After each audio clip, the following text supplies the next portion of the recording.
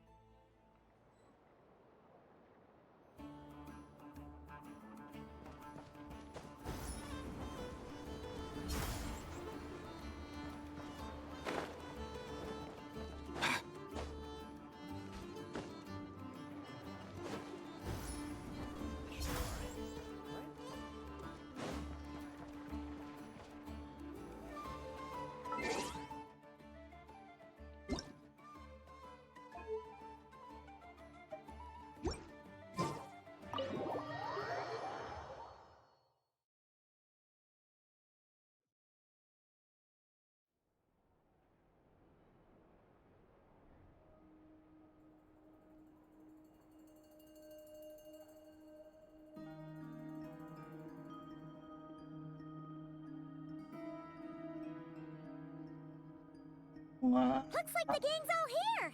Thank you for the stretch.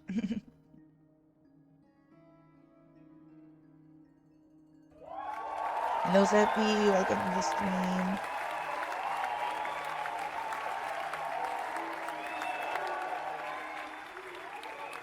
Ako, di gumagan. Oh no. Wait, the sound didn't work. Oh, there we go. What's up? What up? Yeah, it's fine. I'm fine. Just gonna do this story.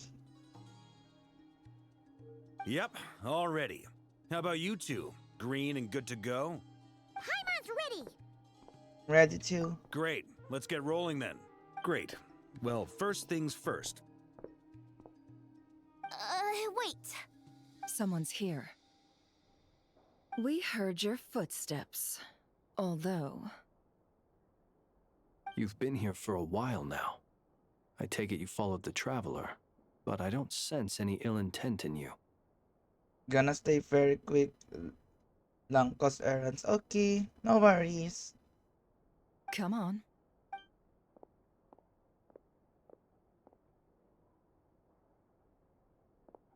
And who's this?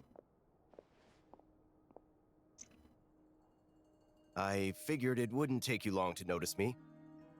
Knave subordinate? Oh. I come bearing news from my lady, the Knave. Dottore went through the motions of returning to Snezhnaya, but it was obviously a facade. However, he has not returned to the Kuvaki Experimental Design Bureau, nor has he made an appearance in Nasha Town. Pero, binahaver na? No. No. I lost 50-50 and I don't know. I'm so sad about it. That's why, I don't know. It sucks. Well, in that case, he'll be in his lab way up north. I always wondered why he applied for his own private pad. He was planning this all along. Tell them that Sandrone and I will go on ahead. If they still intend to pursue this matter, they should meet us at the research center in the northern tip of Notcry. There's 23 pulls coming, but we can do this, yeah. It just sucks. Nice of Columbina's two best friends to think of us. We appreciate the heads up. Our sincere thanks to the Fatui for your aid. Andrade do like she's gonna be Geo. Yeah, I can see that. Let's see. I mean, I don't know. We don't have that enough Primogems anyways to pull for them. Like, you have to skip up to 2 banners or 2 patches just to have enough pulls. Then you're gonna just lost to 50-50. Yeah. Lady Damselette may have left our organization, but at least some of her colleagues remain genuinely concerned for her well-being. Not to mention that the doctor's increasingly cryptic conduct gives us great cause for alarm. Well, Sandra is on 6.7, so... Well... Let's see if we can win the 50-50 then. We have crossed swords many times before, but it's not personal. We're just on different sides. We don't lack humanity. And so, as fellow friends of Lady Damselette, it's only right that you should be in the know about this. Arlecchino's situational awareness has saved us a lot of trouble. I'll leave the map here with you. If you do decide to head to the research center, please proceed with caution. And remember, at least while you're in Nodcry, Lady Arlecchino's subordinates are your comrades if you want them to be. This is very accommodating of you. We can't thank you enough. Just doing my duty. I shall take my leave now. If you need us, you'll find us at the Experimental Design Bureau.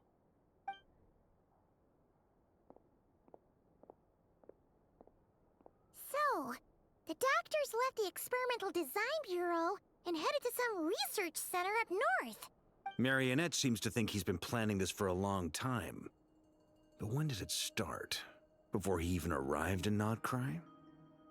It seems his loyalty to the Tsaritsa is lip service at most. Behind the scenes, he may even be working against her. Whatever his motives, we know that he's decisive and incredibly ruthless. Facing him unprepared would be a recipe for disaster. At this stage, it's difficult to predict his next steps. I suggest we split into 2 groups. We need some people to stay behind and guard Nasha Town. Well, as much as I'd love to help, infiltrating research labs isn't really my area of expertise. But at least take Cool Your Jet's Ducky with you. It should be some help during the battle. And as for Miss Inefa, I suppose you will stay to protect Miss Aino?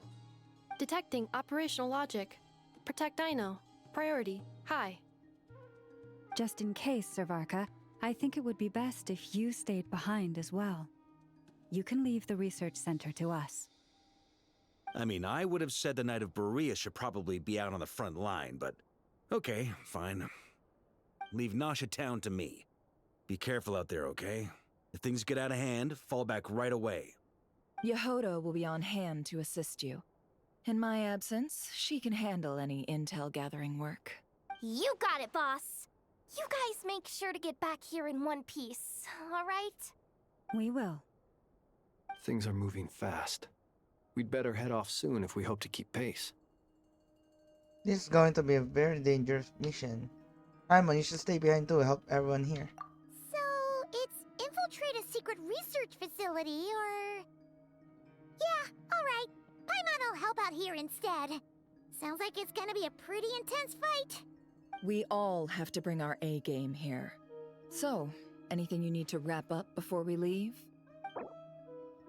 With the Archon questions is in a special phase, certain systems and functions will be unavailable. To ensure you have the best experience, it is recommended that you experience the next part of the story when you have ample time to complete it.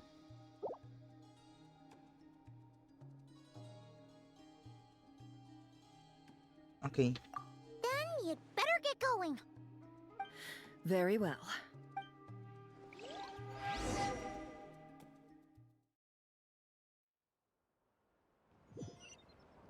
All these broken machines on the ground.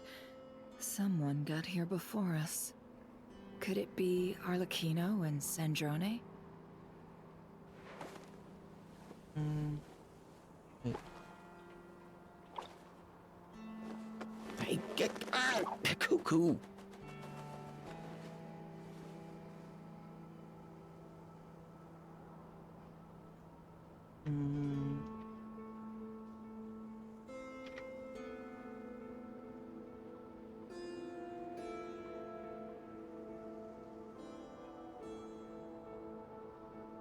Whenever I get to take a break, I always want a snack.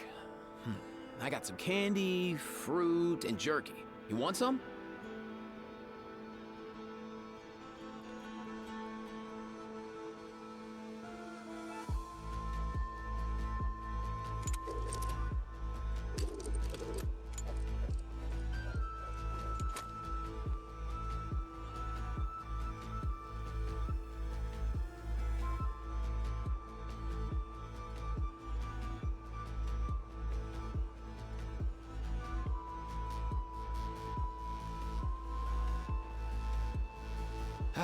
Most things in life aren't one and done. Soon as you're rested up, let's make a move.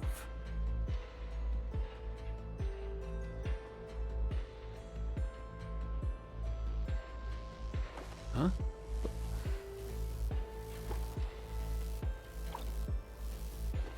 Hey, get out! Cuckoo!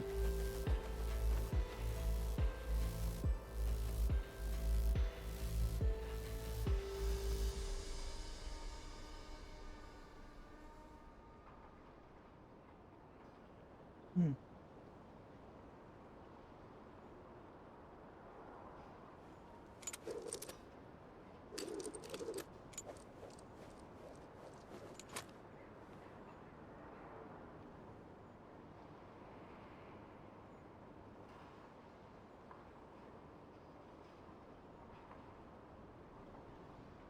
Whenever I get to take a break, I always want a snack. I got some candy, fruit, and jerky. You want some?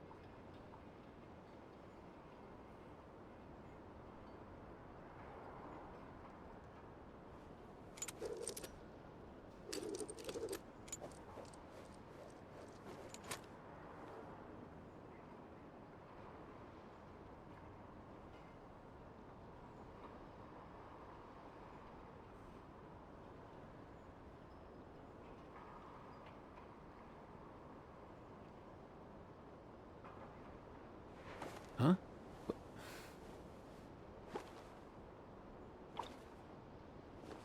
Hey, get out! Cuckoo!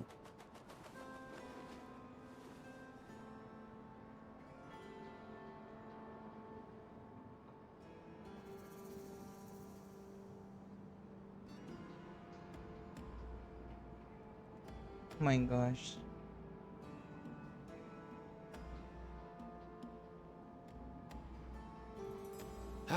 Most things in life aren't one and done.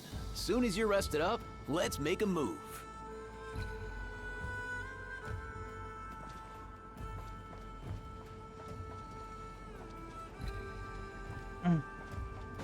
Okay, let's continue.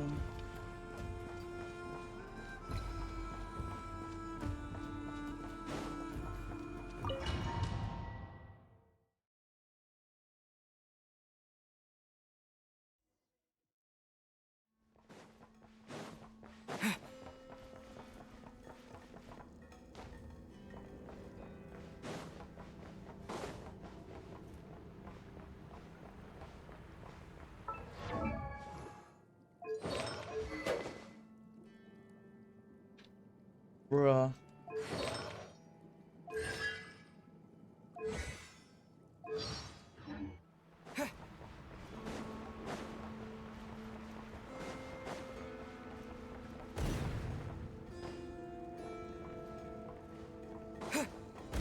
That's quite a welcome party.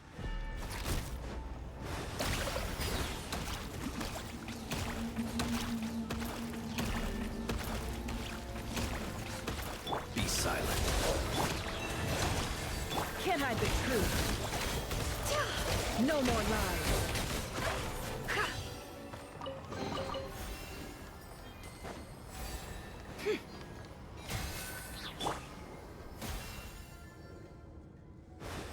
Water jet! Poor lost land. Beware the creatures of the night.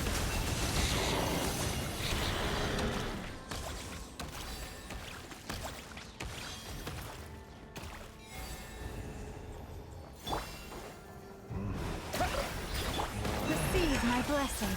Close your eyes.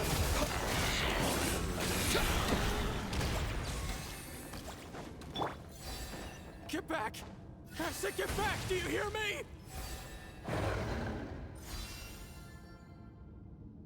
Why isn't it working? No!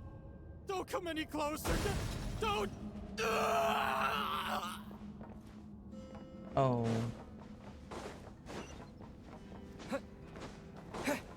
Damn, you started peak quest. Yes.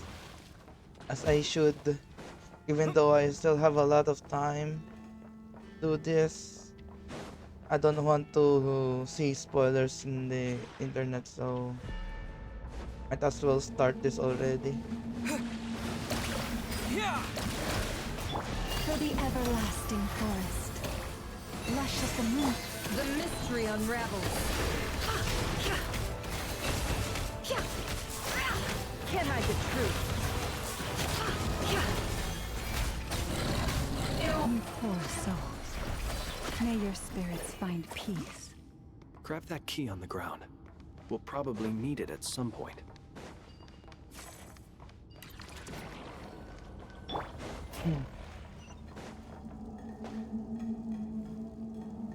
Watch out. Ugh, there's no way through. Let's go around.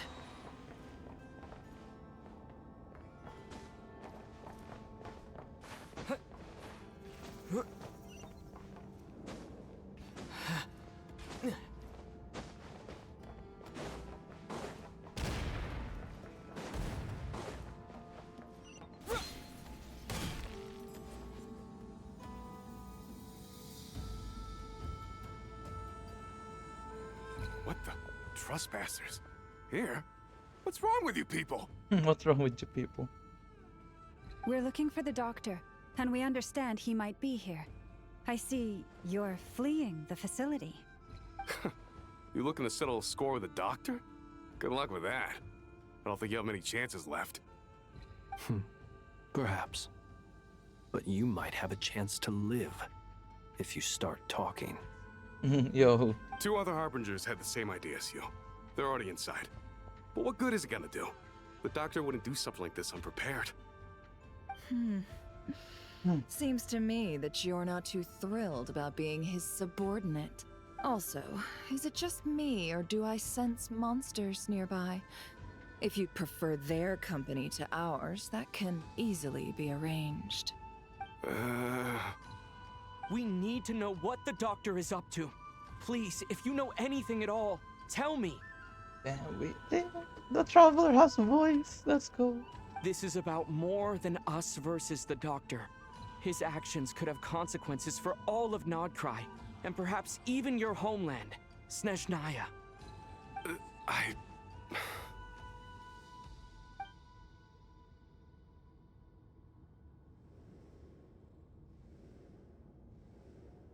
He's building something. Ambitious doesn't even begin to describe it. Feels like this could be the big one. God knows how long he's been planning it. A while back, he told us he'd be returning to Snezhnaya. We weren't expecting him back so soon. This time he brought some gemstones with him, or something. 2 of them. The moon marrow spheres. He stole them from their rightful owner, Columbina. Oh, Lady Damselette? Last I heard, she left the Fatui. Before she went, she told us she'd finished what Her Majesty asked of her, and wished to focus on some personal matters. I remember thinking that leaving us might not be the best choice. I mean, I always looked up to the captain the most, and...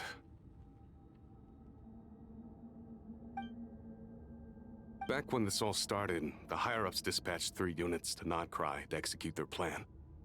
They were led by the Doctor, Marionette, and the Damselette, respectively. I was a part of the Damselette's unit to begin with.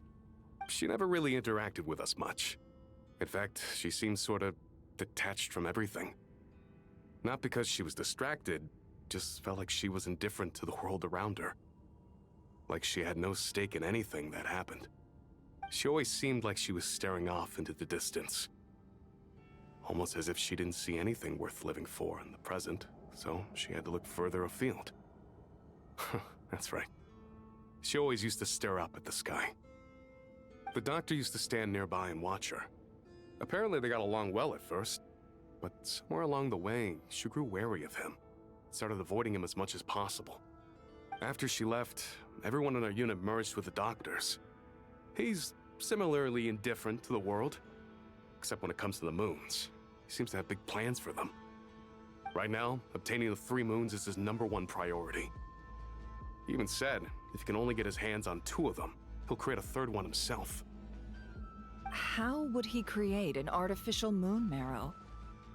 Maybe the knowledge he gained from the Hyperborean phantoms has something to do with it.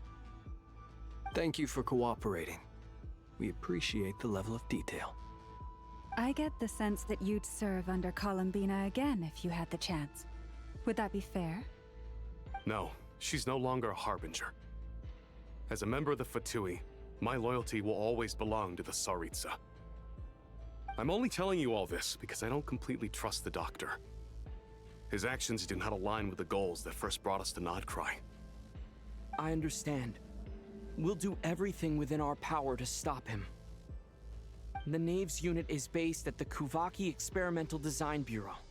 Maybe you can seek refuge with them. Well, now we know what's going on here. Artificial moon marrow. He's likely well on the way to completing it. Dottore's technological capabilities are far more advanced than I thought. I fear this could get ugly. Everyone, prepare yourselves.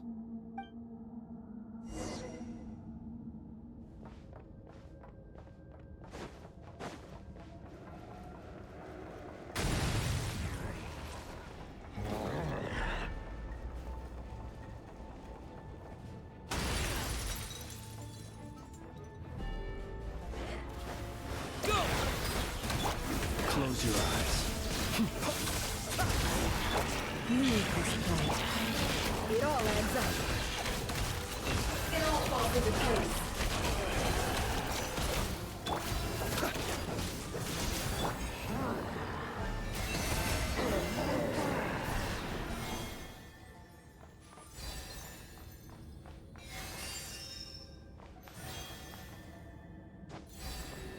Yep. Bombs away! With one heart, we pray. The night cometh. Be silent.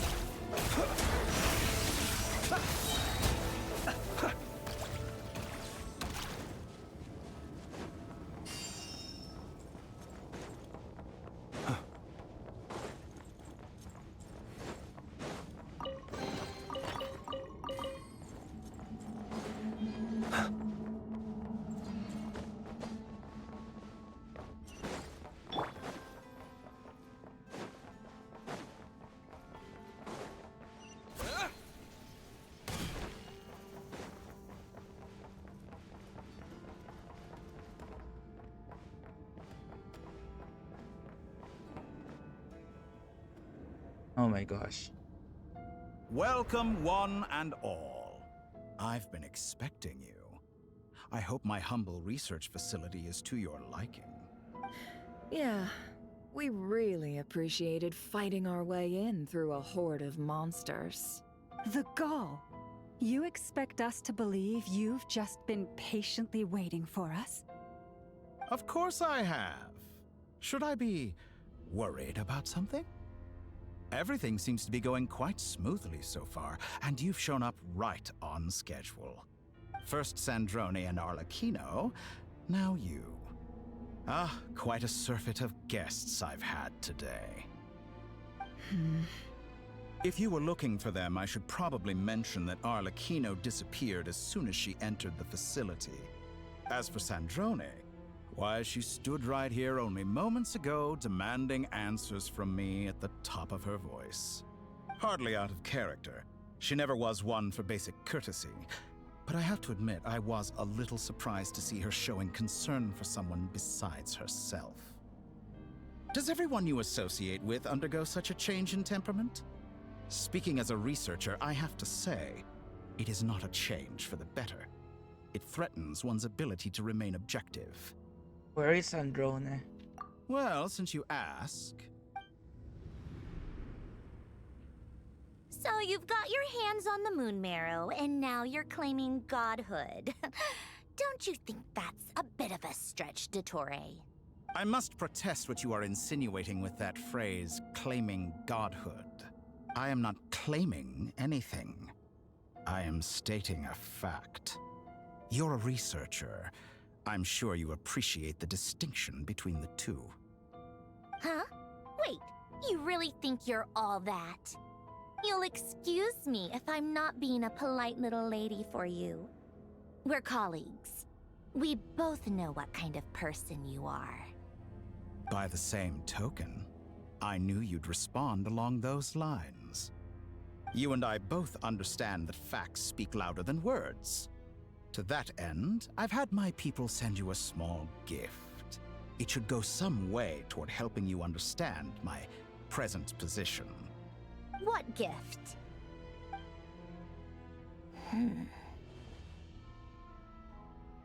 Where have all your troops gone? Who knows?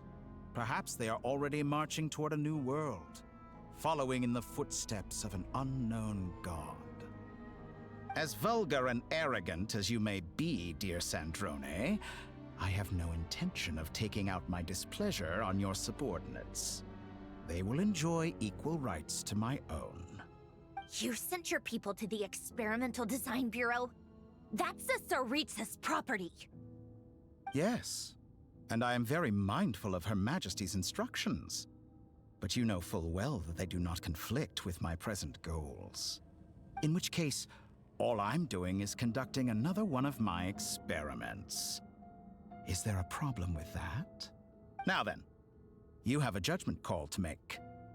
Am I simply lying to stall you? Or is it possible that every word I am saying is the truth? In which case, your subordinates really are in danger. Hello, Freya. Good morning. Wow. Hours. So now you've turned on fellow Fatui soldiers. You're completely insane. I have set a new rule for myself. Each person gets one chance. Naturally, that includes you, Sandrone. If you wish to leave, I won't stop you. We are colleagues, after all. Scumbag!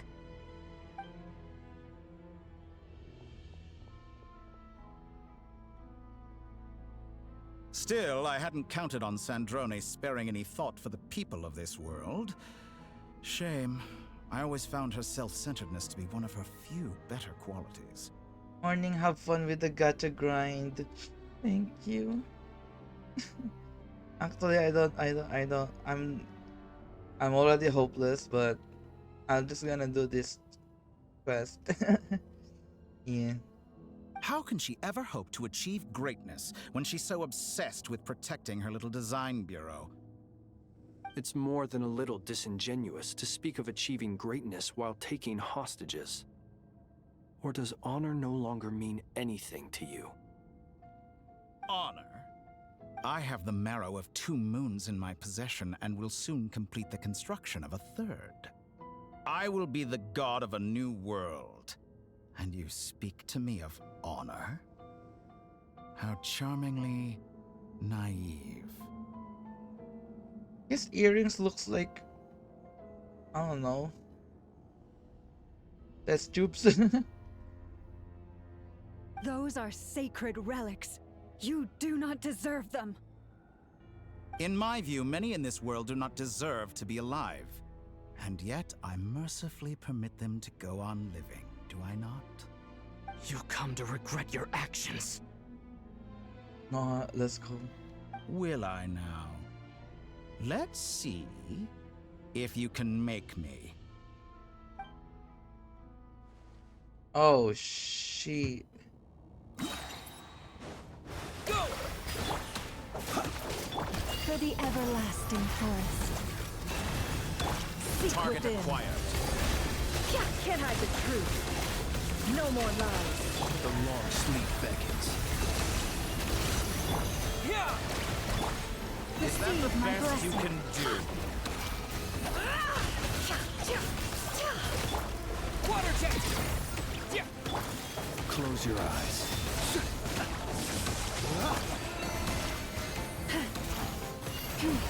It all adds up. The deception ends here. No more lies.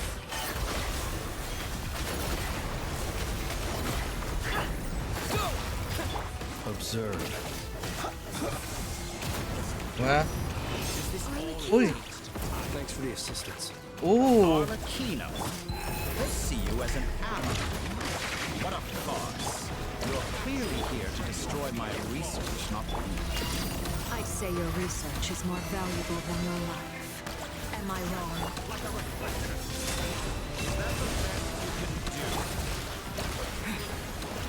Eh?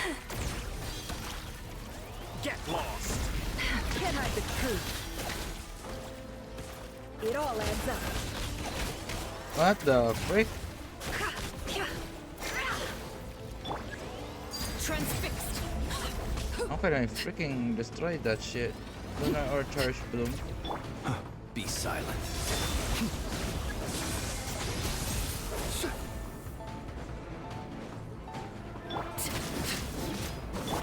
Water jet! Your actions betray your fear of me.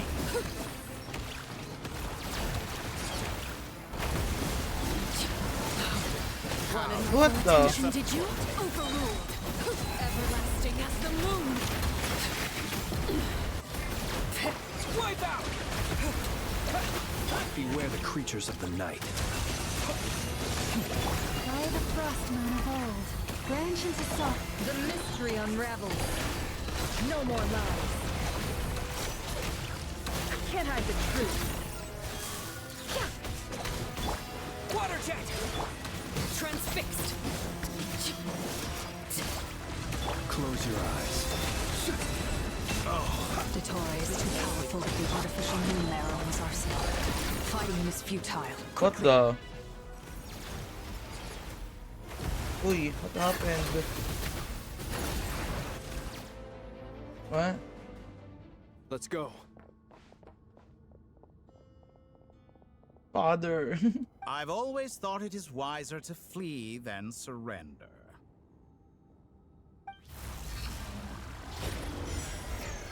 Watch out! What the? Forget about me! You should... Where's the traveler?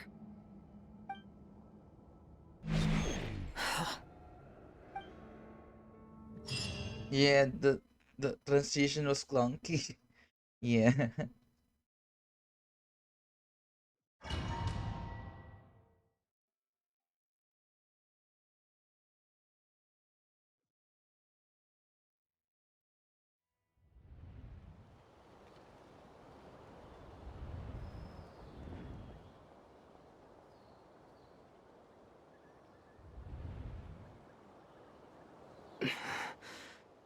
What just happened?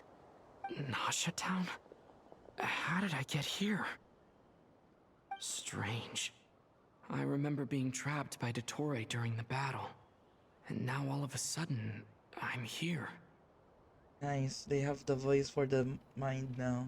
Something weird is going on. I guess I'll start by exploring the area. Huh? Traveler? What brings you here at this hour? Huh? What are you in the mood for today? A hot dog? Or something else? We've got some special discounts at the moment. Want to see the menu? Sorry, I'm not hungry right now. Ah.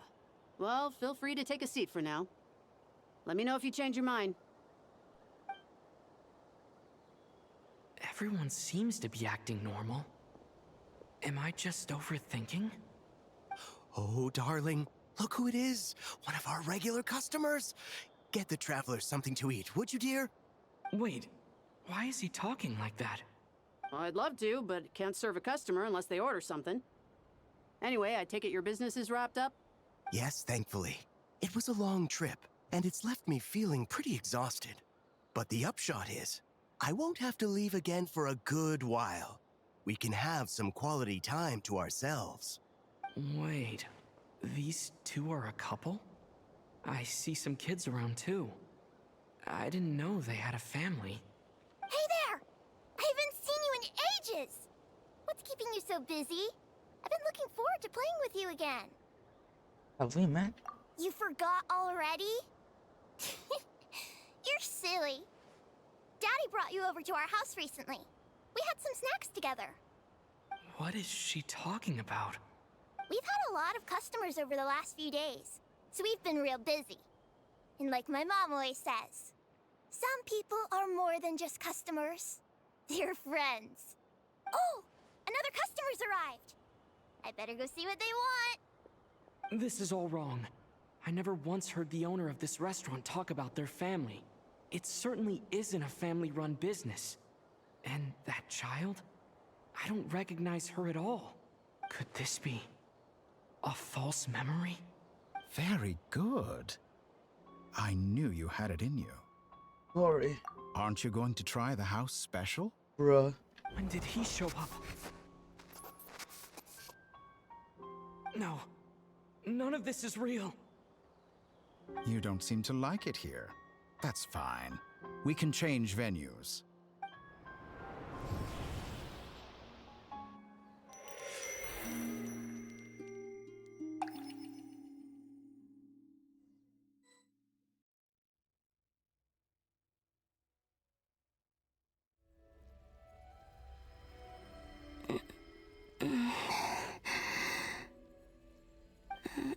I'm still alive.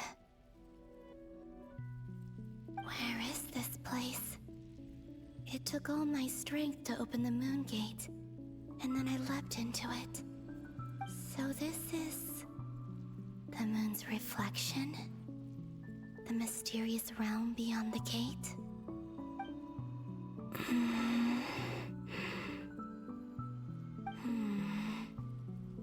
I can't sense anything. I guess I could try opening the gate once more.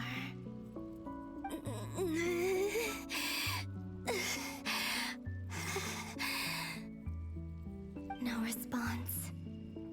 Maybe this space can't be opened from inside.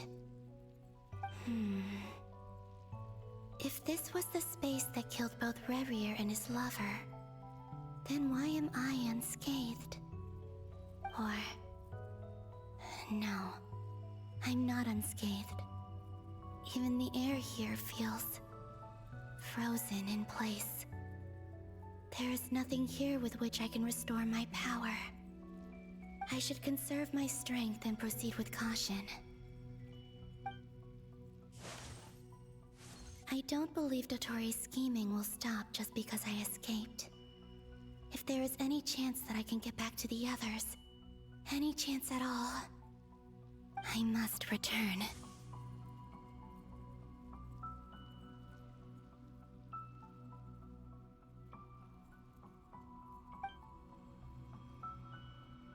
Emptiness, silence. What is this place? Or maybe the real question is, what is it for? What's this? Looks like it responds to my power. Golden. Like Kuvaki. Is it some sort of guide? And why does it feel so familiar? I might as well follow it.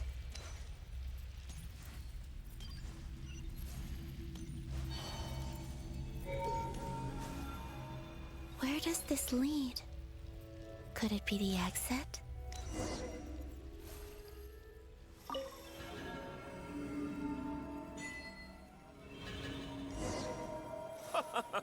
Welcome home, Moon Goddess. Is this Nasha Town?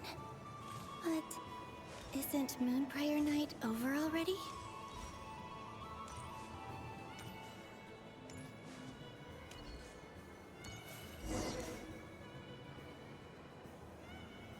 Goodbye for now, Columbina. I hope you have a wonderful night. I will. Lama, everyone else, and me? Are these my memories?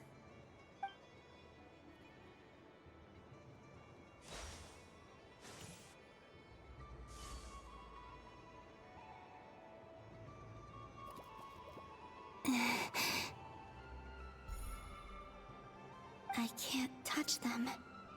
It's as if we're separated by some impenetrable power.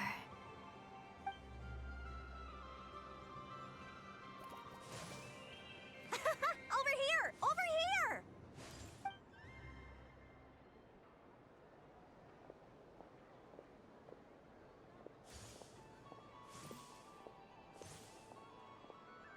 Let the people in these memories pass right through me. Just like when I disappeared. If only I had known what would come to pass after that. Even so, I should still take a look around. Just being back here, it gives me the strength to keep going.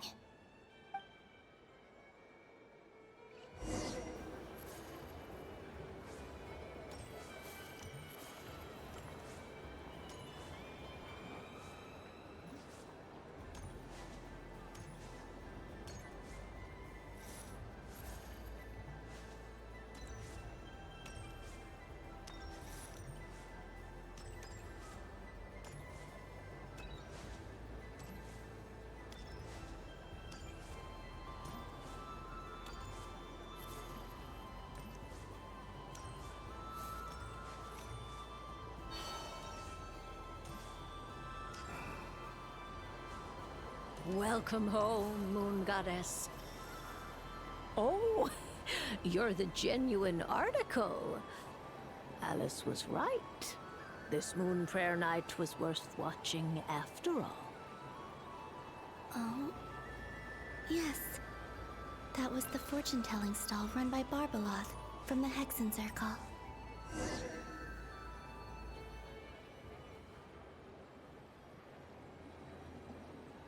Please, draw the first lunar arcana.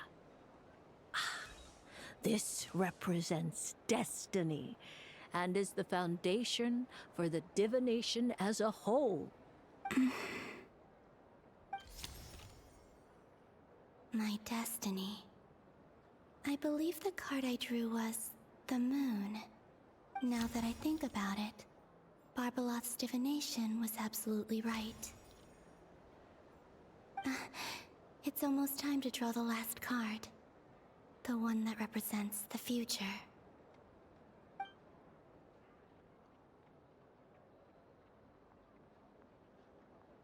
That was the card that popped out on its own. From here, I think.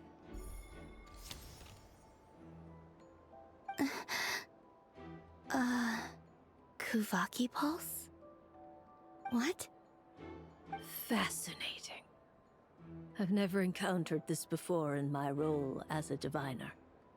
What's going on?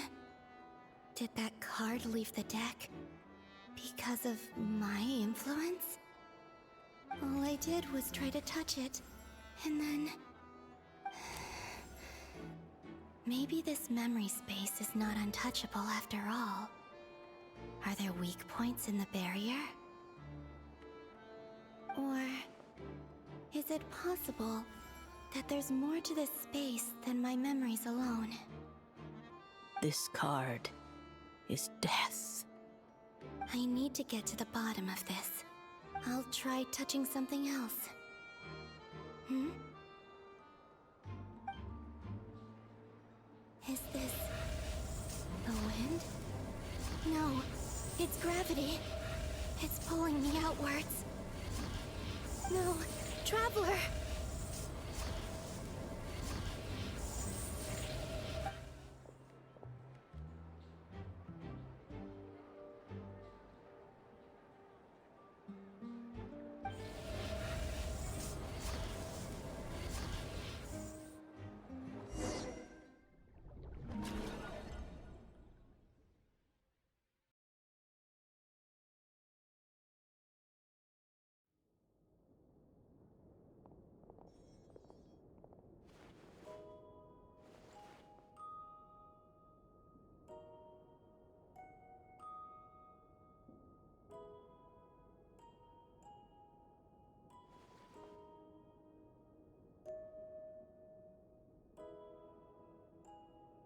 Haimon, listen to me.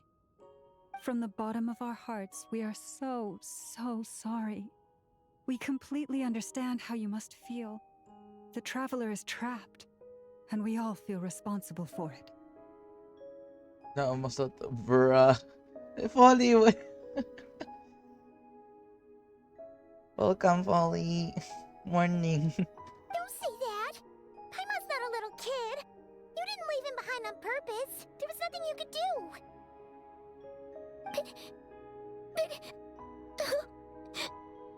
Oh, Paimon. He's all alone in there. What if something happens to him? What are we gonna do then? Oh no, Paimon's crying. Morning, boss. Morning.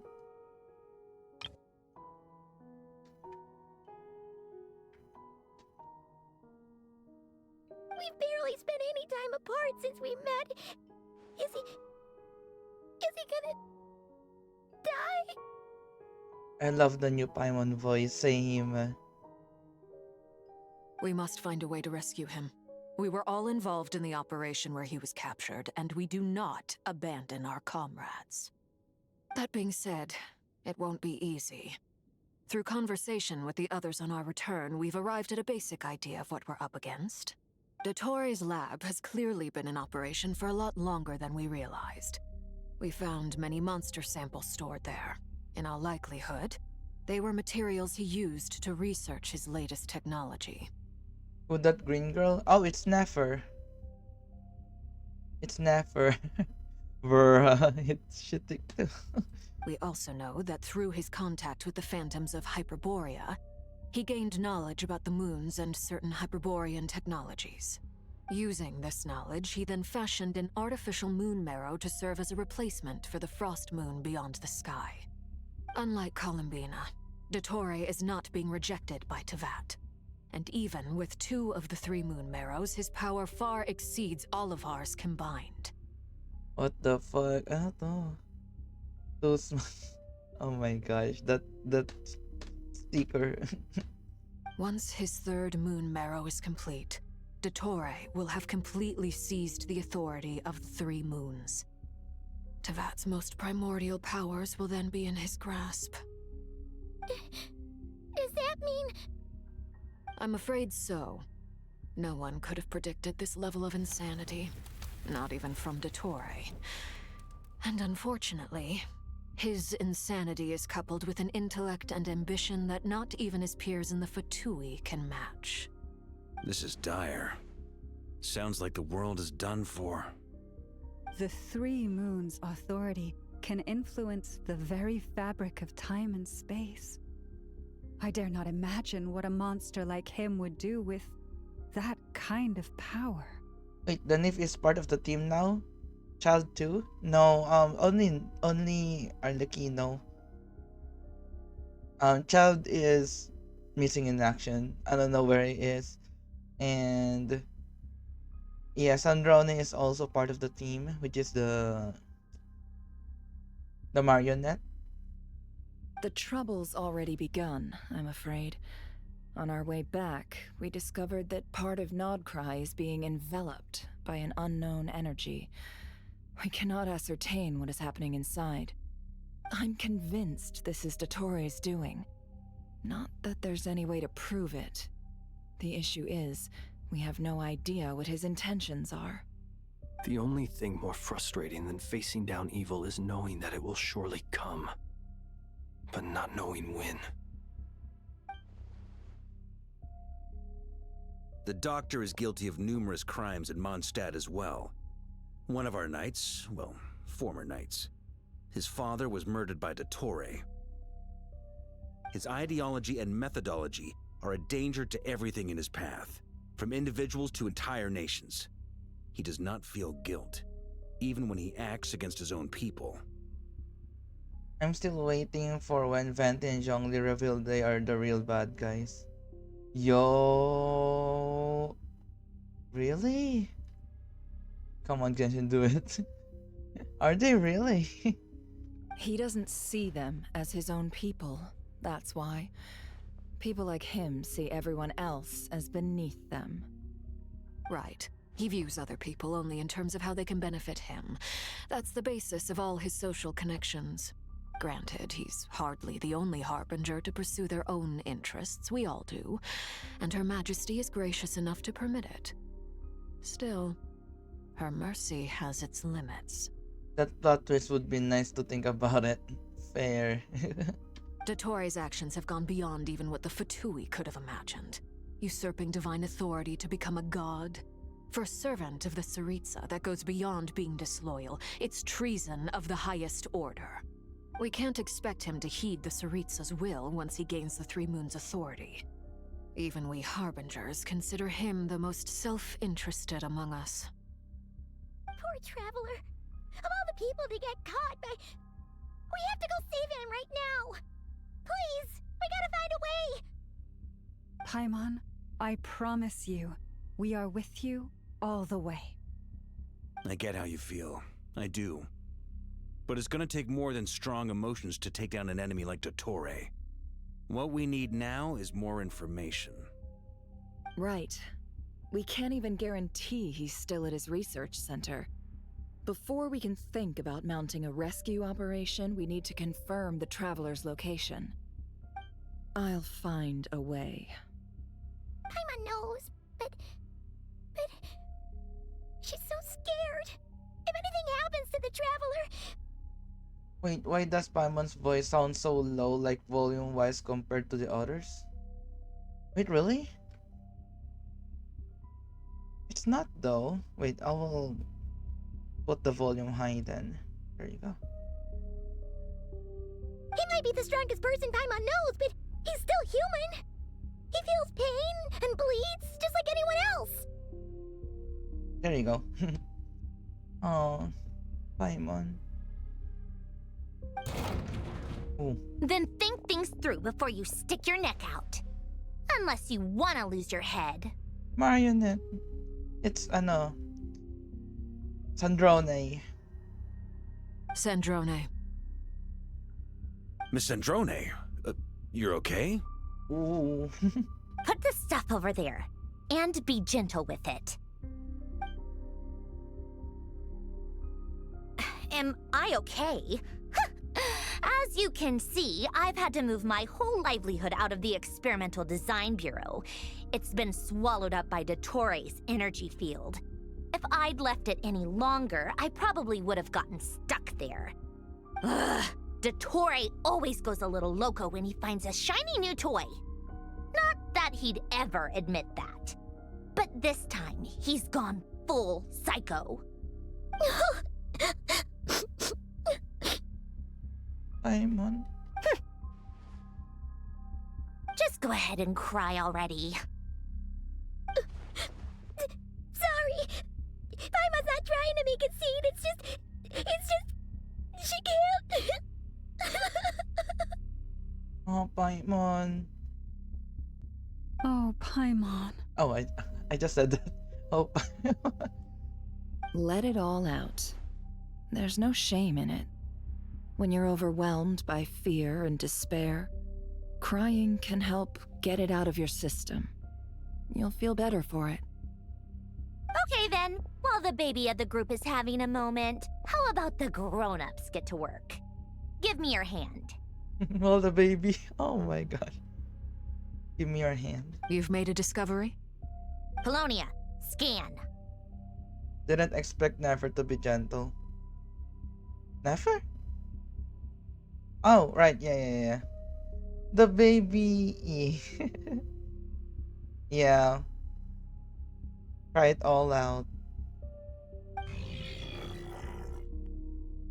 What nice scan. You, hand, now. Oh, I thought you'd never ask, my lady. I thought you'd never ask, my lady. Fucking. Lance, please.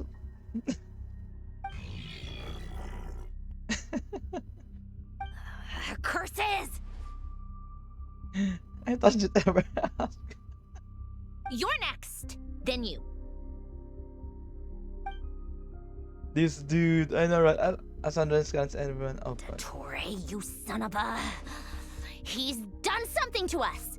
Everyone who entered his research center has been implanted with some sort of curse.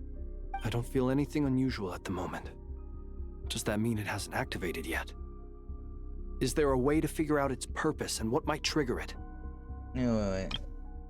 Asandra scans everyone, but who took part in the battle against Dottore, her face contorts with displeasure. Oh. My best guess is Dottore created it using the Moon Goddess's powers. 1 second, analyzing. Ugh! That friggin' maniac! So, what twisted game is he playing this time? The moment I analyzed the energy composition, some encrypted text appeared in my mind's eye. And when I deciphered it according to the Fatui standard encryption protocol, I got the following message. Feel free to run, or you will perish in nod cry. He's mocking us. Yep, he loves to toy with people. Only in this case, there might be more to it. But I didn't detect any murderous intent or malice either in the message or the curse's energy. As if this is him at his least malicious. Or perhaps all people are cowards in his eyes. Maybe he thinks the threat alone will be effective. What a despicable person. And he has the Traveler in his grasp. If I may, as unhinged as Dottore may be, he has always exercised great patience with the objects of his interest. I remember a comment he made when we first arrived in Nodcry. He said, "This world is, on the whole, an exceedingly dull place. But at least there are a few intriguing features, such as the gods, or the Traveler. Presumably, they interest him because they're unknown quantities. He wants to understand as much as he can about them." Agreed. The Traveler is Tevat's fourth descender. All Harbingers are aware of this. Since Dottore took such pains to capture the Traveler, he is unlikely to kill him right away. Okay, but we still have to do that rescue operation. Of course. I also think we need to read between the lines with Dottore's message. If he's encouraging us to run, that means we mustn't leave Nodcry under any circumstances. My guess is, his curse will only trigger if we leave.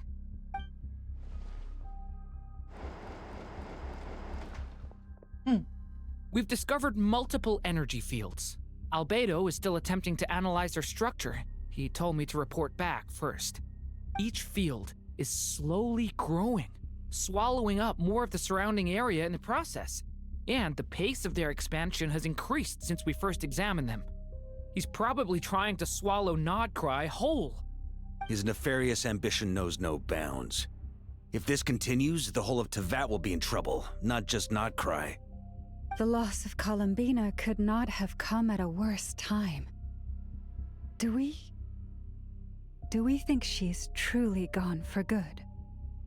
She entered the space beyond the Moongate, knowing what became of Rerir and Thalindus. I'm sorry, but I fear the odds aren't good. Don't be ridiculous. If I know her, she's busy finding a way back as we speak just so she can annoy me. She isn't dead. Whatever has become of her, the fact remains that we are two comrades short on the eve of a decisive battle.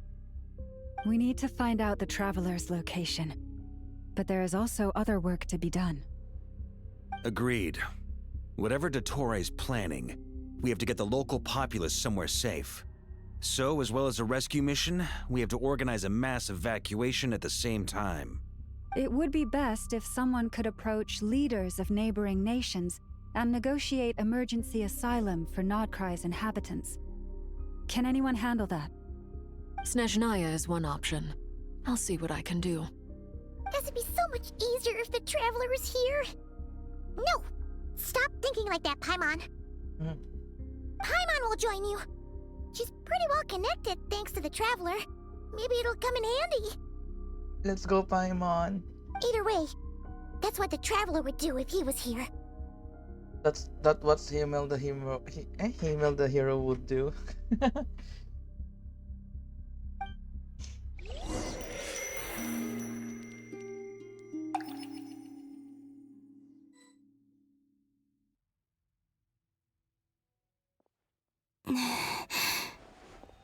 Back here again. That gravitational force that pulled me back. Is this where it came from? When I saw that memory of Moon Prayer Night, I think I influenced reality. Was it just a coincidence?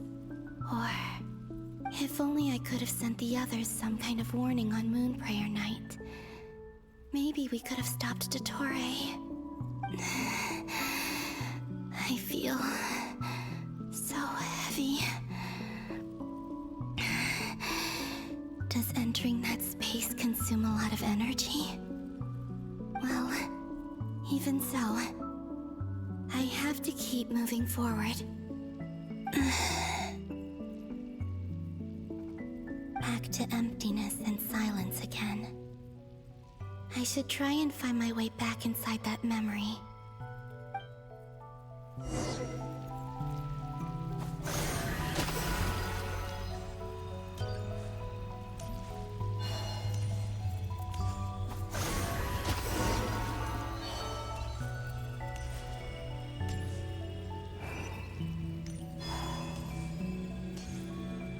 The entrance from last time isn't showing up. What am I missing?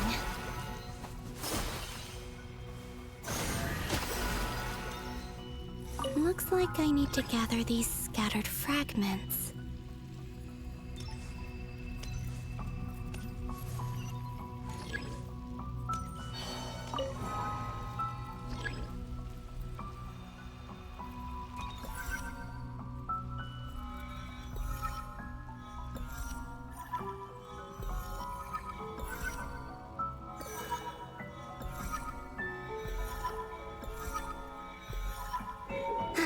It worked!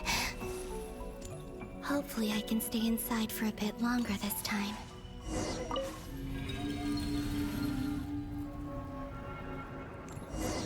Ad Astra Abyssosk. Welcome to the Adventurers Guild. What? This doesn't look like Moon Prayer Night.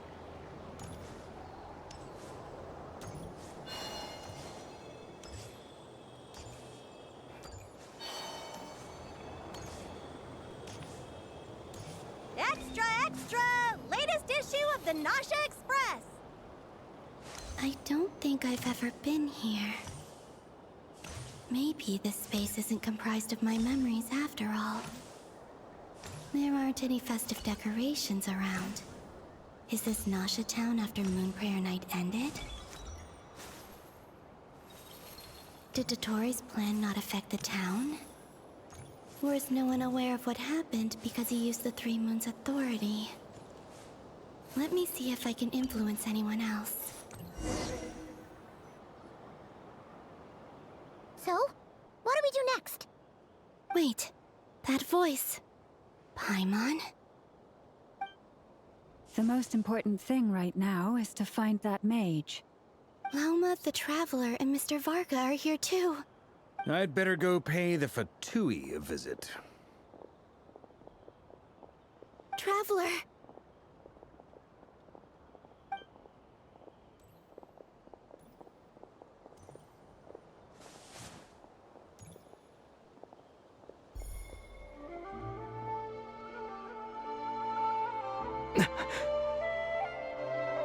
Columbina? I made contact. It's me, Columbina. Huh?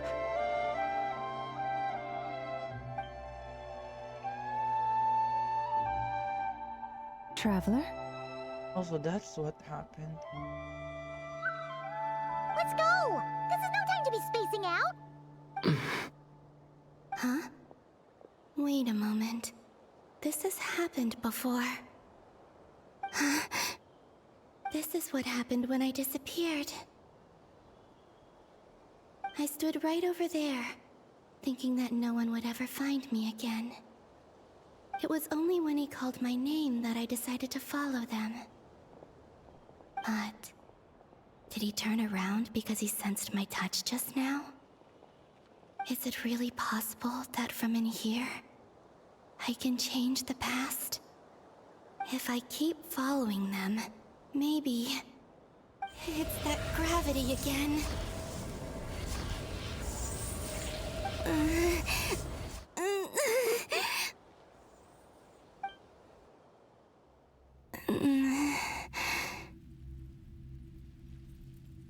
Every time I influence reality within that space, this force intervenes and pulls me back. It's as if it's trying to stop me from leaving.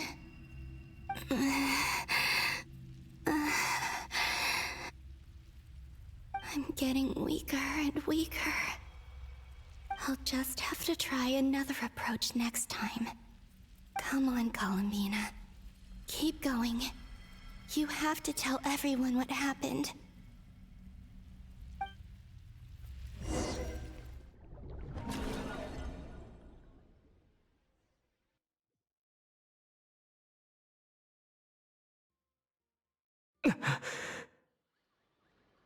Suddenly, I've been plunged into darkness.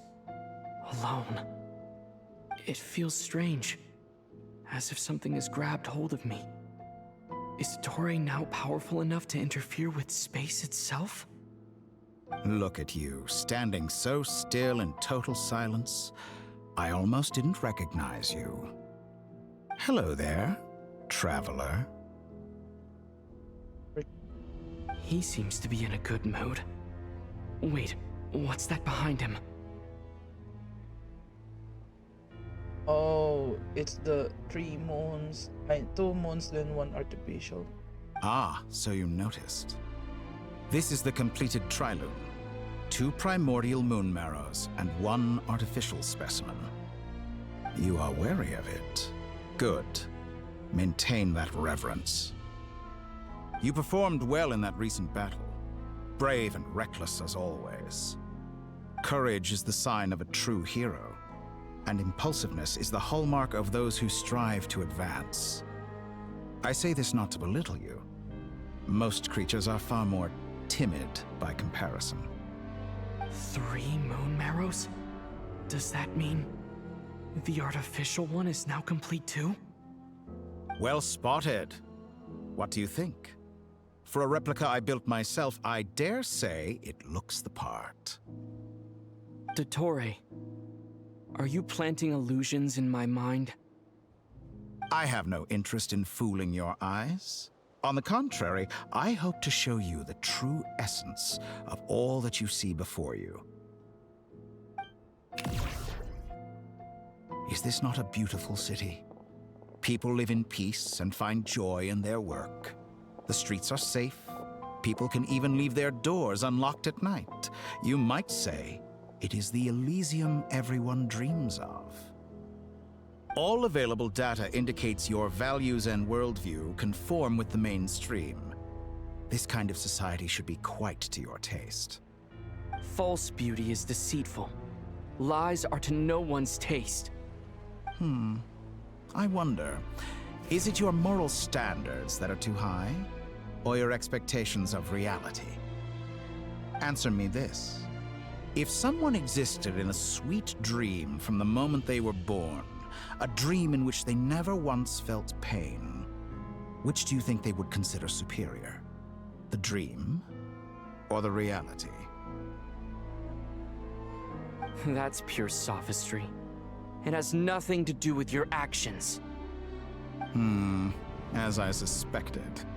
You have yet to understand all of this for what it really is. What do you want from me? You sound impatient. Do you think the only reason I'm keeping you is because I want something from you? Sounds like Penacony and Sunday. Ooh. I'm not fully aware of them. I mean, I know them, but I don't know about them. If it's not, then why haven't you killed me yet? No one can stop you if you're as powerful as a god. I'm delighted you recognize that fact. They love juggling different concepts between their games. Oh. I believe we last squared off in Sumeru. Ah, the memories. How time flies. You and I have both grown. I'm not surprised that Arlecchino and Sandrone worked with you. You've always a way of slowly but surely ingratiating yourself with all levels of society. People laud you as a hero, but I suspect there's more to it than that. Oh, but to be clear, I don't say that to flatter you. Do you always give your opponent an appraisal before you deal the final blow? Call it a long-time habit. I'm a researcher, and one of my duties is to give an objective assessment of my subjects. But you misunderstand. We are not opponents. Not at this moment. I just want to talk. Think back to Tartaglia, Arlecchino, Capitano, Columbina, and now even Sandrone.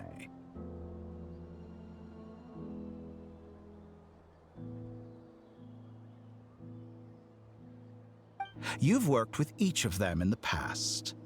I believe you can work with me as well. No. What makes you so sure? Well, why not? Should the good associate only with the good and the bad befriend only the bad?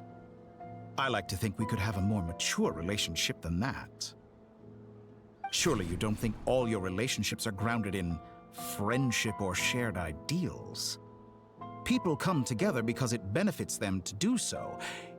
If you think of the people you admire, you must surely admit that they have provided some benefit to you. Morality, ambition, dreams. People have plenty of words to embellish the nature of their relationships. But once you break free from those ethical frameworks, you will see that the only thing connecting the two of you is mutual benefit. Oh my gosh, this makes me dizzy. The doctor actually spouting facts. Yeah.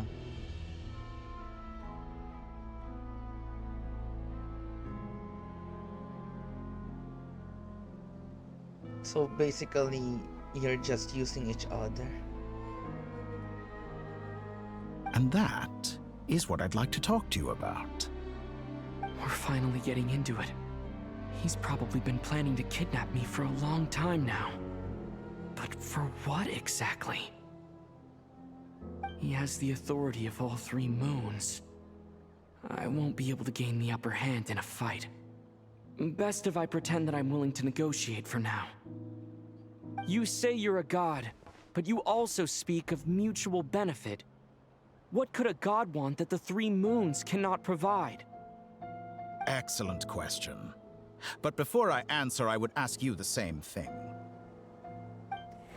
Gaining Columbina's allegiance was a rare and extraordinary feat. But the Moon Marrows are now in my hands, and I have the edge over her. For this artificial moon is not being rejected by Tevat. Her identity and lineage may have been a thing of glory in the old world, but they were also shackles that prevented her from ever integrating into Tevat. I, on the other hand, you may view me as a thief, but I have overcome that limitation. So what is it that the Three Moons cannot grant you? What stops you from negotiating with me to get what you want? I don't make deals with lying psychopaths. That's quite an accusation. Are you expecting me to get angry with you? Well, this is one aspect in which my personal growth has served me well. In the past, my less mature self might have been disappointed, perhaps even angry, over a small setback like this. Like when you and Lesser Lord Kusanali joined forces to oppose me, for example. But things are different now. Just as the rich do not quibble with the poor, I no longer find myself perturbed by these trivial affairs. Human relationships end with conflicts of emotions and interests. But relations between humans and gods are different. And ours is even more unique. I have ascended to the highest heights and laid claim to unprecedented horizons. And you were no ordinary person to begin with.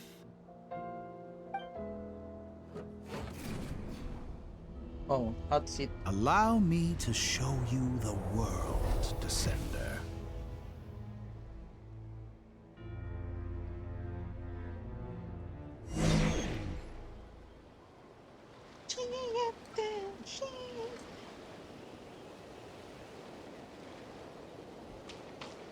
To stand, walk, jump, sit, and lie down. These are the most common of behaviors.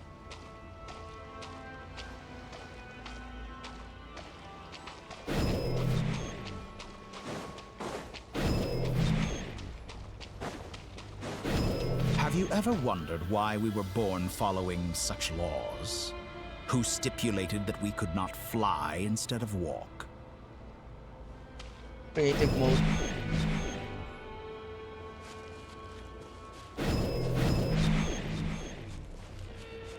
Oh my goodness.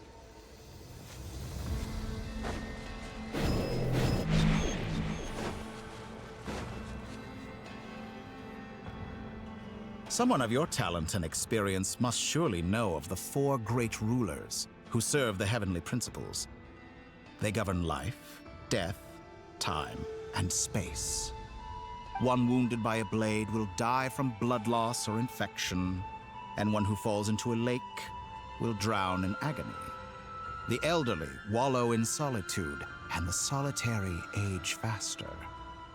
Eventually, new life is born, only to embark on the same path of suffering. These 4 divisions anchor the world and shackle those who live in it. But they themselves transcend its boundaries, squandering the power bestowed by the heavens. All who live yearn for equality, but unless the gods prostrate themselves and profess that they are mere servants of the living, equality can never exist. Who makes the rules we must live by? Who has the right to restrict us?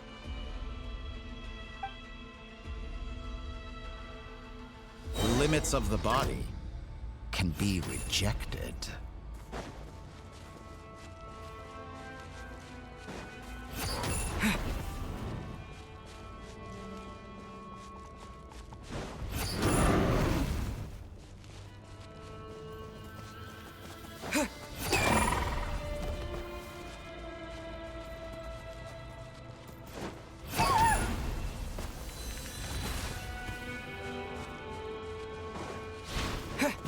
How does it feel to be among those with absolute power? You cannot conceive the extent to which your flesh hinders your mind and spirit.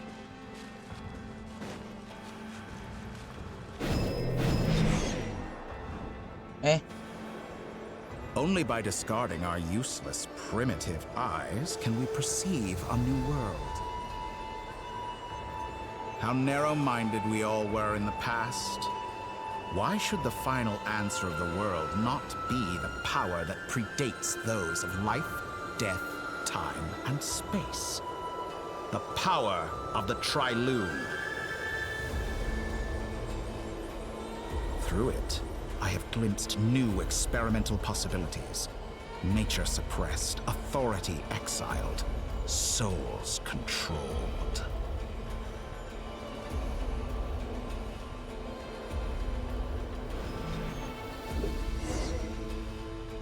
You know, I heard recently that a group of critics reviewed countless stories and drew an interesting conclusion.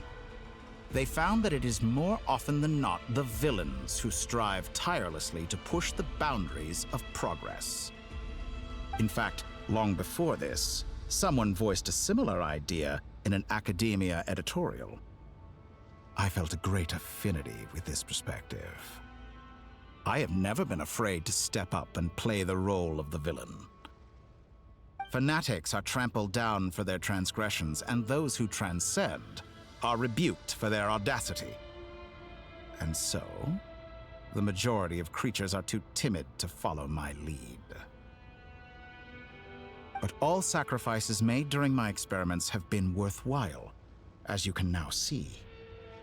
I can offer you something new, something unique, precisely because I am a villain. Think about it. We are eternally bound through mutual interest.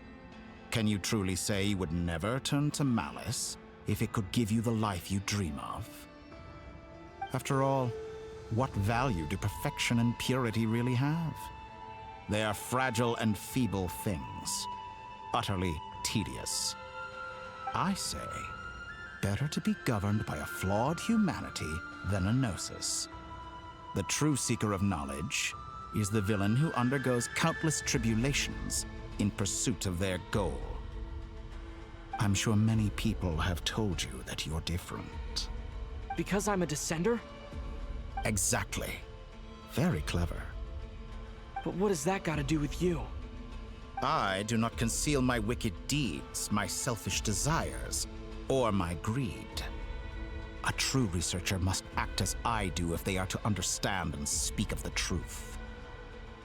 And yet, a knowledge seeker like myself will inevitably grow tired of studying Tevat beyond a point. You have traveled to all corners of the world and met many people. Along the way, there have been moments when you were misunderstood or even became a wanted criminal. And all the while, you have spent your days doing some of the most mundane jobs in the world. You fight and toil, claim minuscule rewards from my friend Pantalone, then you fight some more, winning some battles and losing others as your search goes on. And this cycle continues, with no end in sight. Surely you must sometimes grow weary of being stuck in this same loop day after day. We're completely different. I embrace everything that life throws at me. I am engaged in every step of my journey. How does that make us different? I too embrace what life brings, researching everything that interests me. Think of all the novel things I've managed to create, like the artificial moon marrow. Don't you see? As unique a specimen as she was, even Columbina is not irreplaceable. Take that back! She's gone because of your actions! I didn't say that to anger you. Though admittedly, I don't see what there is to be angry about. Anything Columbina could do for you, I can do better. I know what your ultimate goal is. You wish to walk the path your sister walked, and seek answers from her at the end of that journey, don't you? Someone like you could never understand what it feels like to care about another person the way I care about her. Perhaps not, but that doesn't mean I can't help. I could find your sister right now, bring her before you, and make her give you the answers you seek. Don't be so presumptuous. You'll never begin to understand the situation between us. Oh, no. This is no presumption. I'm only offering what I know is possible with the power of the Trilune. But it seems like you would sooner continue with your journey through this world. Why? Do you truly desire this journey? Or is it simply a necessary process from which you cannot escape? Think of all the time and energy you have spent, everything you've had to endure just to make it this far. Is this really what you want? Or has your hand been forced by the promise of that final answer? Yes, you have made many friends. But do they ever spare a thought for the void in your heart and what it yearns for? What you want is not friends. It is family. But do they know this? I, on the other hand, am far more considerate. Join my experiment, and in return, I will bring your meaningless journey and all its struggles to an end. This is a malicious attempt to manipulate me. But at the same time, he's stating some very human truths. Of course he's right about my predicament. How can I deny it? I have faced ungrateful strangers, never-ending troubles, an endless quest for answers. I want to see her. After everything I've been through, words can't describe how much I miss her. How much I want to be reunited with her. Wherever you are right now. Do you miss me too?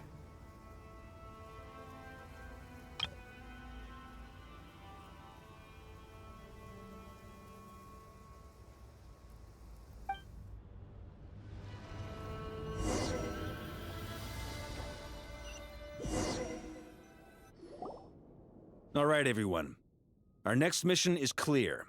We need to contact all the major organizations, explain the situation to the public, and then begin the evacuation. The residents of Notcry are quite dispersed. The two most populated areas are the Southern Isles and Pyramida.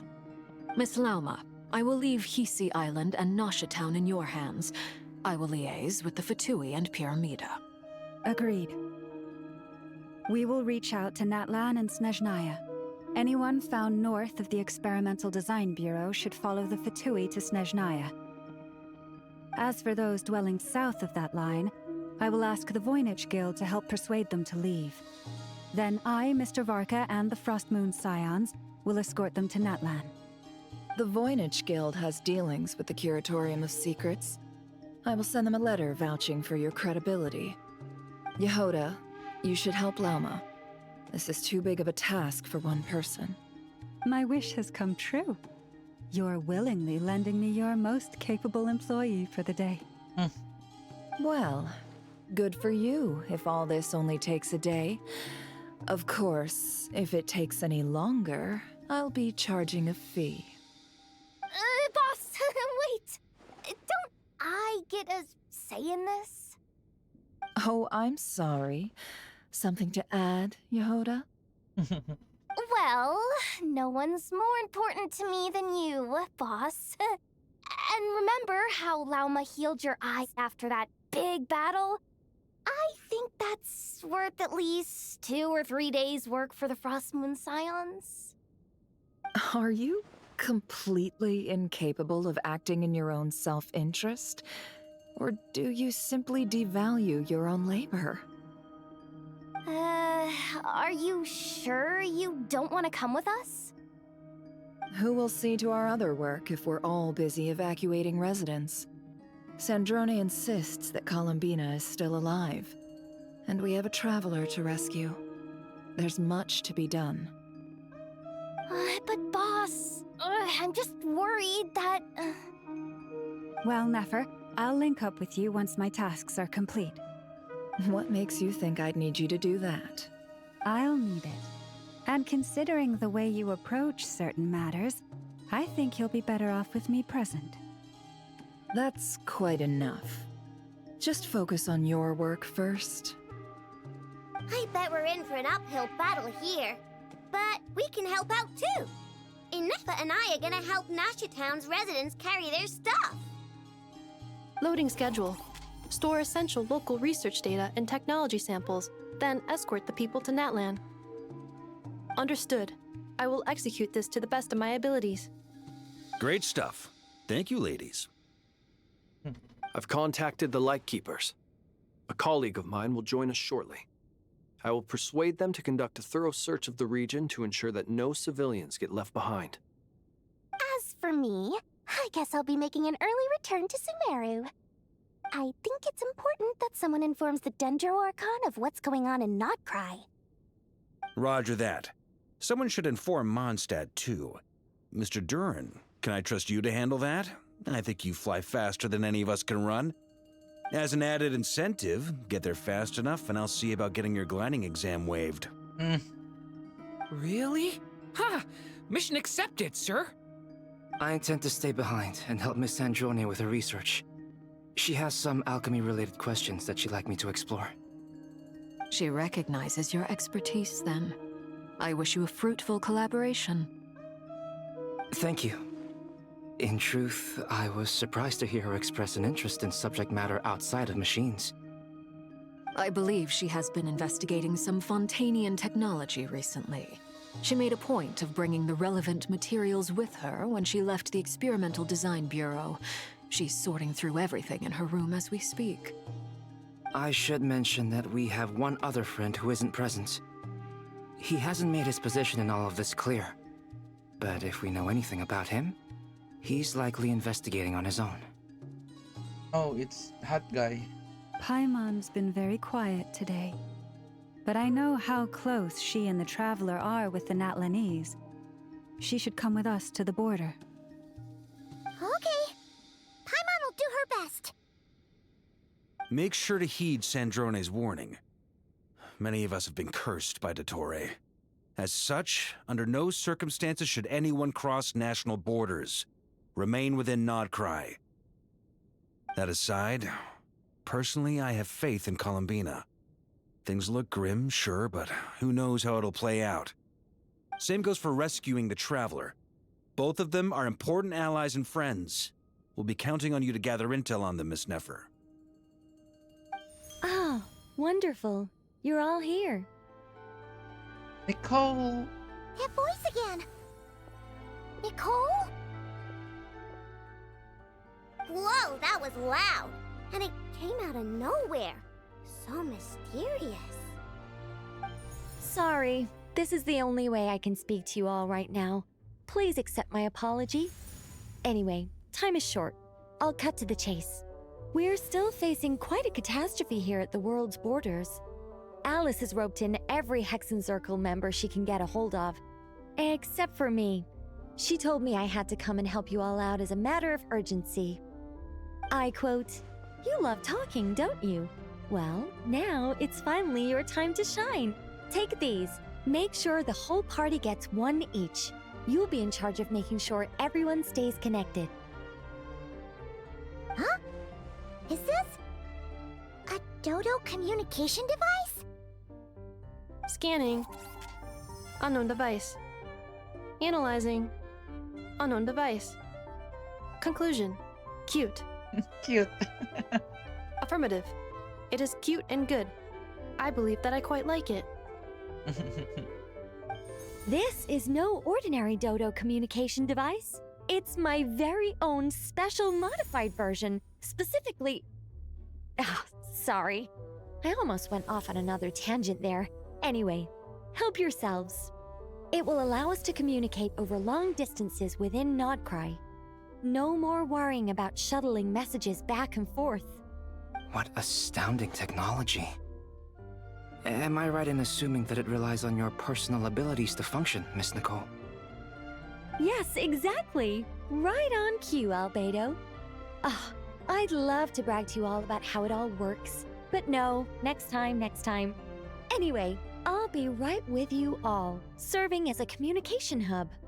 That's all from me. Head off as soon as you're ready. I'll be staying here to keep watch, and I'll be sending you my blessings. Oh shit. Contact the Lightkeepers.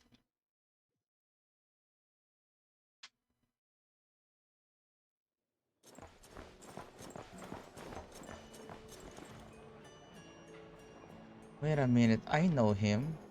It's the new character. Sheesh.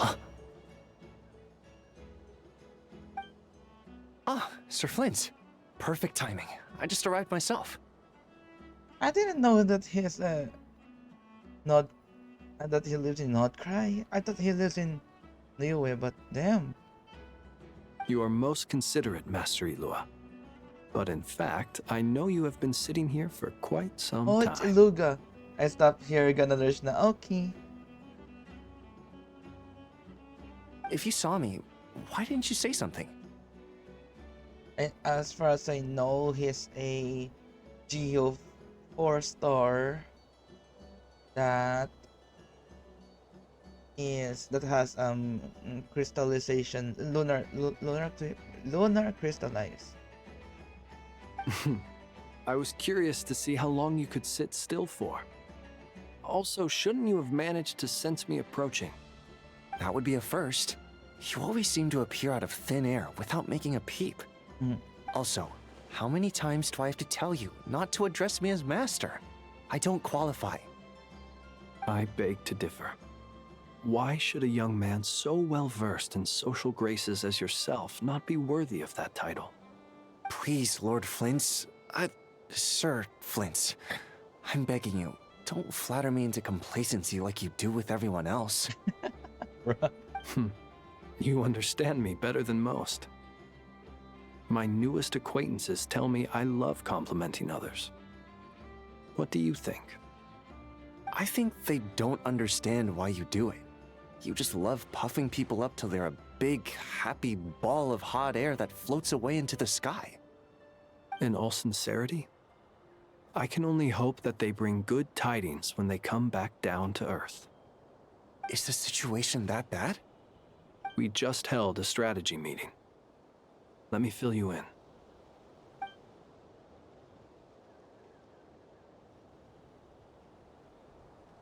In short, we need everyone gone from Pyramida. We also need a team of Lightkeepers to scour the more remote regions of Nodcry for civilians to evacuate. I only hope we have enough personnel. We do. Old Man Nikita will definitely help. And we can recall anyone out on patrol to focus on this instead. Nikita? Good. I'm sure you and the others will make short work of this. Now, don't forget. Once you've completed this task, make sure you and the rest of the team evacuate to either Snezhnaya or Natlan as well. Flint? If you've got something to say, Master Ilua, why not guess what I'm thinking right now? You mentioned that you have something else to deal with later. How difficult is it going to be? I doubt it will be easy. I know you're a Lightkeeper, and it's your duty to protect others in times of crisis. But I have a feeling that you'll be walking into grave danger. However bad things have gotten in the past, Nodcry has never faced a mass evacuation before. But from the sounds of it, you don't intend to come with us. I don't mean to pry, and it's probably none of my business. But whatever it is you're intending, you don't have to go through with it, you know. I've been afflicted with some sort of curse, and I'm told it may well trigger if I set foot outside of Nodcry. As such, I cannot leave. I have to act, if for no other reason than to fight this curse. What? No. Why? Why would anyone want to curse you? There are plenty of people out there willing to trample over others in pursuit of their own goals. Frankly, Sir Flint, I am furious. You're making light of what is an incredibly serious situation. Indeed I am. And? And what? I told you, I'm furious about this. Nothing I can do about it, I'm afraid. Things happen, and we just have to deal with them. If you find yourself feeling angry, perhaps start by drinking a big glass of water. Hey, you mean you're completely unmoved by my anger? I'm devastated. Then allow me to express my sincerest regret. Come by the lighthouse sometime.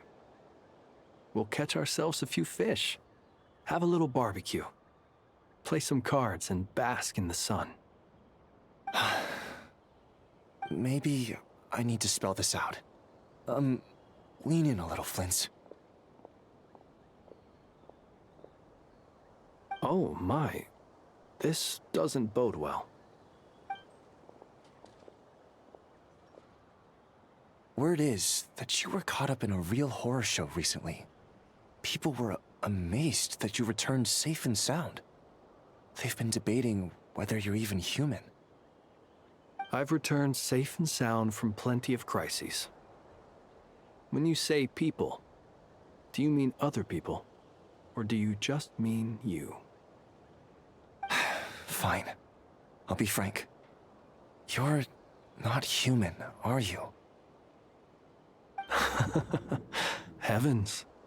Now that's a horrifying thought. You know what? Forget it. We'll revisit this once it's all over. A sound plan. Albeit a little ominous sounding. Just promise me you'll come back in one piece, all right? For you, Master Ilua. How could I refuse? Also, please pass my regards on to our colleagues. Tell them, thank you all for your assistance. Please put safety first as you proceed with the operation.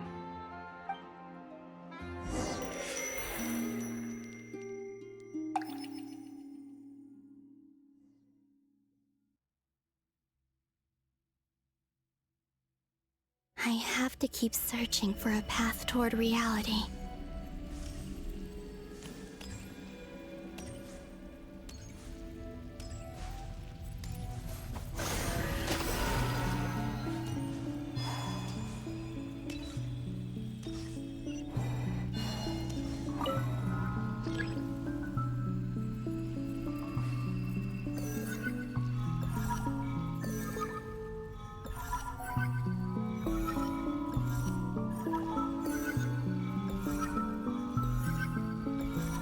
This should do it. The last 2 times I tried to influence reality in this space, it consumed a lot of Kuvaki. I'll try and be more careful this time. I need to leave key clues behind using less power. I hope everyone still remembers what I said on Moon Prayer Night.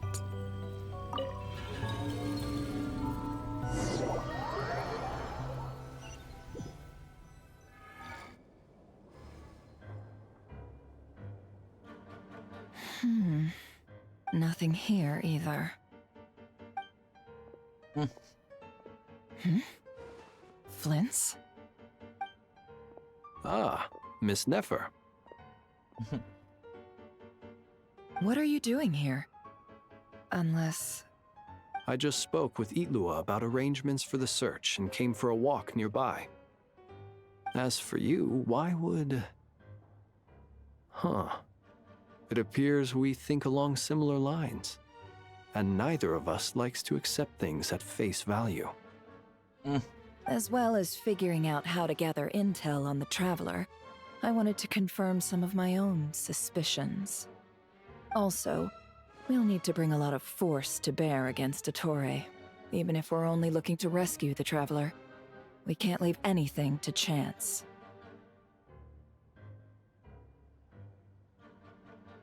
You don't think Columbina perished either, do you? I'm merely considering the possibility that she survived, just as you are. How much can we really know about a deity like her anyway? Do you remember what she said on Moon Prayer Night? About using moonlight to send messages to us? Of course. I think that's why we're both here. Where have you checked so far? I've been focusing on the outdoors. Anywhere the moonlight shines. I checked most of Nasha Town, but didn't find anything. I checked the Curatorium of Secrets, and a few rooms where I thought I might find some leads. But no luck here either. The only places I haven't looked yet are the rooms in the flagship. But process of elimination isn't the only thing that brought me here. Oh, really? What's your other reason?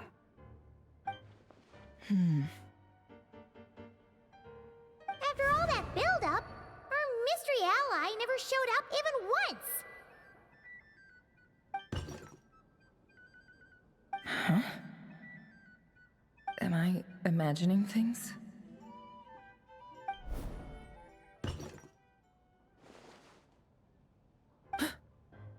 Come on, let's see what's going on.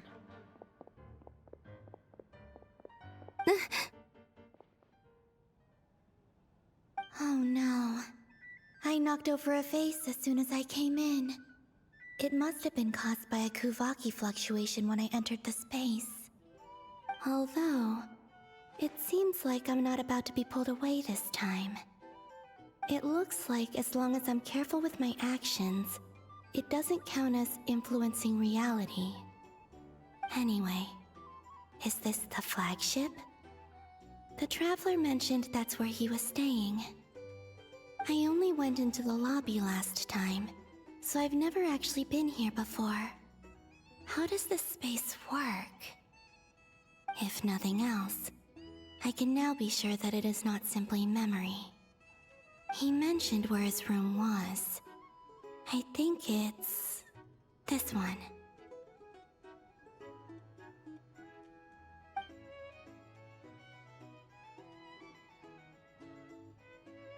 Bruh.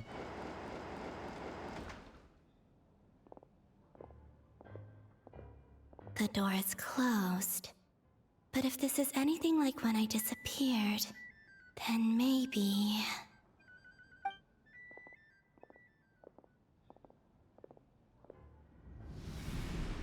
No!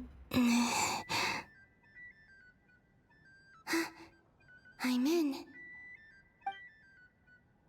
He and Paimon aren't here at the moment. I hope he's okay. I wonder what happened to him after that battle with the Torre.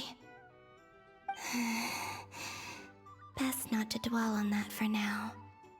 I need to try and leave them some clues.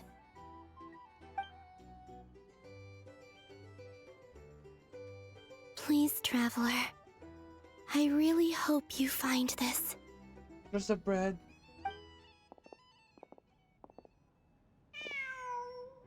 Oh. Huh. Just a cat. Nothing else here strikes me as noteworthy. No.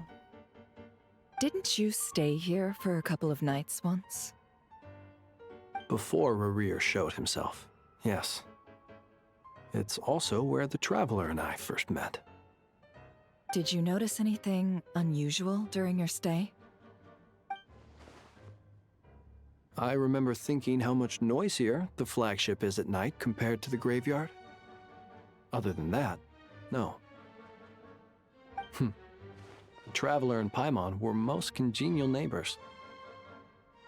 This is where they've been staying, yes? Over here? That's right. I wouldn't usually condone breaking and entering, but we can make it up to them later. Focus now. I have to write a message on the wall using Kuvaki, just like I said on Moon Prayer Night. Simply open your windows on nights when the moon shines bright, and the moonlight will naturally flow towards the words I have written. Here goes. I'll need to carefully control my strength. Oh shit. Ultimate in the park. Eh? Oh.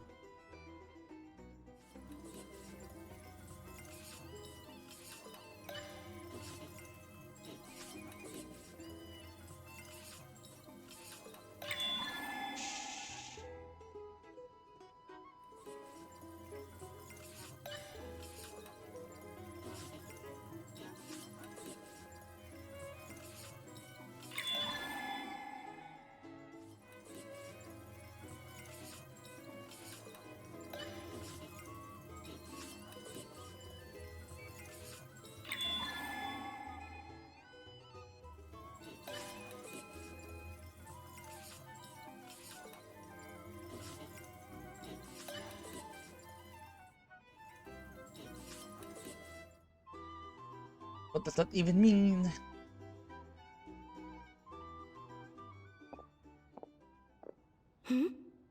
There's a noise outside the door. Is he back?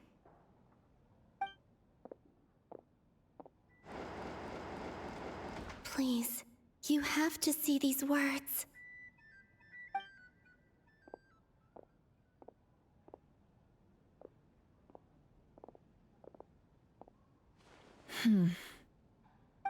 Well, do you sense anything? Unfortunately, no. And this place was our last chance. Not necessarily. We've only looked in Nasha Town so far. Miss Columbina said she would leave messages at her friends' dwellings. It's still worth checking where Miss Lauma lives and where I live. Let's try and make some time to look into those then. Wait. What are you waiting for? Oh, Paimon might have overeaten slightly.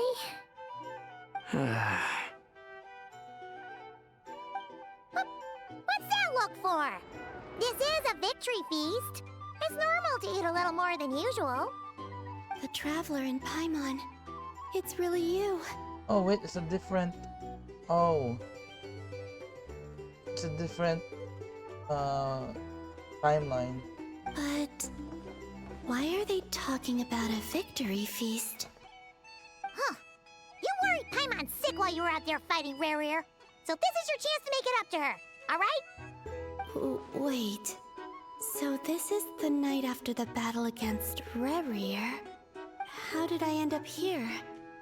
That's quite a long time ago now. Wait. Time. That's it.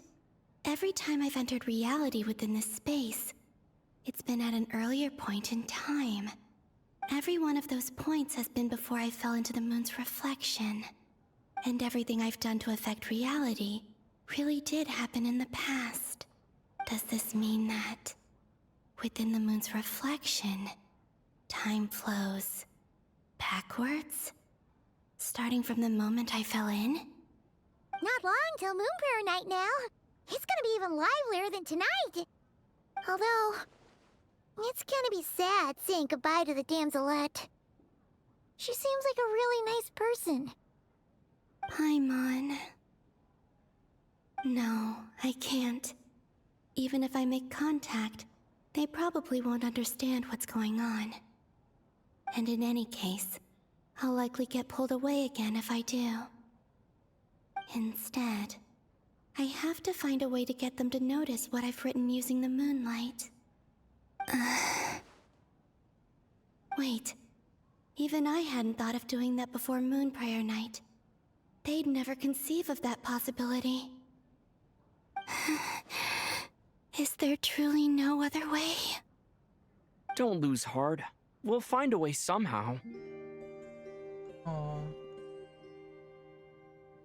Huh?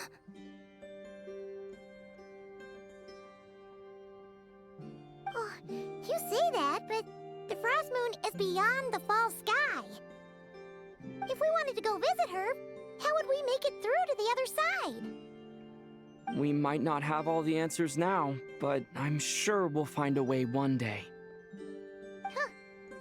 Guess someone's gotta be the optimist. The present.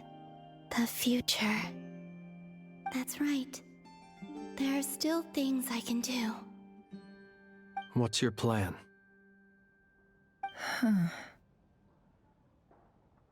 Flins, when you were staying next door, did you ever open the window? No. The rooms here are dark and damp, and there's such a buildup of dust on the windows that the moonlight can't even get in. I didn't think it was worth the trouble. The moonlight. Ah, I think I see where you're going. One moment. I'll see if the owner is available. Don't bother. Time is of the essence.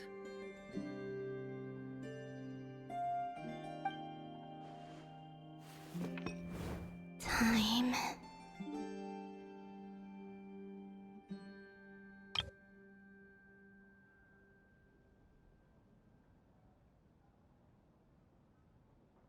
Even if no one sees what I've written at this moment, maybe someone will remember what I said after Moon Prayer Night.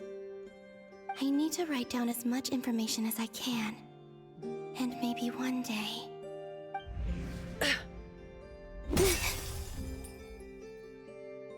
Huh? What's up with you? You can't even hold your cup steady. Are you getting tired? A little.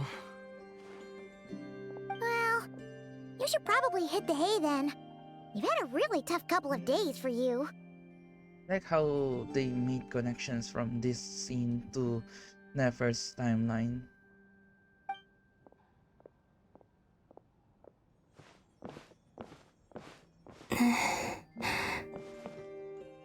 You truly have.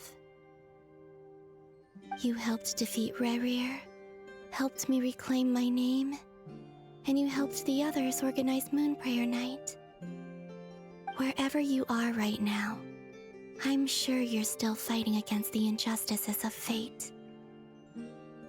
This is all I can leave for them. How I wish I could stay here. But it's time for me to go. I hope to see you again in the next time. And if the opportunity presents itself. I will surely return to your side. Huh. Oh. Damn.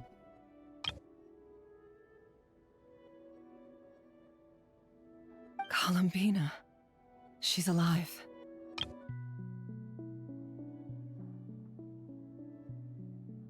Not only that, but she's left us an entire wall's worth of clues.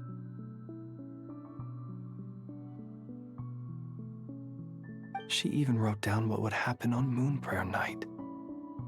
It's just a shame we found it too late. I am here. Time in this place flows backwards. I am constantly moving forward. It sounds like she's found a way to influence the past using Kuvaki. But her future is our past. So, these words have been here ever since we defeated the Ray Hero Solnari. We just never discovered them. Which came first, the chicken or the egg? Do you ever mull over questions like that? Only when I'm in a good mood and at leisure. Well, I never do. Everything that has happened already belongs to the realm of fact. As a business person, and especially an intel broker, what I do is extrapolate from those facts to try and read the future. An admirable philosophy. It's a means of survival. Let's go. We have a wall's worth of clues to share with the others.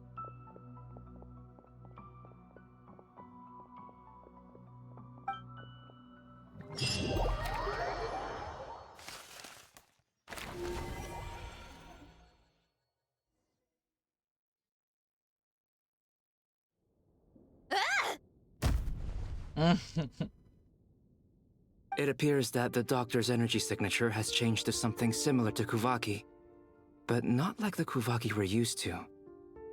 Nodcry's Kuvaki devices will only have a limited effect on it.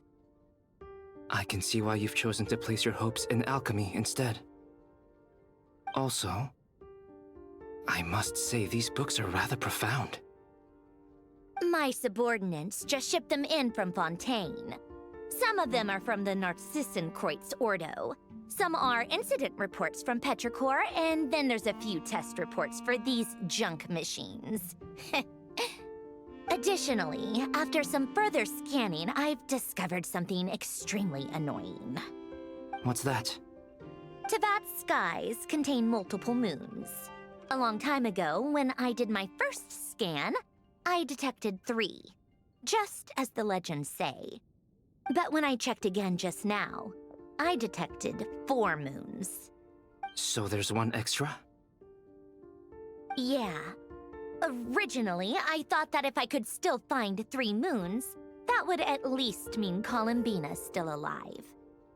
But then it occurred to me that apart from the Frost Moon, Teyvat's moons are just husks.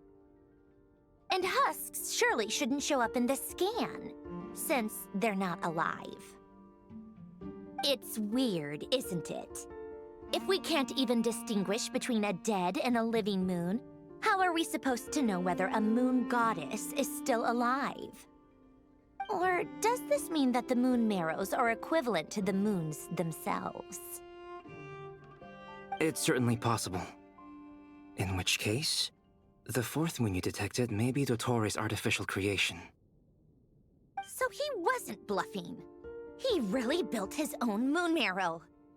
Ugh! I'm so mad right now! It's easy to get overwhelmed when you have too much on your plate. Maybe you need to relax.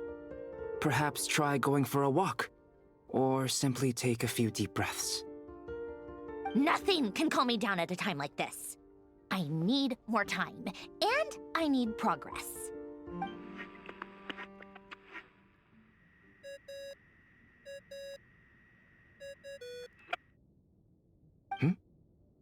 It's Mr. Flynn's.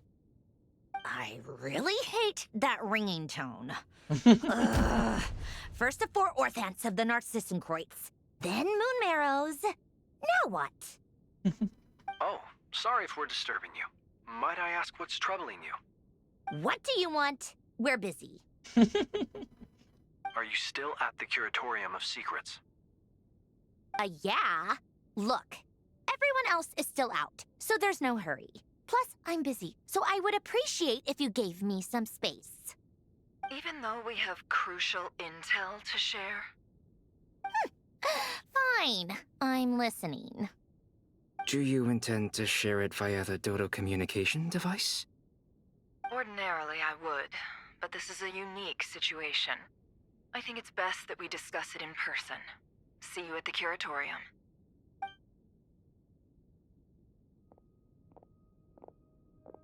All right, then. So, what's the situation? The rest of the team is still out working on their missions and evacuations, but we've decided to fill you in on the most crucial information first. Sandrone, you were right. Columbina is most likely still alive.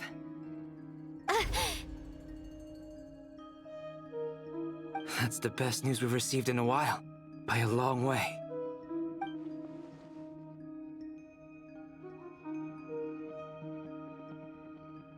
Random locations. Appearing in reverse order? Are you serious? So not dying isn't enough for the moon goddess, huh? She has to show off too. Anyway, does this mean we can deduce her condition from the moon marrows? Miss Androne, there's nothing wrong with simply admitting that you're happy to hear the good news. Bruh. I'm not. And she's the least of our problems.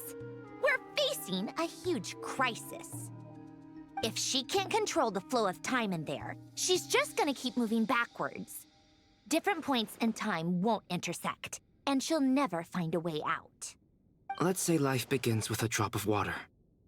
When did time begin? The moment this planet came into being? No, that's not right. Her final destination would be the moment at which the space she is in was created. But it doesn't seem like we can influence that space from the outside world. So how can we help her? Also, if she's alive, Rerir and Thalindus might be too. But as far as we know, neither of them have come back out. That space may not have an exit at all. I'm afraid I must concur with Miss Nefer in this. Can't exactly argue with that. Let's leave it there for now. I've taken notes on everything you said. Will it help with your research? I doubt it's gonna help with breaking Dottoro's energy fields. But who knows when it might come in handy. Better to have it all written down than try to remember everything when I need it. All right, I need to get back to my research. Mr. Albedo has made a lot of suggestions that will require my undivided attention. Sure, I'll stay here. I have things to work on.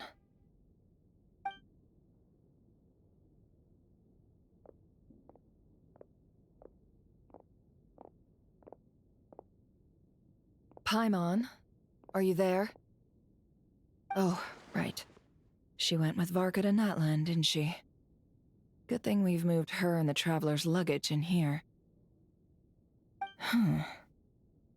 Speaking of the Traveler, where could they be?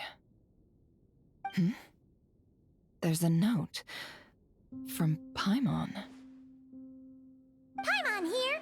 Not in at the moment, but if anyone needs to borrow her stuff or the Travelers, go ahead and help yourself. Paimon won't be mad. Cute. Also, Traveler, if you get back before Paimon, make sure to get some rest. Paimon misses you a lot, but put your health first, alright? Aww. How sweet. Well, since you offered, Paimon, don't mind if I do. This is the Traveler and Paimon's luggage. All the items they use day to day are here.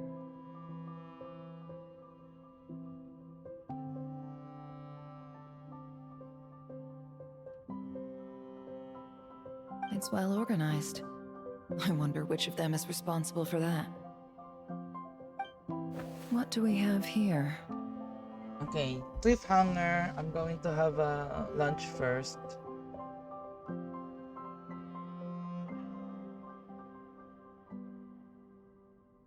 BRB.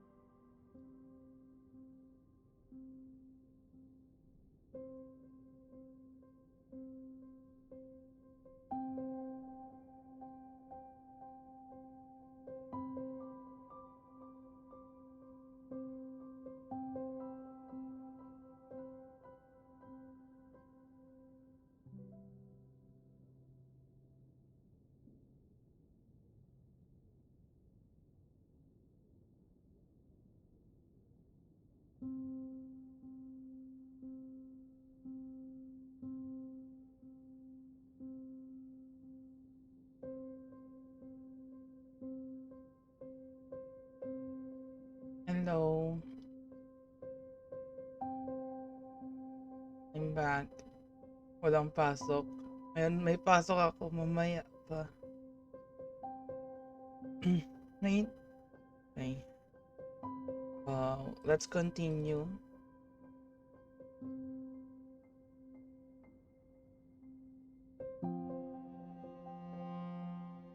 My internet's acting kinda bad.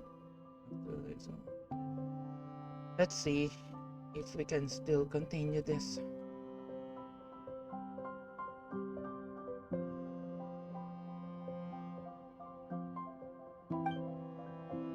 Oh.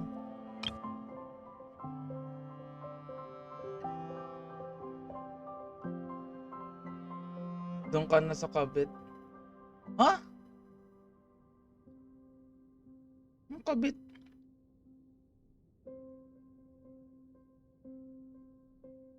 Sabi, Blue Protocol, bruh. Mamaya pa. Oh no, lag ko na.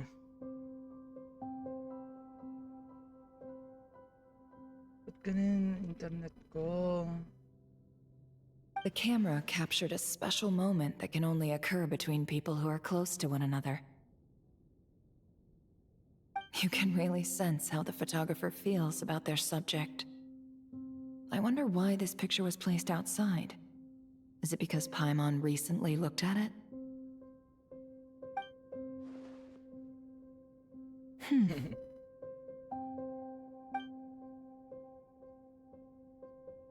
There's also a thick adventure handbook in here. A record of travelers' achievements and memories in Tibet.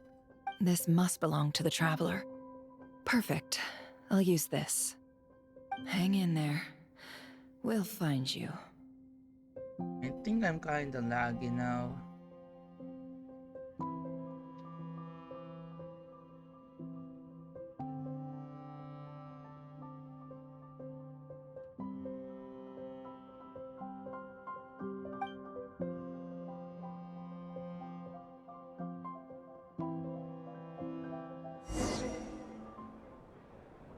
Oh, what the frick? Polonia. Search keyword world formula and bring me all relevant books. I'm Polonia. It feels so heavy.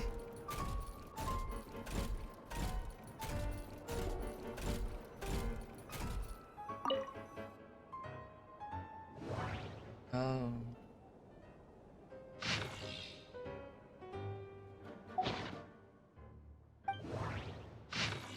World formula.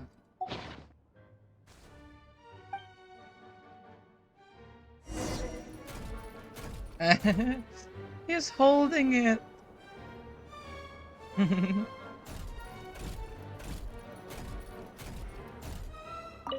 The Mo. Let's see. This one is on Tonki's sermon dictation concerning the apocalypse. I believe that the correct term for this is Fortuna. This was an ancient Romorian technology, a wisdom unparalleled. I never imagined that Romorian ideas would be so similar to the diagram I have named, the world formula. This is strong evidence that human civilization should gradually shed possibilities as it continues to explore and evolve. The end of humankind may well be upon us right now. The sparks of civilization shall run out, unless we consider introducing variables from outside the system. Variables. Surely that can only mean one thing. Descenders? Dottore likely captured the Traveler because of his descender status. But the Three Moons' authority comes from the world itself. Why would Dottore need anything beyond that? Where does this variable factor in? The world formula calculates the fate of an entire world. Introducing a variable would therefore give us...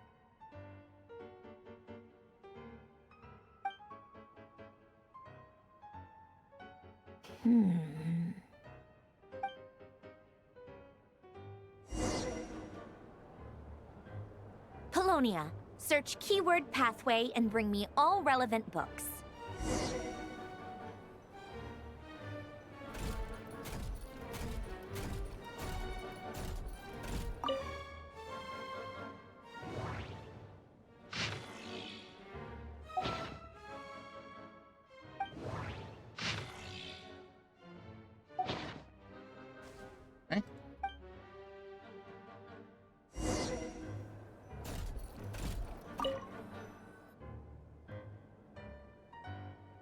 Otonki Sermon Dictation. Explications on the Chemical Marriage. These titles are pretty esoteric. Observe and compute the pathway displayed in the guidance diagram. Deconstructing and reversing its effects could generate potential ideas. So, it's one of Renee's draft lectures. Deconstructing the pathway. I suppose that could lead to a breakthrough.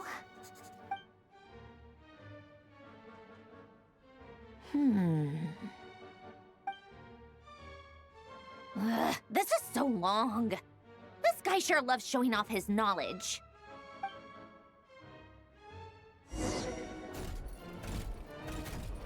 Polonia.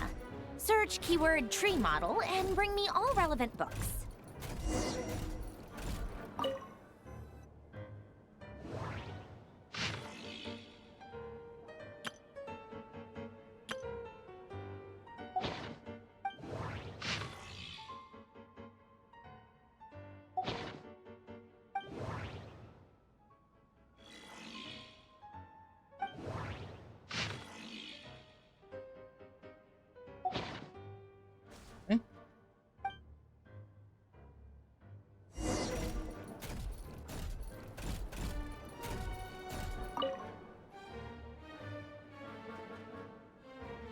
Most of the experimental devices proposed by the Lilia Crucis Ordo are built based on the simple and basic logical structure of a tree model.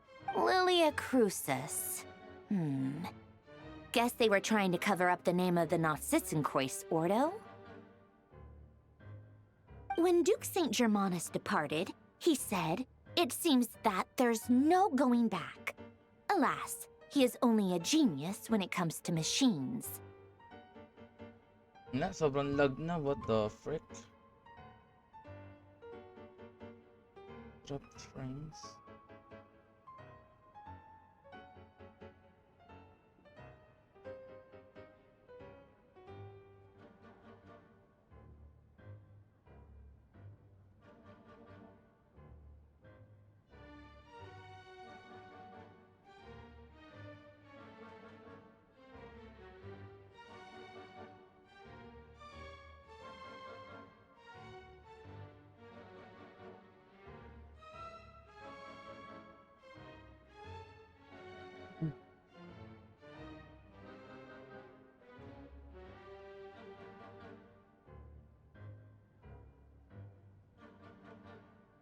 In all other things, he is but ordinary. Excuse me? I'm sorry. That's just ridiculous. What kind of book is this? Great Detective Herlock, the Alchemist and the Clockwork Saint? Isn't this a novel? Come on. Still, the author swears that they knew Renee well. Whatever. I guess it's not beyond the realms of possibility that Renee would say nonsense like that on occasion. Memory, wishes, souls, and persona. Frankly, this sounds more like occultism, but if Albedo vouches for it, I suppose there must be some alchemical basis to these techniques. The way Alain Guillotin saw it, the world was comprised of machines.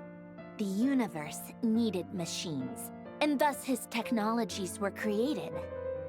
That's why I was born.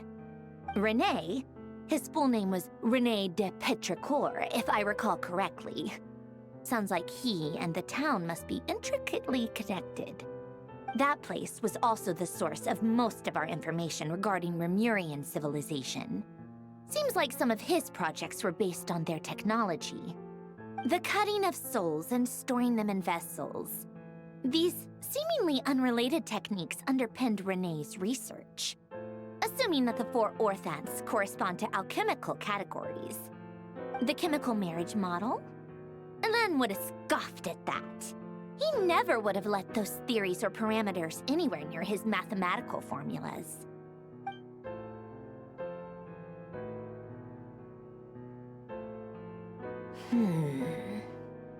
What was Elen's view on Renee? I know he mentioned the name, albeit very rarely. Oh, now I remember. Elen's old notes are here too. They mentioned Renee once. Renee seemed most out of sorts when he spoke to me. A lack of sweet foods has dulled his mind, I should think. Either way, his words are not to be believed. Yep, that sounds like Elen. My subordinates actually did a half-decent job digging out all these materials. Makes a change. Good for them. Some of Elen's old files are completely consistent with these records. He must have gotten them from the Tower of Gestalt. I never knew he got his hands on Renee's records that early. Heh, he may have kept them, but he never even attempted to use them. Didn't believe a word they said. Come to think of it, Renee's world formula was filled with calculations of constants. That shows he believed that the fate of the world to be predetermined. As for Elen... it's been too long. I forget what he said. What would he have said? A guy like him, fervent believer in machines, but not headstrong enough. The world can be changed. It is worth persevering. Yes, that's how he used to think at least. He created that procedure to save this world. Yet the scale of the world's fate proved too enormous. The result was beyond his ability to calculate. He died having never seen the outcome. And there I was, left behind in the ashes of his dreams. Did you really never take a close look at Renee's research? Or did you read it but deem his philosophy incompatible with your model? The very thought of trying to incorporate his ideas probably made you feel sick to the stomach. Well, don't worry, because there's a whole new category of lunatic in town. Next to Dottore, every other madman looks sane. You once asked me what I wished for. Should have asked him instead. He's the one pining for things you'd sooner die than witness.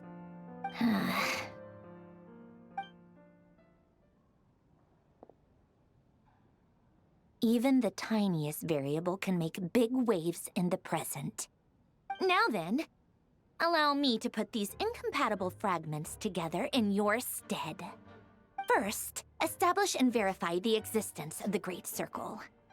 Absolute nihil on one end, absolute reality on the other. Now, search between these two extremes. Then, the construction criteria. I'll fix something.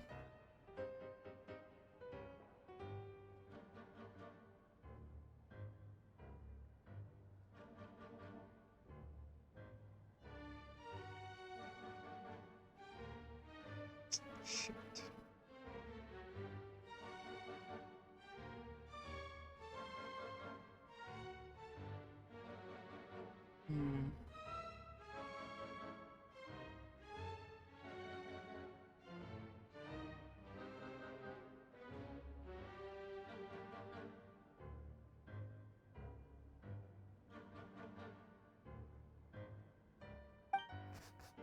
Variables.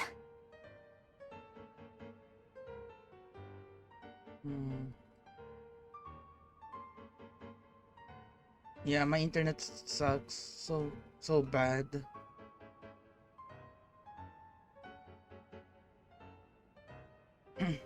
The sparks of civilization shall run out unless we consider introducing variables from outside the system.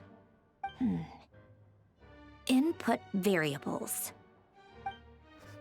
Traverse the world, space-time, and civilization, then extract the essential nodes from the records to determine which variables they point to.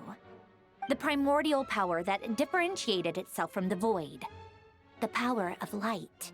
Yes, light. Records. Hyperborea. This is horrendously complicated. After all that, I'm still missing a few variables. I need to think this through again. How do you think it looks, Polonia? Like the frenzied scrawlings of a madwoman? Fine, keep it to yourself. It's not like you can talk anyway. I'll assume you gave it a passing grade. I jest.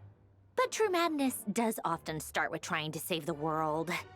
What would Arlecchino and Columbina think if they saw this incomprehensible hen scratch? They'd probably have me institutionalized. So would Rosaline. She's been dead for a while now. When I close my eyes and think back, I can still see her face. And that enormous dress she used to wear. Such a bizarre choice. What possessed her? Oh, and the clack-clack of those heels used to drive me insane. No one's asking me, obviously, but I hope you all know that I never wanted to save the world. I'm not crazy. I don't have delusional ambitions, and that's a clinical fact. The world needs a solution, but I don't need the world's validation. It's the world begging me for answers, not the other way around.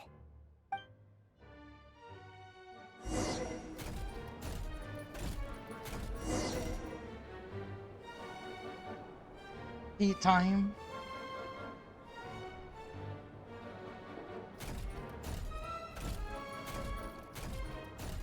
Oh.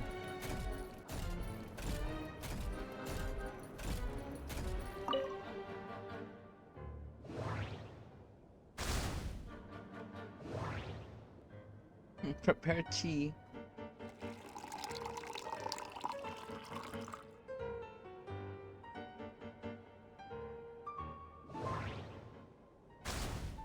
Oh, wow.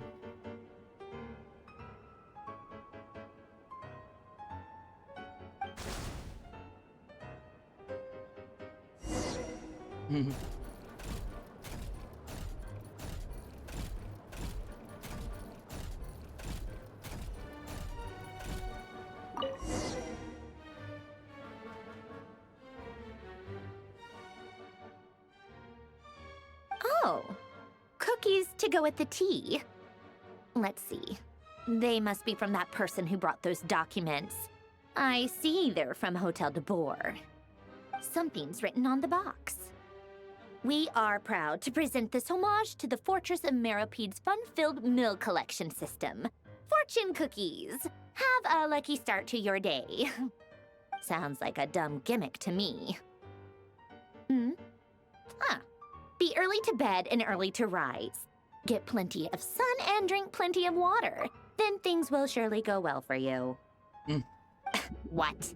Are you kidding me? Somehow I doubt that an early night and a glass of water is magically gonna save a world on the brink of existential peril.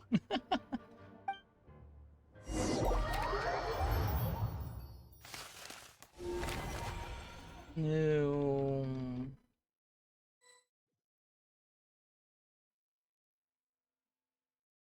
Lady Arlecchino, word has reached us that Lady Marionette's troops are all in position. They are ready to act as soon as the order is given. Excellent. The only thing is, they are fewer in number than we expected. It looks like many of them must have lost their lives at the hand of the monsters released by the Doctor. Can't be helped. Allow them to join our ranks and keep in contact. As you wish.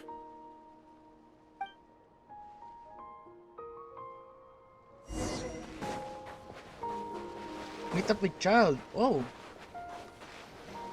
Okay. It's been a while, Arlecchino. You look well. Did Dottore really have to build his lab right on the sole path between Snezhnaya and Nodkrai? Had to go on a huge detour to stay out of its line of sight. Sounds like an arduous journey. I assume you've brought word from Her Majesty? Of course, all part of the job. Firstly, the Tsaritsa has authorized Fatui Internal Affairs to review Dottore's case. They will reach a formal verdict on whether he has turned traitor and whether he poses a threat to Snezhnaya. While they're working on that, I've been ordered to come and receive the refugees from Nodcry. They are nearby. My team will escort you to them shortly. Great. Aside from that, Her Majesty has a message for you and Sandrone personally. Huh? Where is Sandrone? She stayed behind to work since I was making the trip anyway. It seemed sensible to have one person on standby at base while the other came out to meet you. All right, guess that's just how she rolls. In that case, tell her that the Tsaritsa's decree this time is pretty awesome sounding. I think she'll like this one.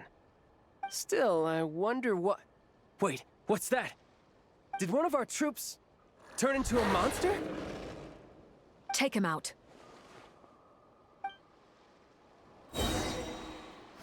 I won't. Riptide! Laid bare.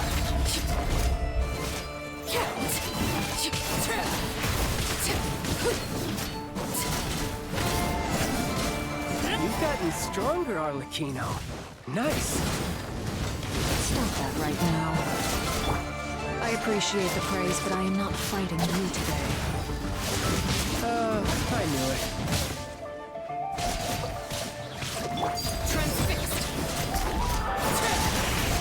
This is where you fall. Ay. Normal.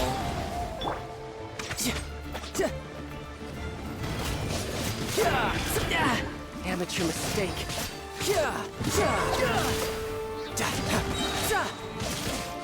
Brace yourself. This is gonna hurt.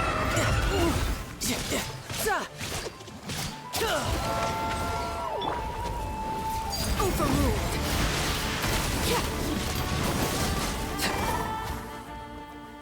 I can't believe it. He was a living, breathing human one moment, and the next? Another fine piece of work by our dear colleague, I'm afraid. What in the world has been going on in Nodcry?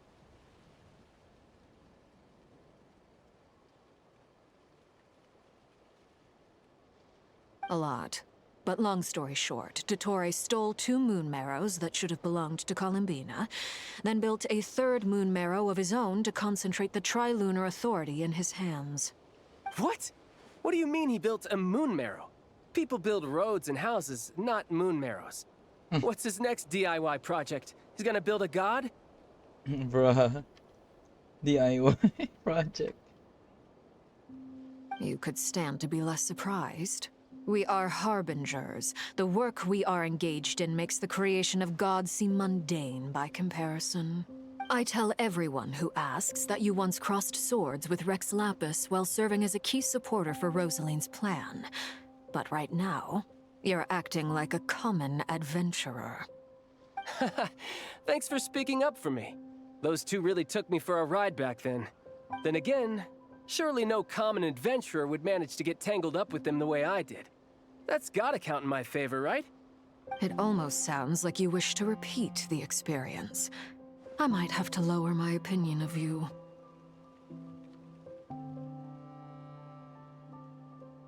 No. I'll stop talking. Please, go on. Dottore is currently still experimenting with his newfound power in ways that continue to corrode the outside world.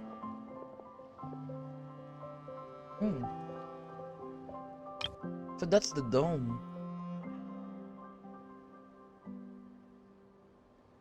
As for the human mutation, I believe this is simply a consequence of his experiments, and not a strategic move. That radiant beast was once a subordinate of Sandrone's. I suspect he was only allowed to live so that he could become an experimental subject. Also, those of us who fought Dottore have been afflicted with a curse. As such, I cannot leave Nodcry. This is so much worse than I thought. No wonder Her Majesty's decree is so extreme. While these exceptional circumstances persist, the Harbingers are hereby authorized to use unilateral executive powers. Should Dottore pose a threat, Arlecchino and Sandrone are permitted to eliminate him. My thanks to Her Majesty. I will pass these good tidings on to Sandrone. Her Majesty has also declared that she will refrain from launching an attack on the now evacuated Nodcry due to the presence of unretrieved research material. A wise decision. By the way, how's my old partner doing? I'm assuming they're with you? Partner? You mean the Traveler? I'm afraid I have bad news. He was captured after our failed assault on Dottore lab. His whereabouts are currently unknown. What? Why? Since when does Dottore have a bone to pick with him? That is indeed the question. I'm not sure he does. He must have some other goal in mind. This won't do. I have to rescue him. You can't. We have no idea where the Traveler is. What am I supposed to do then? Stand here twiddling my thumbs? Sandrone is working on it. The best thing you can do right now is complete your mission. Oh. Fine. I guess I'll leave this to you then. One last thing. Tell the Rooster to get the message out to the gods and citizens of every nation in Teyvat. Beware. An uncontrollable pollution is spreading forth from Nodcry. The source of that pollution is a madman drunk on the success of his experiments. The Fatui and our allies will endeavor to contain the threat. However, if Nodcry falls, things are likely to escalate. Considering Dottore is one of our own, all Fatui stationed in Nodcry consider it our duty to stay and fight him to the bitter end. Whatever the cost. Hey, don't be too pessimistic. If it comes to it, I'm sure Her Majesty won't stand by and do nothing. I hope you're right.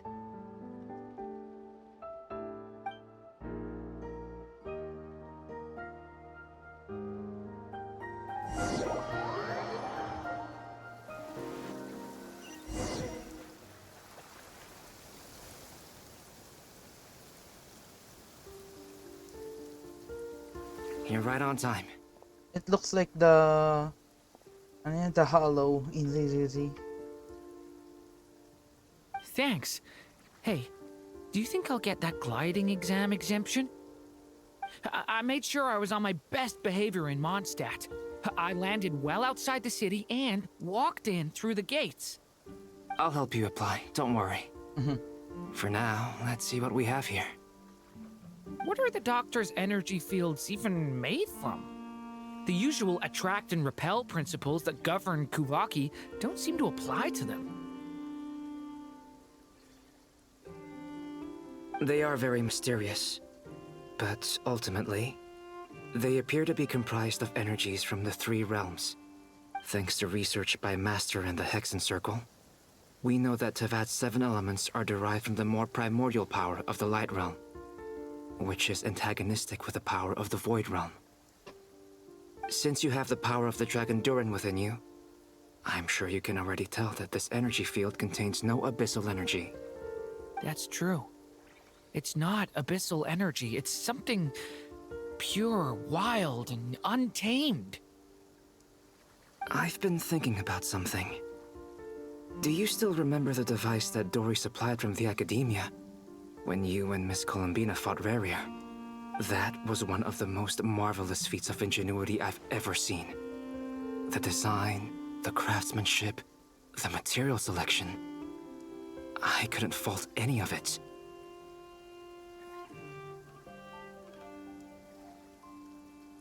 Oh my gosh, my internet's so bad now, bruh.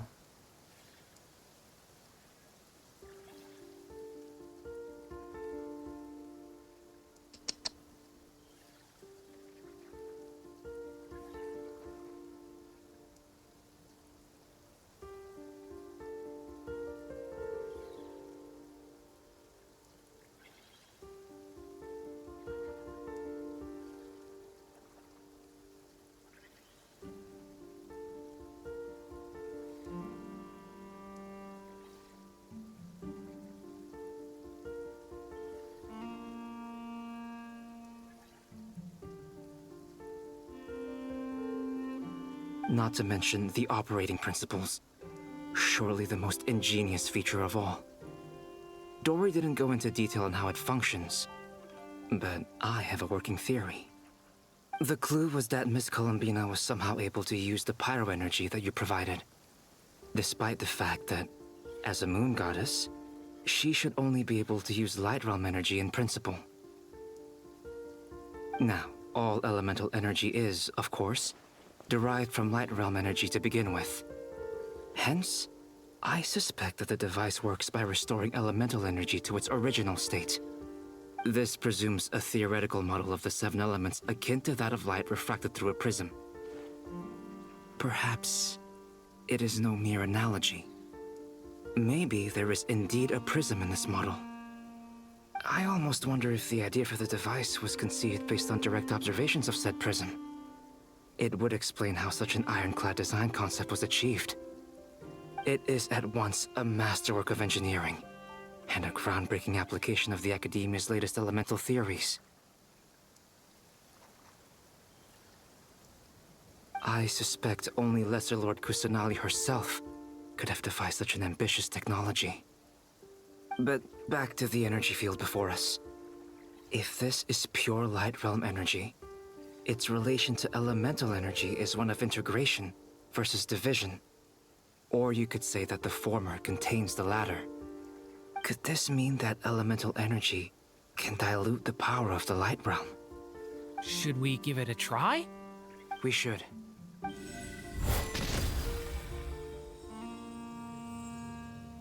Ha! It works! Clear signs of disruption were detected at the periphery of the energy field. This indicates that elemental energy can disturb or even negate the field. Now you try. All right, here goes. It's working! Switch to abyssal energy and attack again. No surprises there. Abyssal power drains the energy field to a significantly greater extent. I now feel confident in asserting that the energy field is indeed pure light realm energy, and that elemental energy can dilute it. But the energy field is huge. How much elemental energy will it take to neutralize it? We don't have to neutralize it completely. We can try other approaches. That's all for theory. Would you like to continue watching? So you knew I was here. Huh? When did you get here? A while ago. But Albedo sounded like he was working on his thesis defense back there. Back in Sumeru. You can end a person's whole career by interrupting them mid-speech. Very thoughtful of you. I'm truly touched. Could I ask you to lend me a hand? With what? A little test. Try using anima to unleash a concentrated assault with circular blades, with the goal of breaking through at a singular point. Oh. Nice! This time it tore through the field. Tremendous. This is a major breakthrough. Should we go through? We probably shouldn't risk having mutually antagonistic energies in such close proximity. Durin, you stay here and watch the entrance. Hat Guy and I will go in to investigate. Sounds sensible to me. Keep your eyes peeled, Durin. Don't worry, I got this. You two be careful in there. Just give me the signal if you need help, and I'll dive right in. What do you mean, signal? It's based on a new alchemical concoction I developed last month. When 2 bottles of it are smashed on the ground together, they emit a blinding burst of light. If it comes to that, remember to shield your eyes with your hat. Glad I asked. Thanks for the heads up.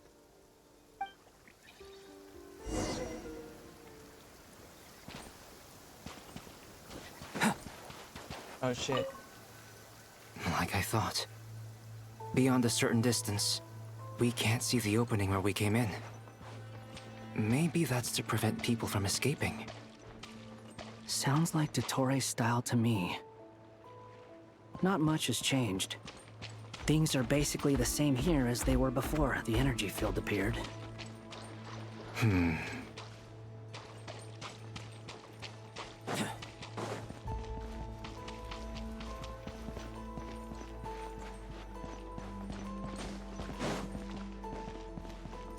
The wind rises.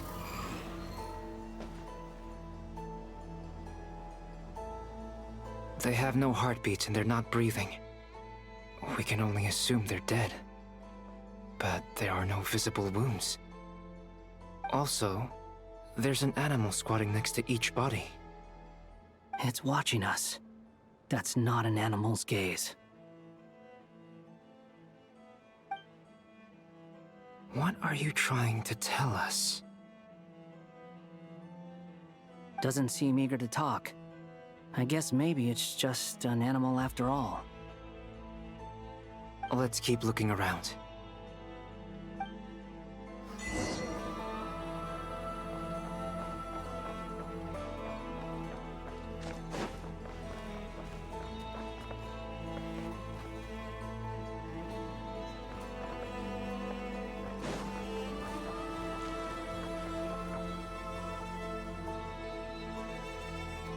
Same situation everywhere. Not a living soul in sight. Just countless bodies with animals standing watch over them. Well, I think we can safely rule out the possibility that they're all pets. Is skirting around the topic your way of showing consideration for other people's feelings? Just being cautious. I don't doubt that you can handle the truth.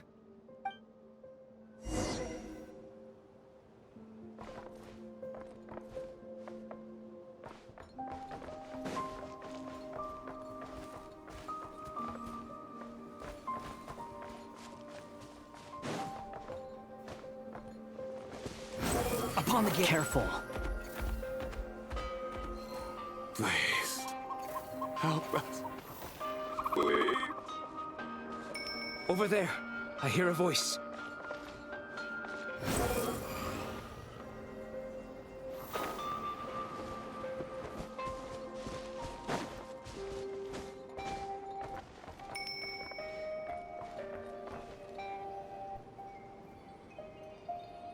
Please. Help us. Please. What happened here? I don't know. Suddenly, everyone collapsed. Then my line of sight got lower. I still have some of my senses left. I gotta get out of here.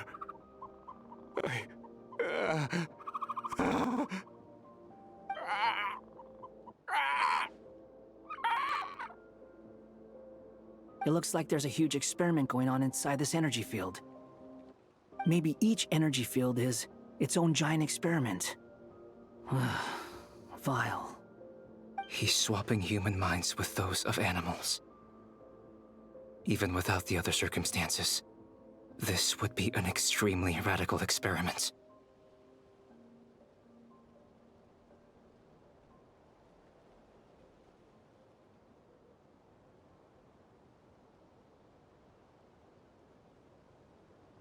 Those people may have lost their sense of selves, but they are not fully animals either. If they were, they would have left. But instead, their instincts are driving them to remain by their dead bodies. We should go. No sense in sticking around here longer than we need to. Agreed.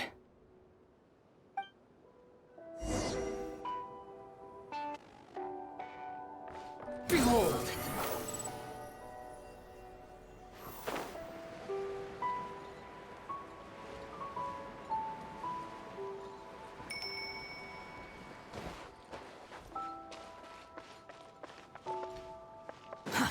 Too slow.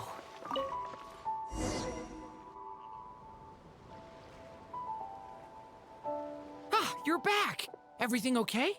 We saw some things that take a strong stomach. Otherwise, we're fine. We should share our findings with the others.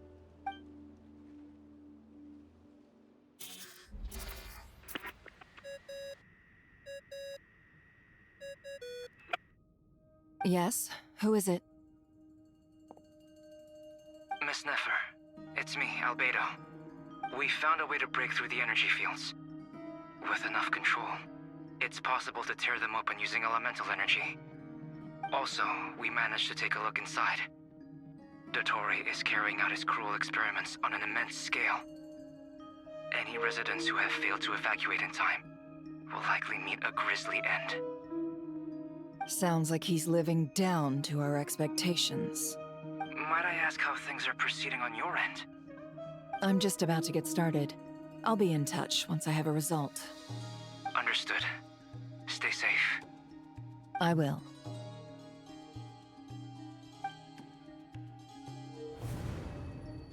Well, Nefer, I'll link up with you once my tasks are complete. What makes you think I'd need you to do that? I'll need it. And considering the way you approach certain matters, I think you'll be better off with me present.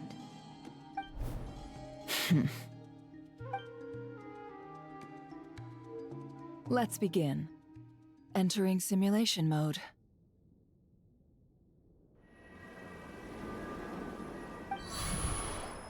A vast wasteland. Is this the Traveler's inner world? I was expecting something more vibrant, to be honest. Wait, someone's there. What are you looking at? In that case, I'll look at it with you.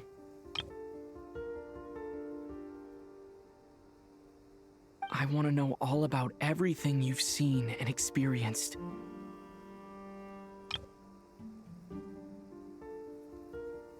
Is there somewhere I should return to? Or should I stay here and be the hero everyone says I am? I don't dislike my current life. Roaming the land, fighting battles, accomplishing missions, earning a living, looking after Paimon. It's not so bad. I guess the only thing that's missing is that you're not here with me. This is the conscious layer, which contains a person's true feelings. It is filled with both longing and kindness. I suppose anyone who lives long enough ends up wishing for someone who can't be there. Maybe it's the only way we can feel truly alive. Time to delve a little deeper.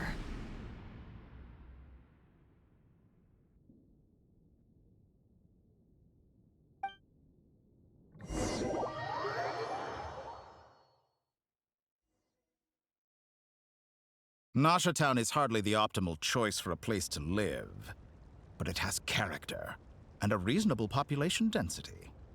What are you trying to say? Oh, don't be nervous. I was just thinking where might make a good starting point for your journey. Perhaps I should send you further afield. Conria, perhaps. Conria ceased to exist long ago. Once again, you fail to understand the possibilities that the Tri-Lune creates. Anything that has existed in the past, I can now recreate. You simply do not wish to see that happen. That might be because you miss your sibling and fear getting answers that you are not ready to learn. But this is not for me to judge. If we are to collaborate, we need to maintain an amicable relationship. In a moment, you will be able to...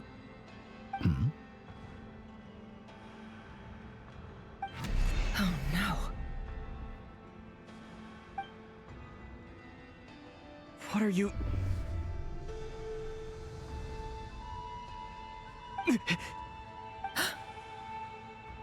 What are you gonna do? Don't move. Something unwanted has crept into... Oh? Gone as quickly as it came. Oh my gosh.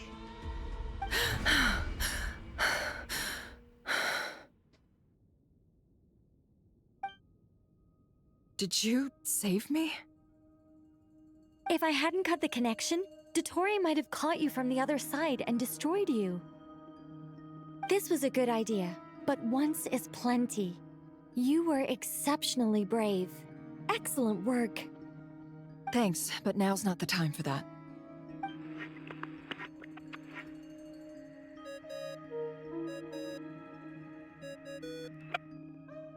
Albedo speaking. I think I know where he is. What is this endless darkness? I can't see anything, even though my eyes are wide open. But why? What happened? Ah, sorry about that. I take it you didn't notice. Just now, a friend of yours took a little peek into your mind. Could it be Nefer? How did she do it? Did she use something as a medium to connect to me? Do you think she's aware of your current circumstances? Oh dear. Have I stunned you into silence? I only wanted to slow down your time a little so I could stop your intruder in her tracks.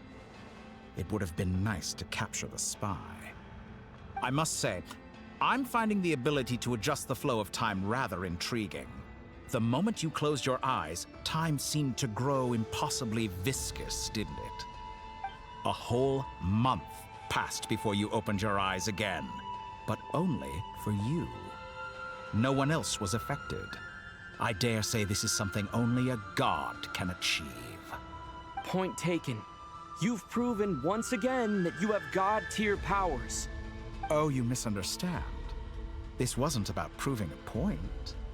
I was testing things out.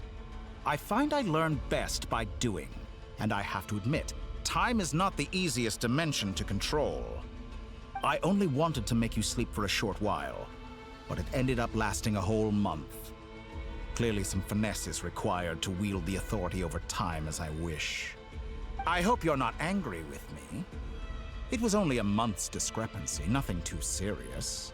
Had I been off by a year, a decade, or even a century, that would have been quite a different story.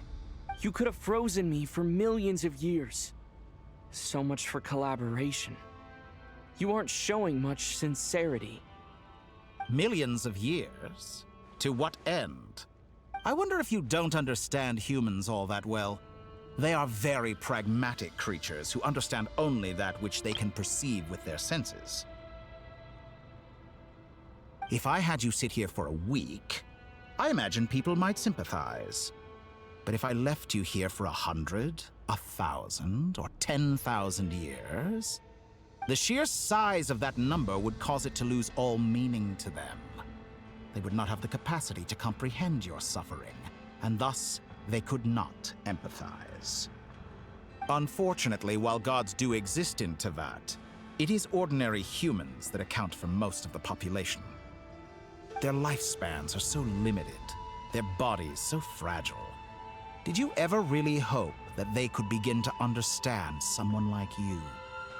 Your long life and unique origins make you fundamentally different from them. How long will it be before they start to treat you like the alien you are? Before you are ostracized, outcast? Alien? Even I feel bad for you sometimes. This world has made you into a slave. So many times you have served its will, and not once have the powers that be ever thought to grant you the one simple thing you wish for. You have been treated most unfairly. I can change that. I will grant you special privileges and give you back the status you rightly deserve as a descender.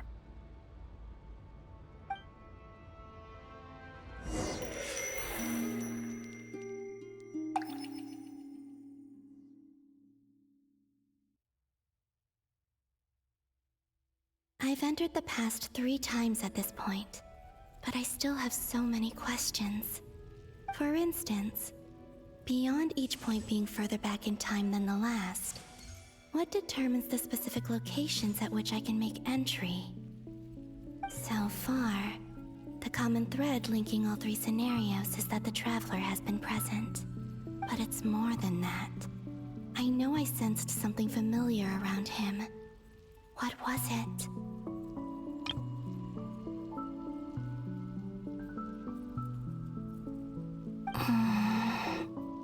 I'll keep this question in mind as I carry on.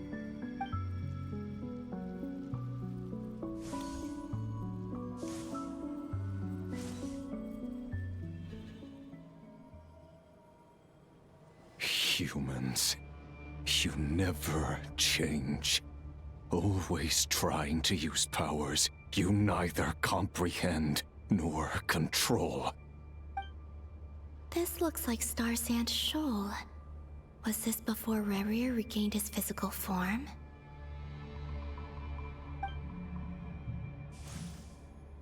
You've messed with the cannon again, huh? Sorry, but this round's not gonna go your way.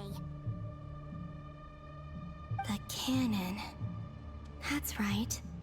I was at Silvermoon Hall and I sensed an abnormal Kuvaki fluctuation coming from Nasha Town. And right after that, came an ominous power emanating from Star Sand Shoal. My body was once torn into countless pieces and hurled into the swirling chaos of time itself. But even so, my life and will were not extinguished. I wonder if I could try to prevent his resurrection. But how would I do it? What can I do, here and now? Traveler! Behind you! Look at that light! No, I won't make it in time. He's using the Kuvaki shield, like I taught him. Is he going to use it to block the cannon's beam? He's strong. I'm sure he can manage. But the force released when the beam impacts the shield might lead to collateral damage. Easy Island. The Frost Moon Scions will be exposed to lethal levels of Kuvaki. A question, if I may. Kind Miss Columbina. When the cannon's Kuvaki beam was deflected earlier, I saw several bolts of energy streak toward Hisi Island, only to be blocked. Did you also have a hand in that? Maybe that really was me after all. Well, future me. But I don't know if I have enough power left. Sigi Sato pasa sax, snitivi potofutos. There's no time. Osestikos palatin tiranto risuiku, topirto aithion feraton. I have to make it. Oh, Frost Moon. Oh, great land. Oh, slumbering moonlight of Nodcry. If you can hear me, if you can sense my call, then please, heed me once more!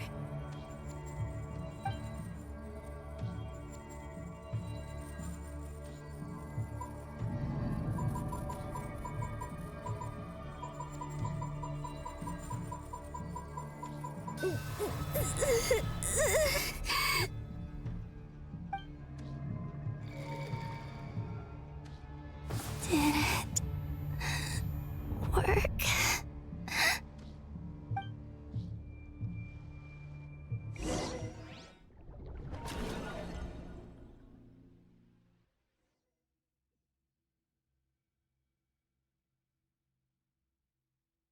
Hey, wake up. Hey, did you hear me?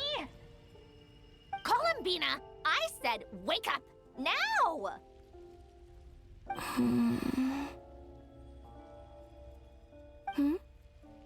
Oh, good morning, Sandrone. It's 3 in the afternoon, actually. And could you kindly not use my quarters as your personal nap room next time? But I feel so safe here. And your coffee, right? It's so bitter, but it smells lovely. It's like you were raised by wolves in a forest or something. What did you drink growing up? Grass tea? The Frost Moon Scions certainly led a more frugal existence than the Fatui. Then I'll bet you've never eaten one of these before. It smells delicious. That's because it's a Fontanian recipe. I had a little free time today, so I made a batch. Rosaline will be here shortly, but if you really can't wait, I guess you can go ahead and... Hey, at least let me finish before you start eating! Did the Frost Moon Scions not teach you basic table manners? Or did the rules not apply to you because you're the high and mighty moon goddess? These are so tasty. Of course they are. I made them. I was worried they might contain traces of machine oil. What?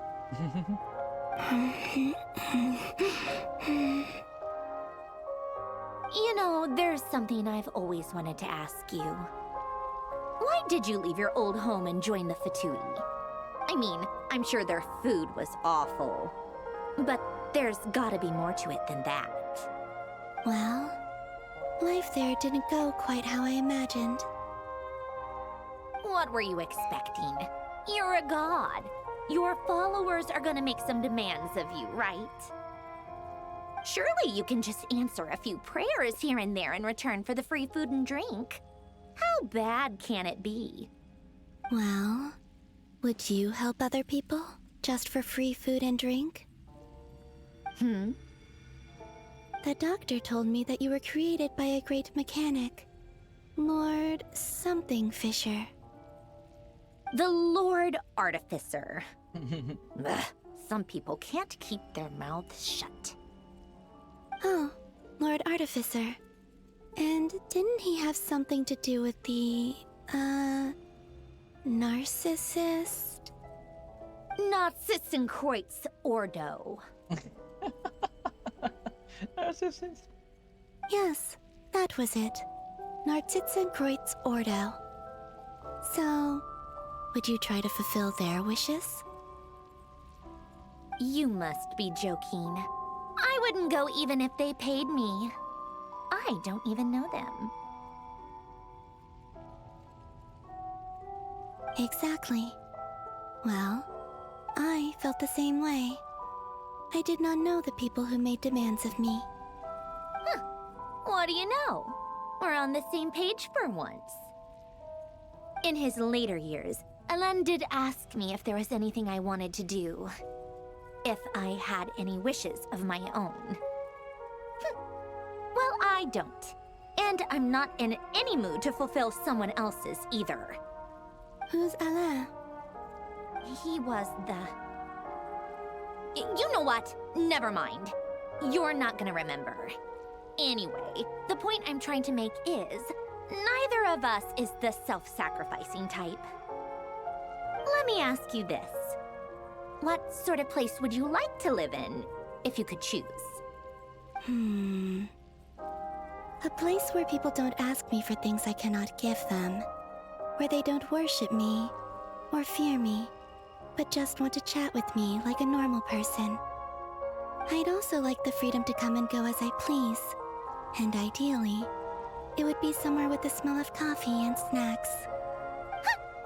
Not to burst your bubble, but no such place exists in the world. Now, take your snacks and scram.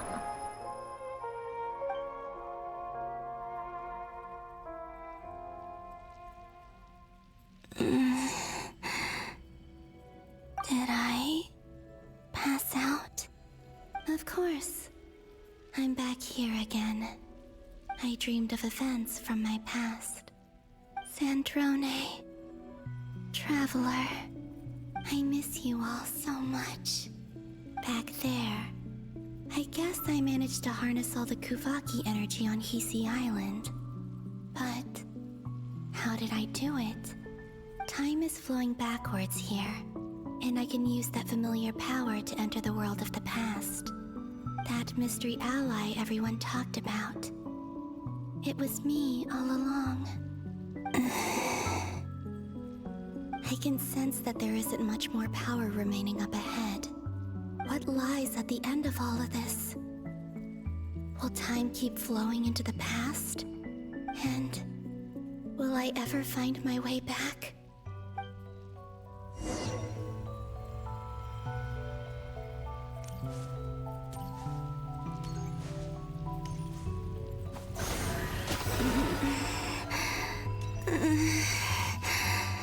It's getting harder and harder to use my power.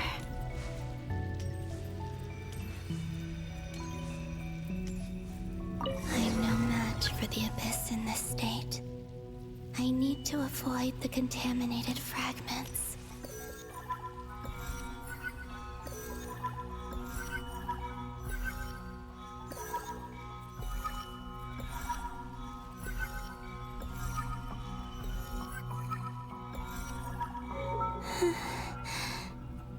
Time to go. I wonder where I'll find myself this time.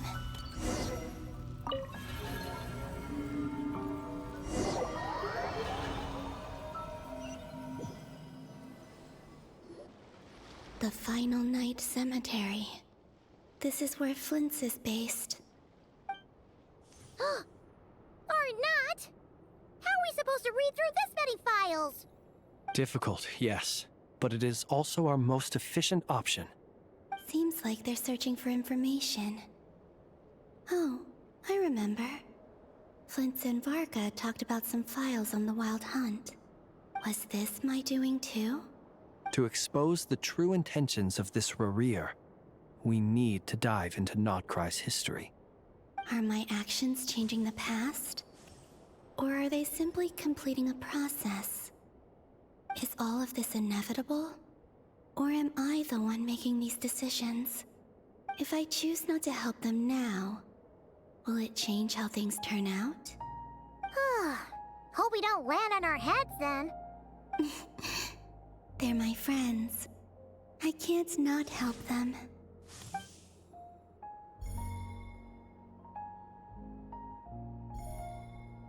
Ghost! And the other one was... here. Hey! Another file's moving!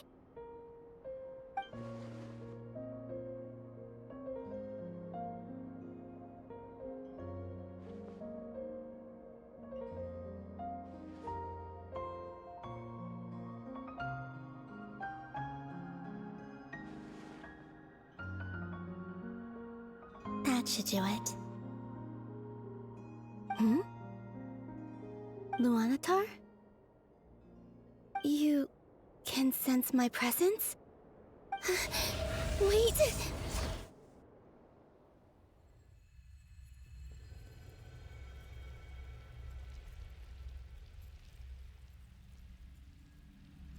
Luanatar.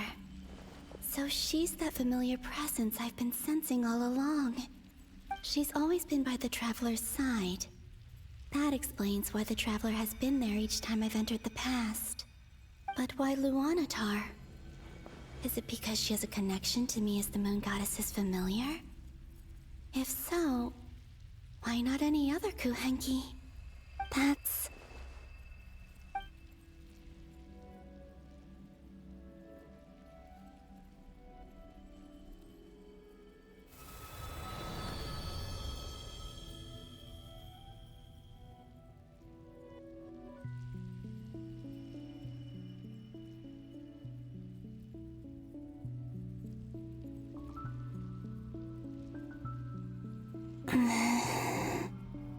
I cannot sense any power up ahead. Just a void, stretching out into infinity. This is likely my final chance to enter the past. It's now or never.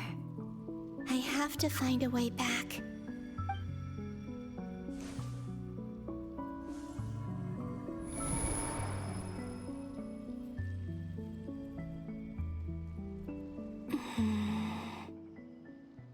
Hisi Island? How far back in time is this? Where's Luanatar? I can't sense her presence this time.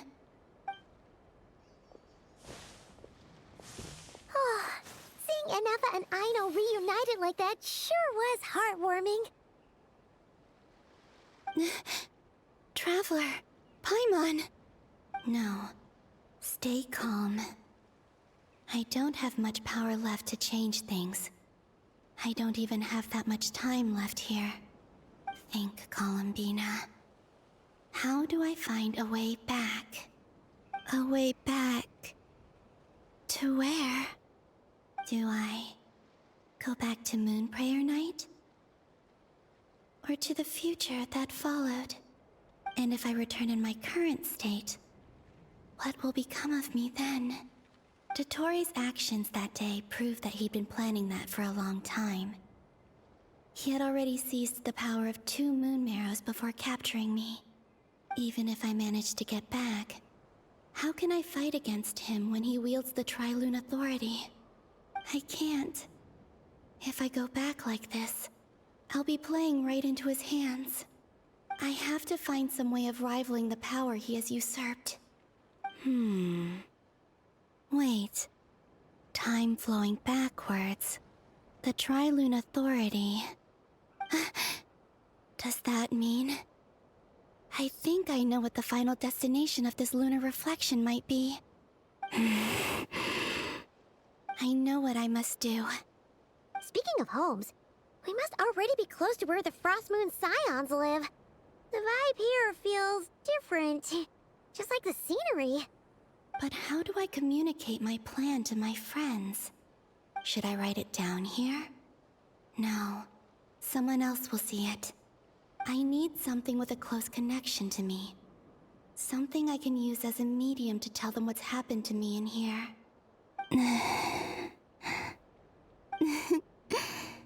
Now it makes sense.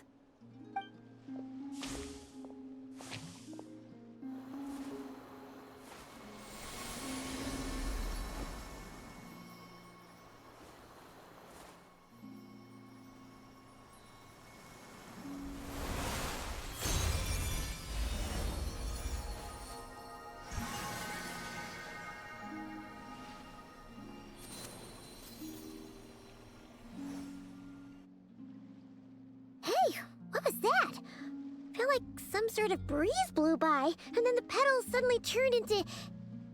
Huh? It was I who brought Luanatar into being. I gave up a piece of my own soul to create her. That's why I could sense a familiar power from the moment I entered this space. It also explains why she's been present in every past location that I've entered. Because we have a deep connection. Hey there! What's your name? And the reason why there are no more gates to the past after this point is that Luanatar hadn't been born then. No wonder I sensed the trace of a blessing when we first met. But I still didn't recognize the soul hidden within you. Back then, I was just a little lost dove. I had yet to become Columbina Hyposelenia. Go on now. We've got stuff to do. Best you find someone else to hang out with. Hey, you scared it off. I'll be counting on you. Remember to stay by the traveler's side, guide him, and help him in my stead. Oh, and bring him to the garden where the moon prayer blossoms grow. There's a little lost dove there who will need his help.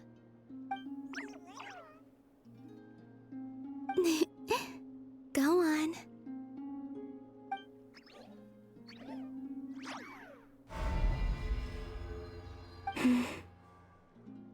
You too. Go and live your story. As for mine must go in a different direction.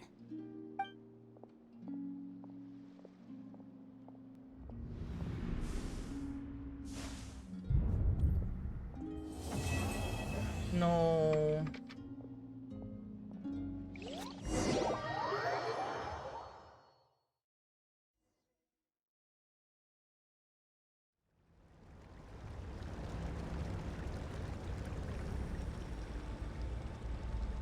How would you like to experience the thrill of never being held accountable for your actions? You could crush people like ants without consequence, or tear off their heads or limbs as you please. Believe me, such a life is but one small step away. What point is he trying to make? Freedom? But the freedom to kill? To do evil and get away with it? Why would you offer me that? The creation of a world is the ultimate scientific experiment. I have taken my research to the highest level, where I shall be not just a god, but also a servant to many sacred spirits. I shall heed the truth and perform holy deeds. A god's laboratory is the perfect playground. But it needs the right occupant to explore its full potential. Mortals are found everywhere one looks. Not so with Descenders. I'd prefer my first guest to be a distinguished individual such as yourself. And I know you could make the most of the opportunities it offers. So the condition for entering the new world is to take innocent lives. In the same dilemma that Rerir once faced. Could I really bring myself to kill others for my own benefit? Rerir did. And look where it got him. Have you made up your mind? I can't do it. Your playground is no place for me. You're putting your hopes in the wrong person. But we both know I'm not quite the hero you say I am either. I have my own reasons for the journey I'm on. And they aren't all selfless. You've grown a lot since we last met. But there are still things you are unwilling to compromise on. This will only hinder you. Why don't I lower my requirements a little as a gesture of goodwill? I'll give you a little time to learn to be a less noble soul. That'll make things much easier for you. I really doubt I could live that sort of life. And yet you already sound less defiant than a moment ago. The benefits appeal to you because you can read the signs of the times. Why don't we return to my research facility? Your last visit was so rushed. There is much that I have yet to show you.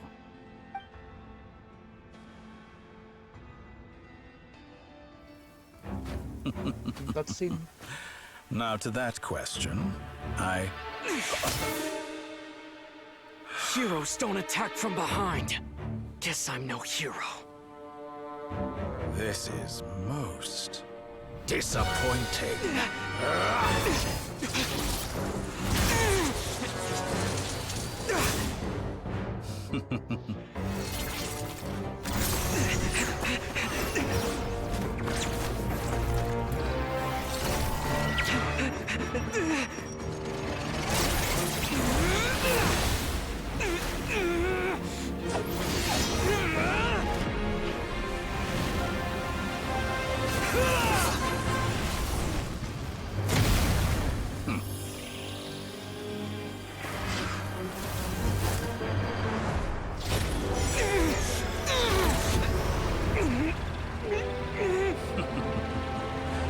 Now then.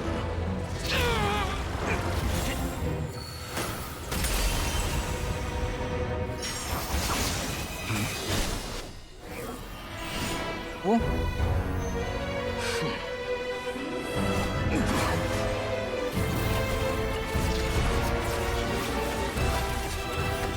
A new face. Interesting.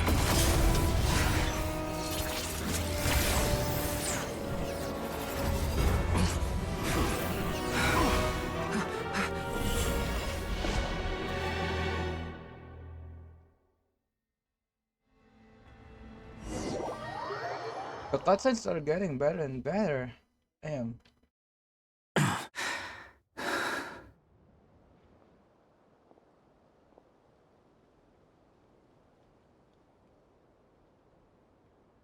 Hot guy, how did you get here?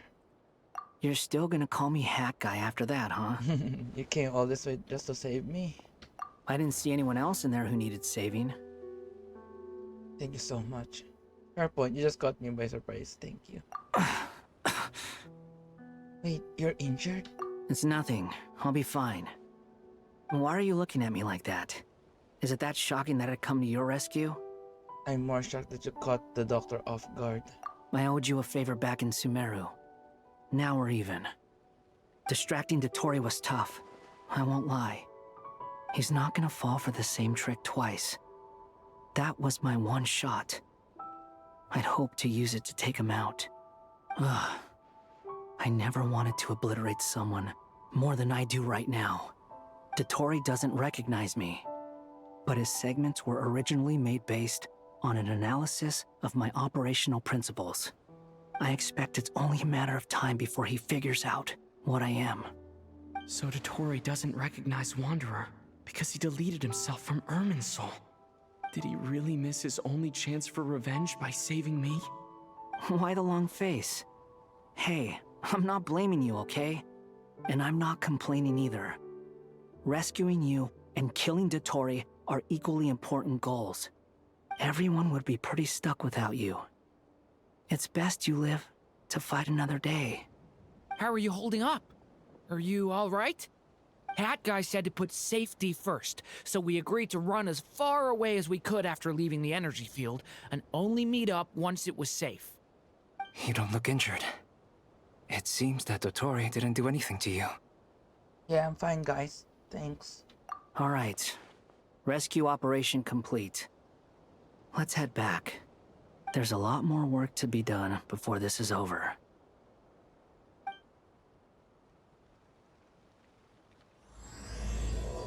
Wait, what? Yo, we won't start this. Wait.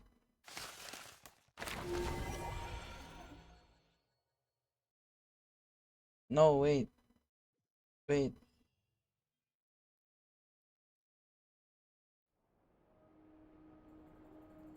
Understood. What I the? will bear the Tsaritsa's decree in mind. I don't see what's so awesome about it, though. Does he really think everyone else is as immature as him? I'm not stooping to Tartaglia's level. I thought you might say that. How's your progress? Quite promising, actually. That alchemist Albedo gave me a few ideas. Remember how I asked you to look up some files for me? That stuff on the Nazi-Kreuz Institute. René de Petrichor and Jakob Ingold. Alain Guillotin despised René's theories and methods, but he never managed to come up with better alternatives either. So I adopted some of René's ideas. I thought Alain was like a father to you. He and René were mortal enemies, were they not? And what would you say if Linny and his friends one day learned something useful from someone you utterly detested? I would applaud them for it. That would mean that they have surpassed me. For all we know, Alain Guillotin might have thought the same thing. Not that it matters, though. He's dead, and I'm alive. So it's my call to make. Once you die, it doesn't matter how great you were in life. Only the living get to decide what happens next. Hey, come on out. They're back. Huh?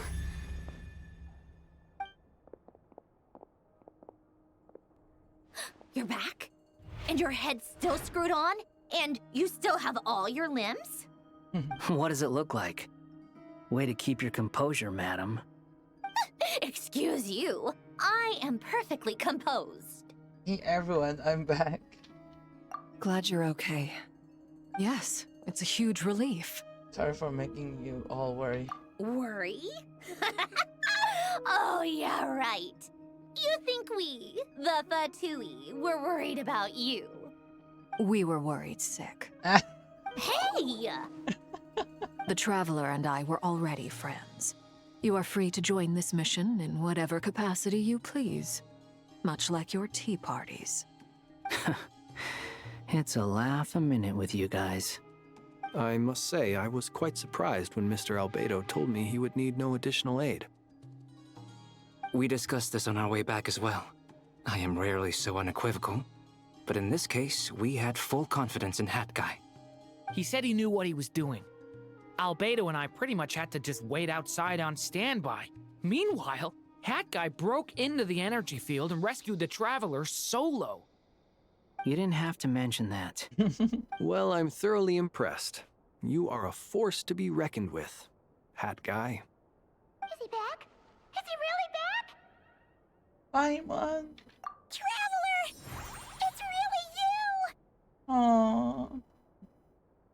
path.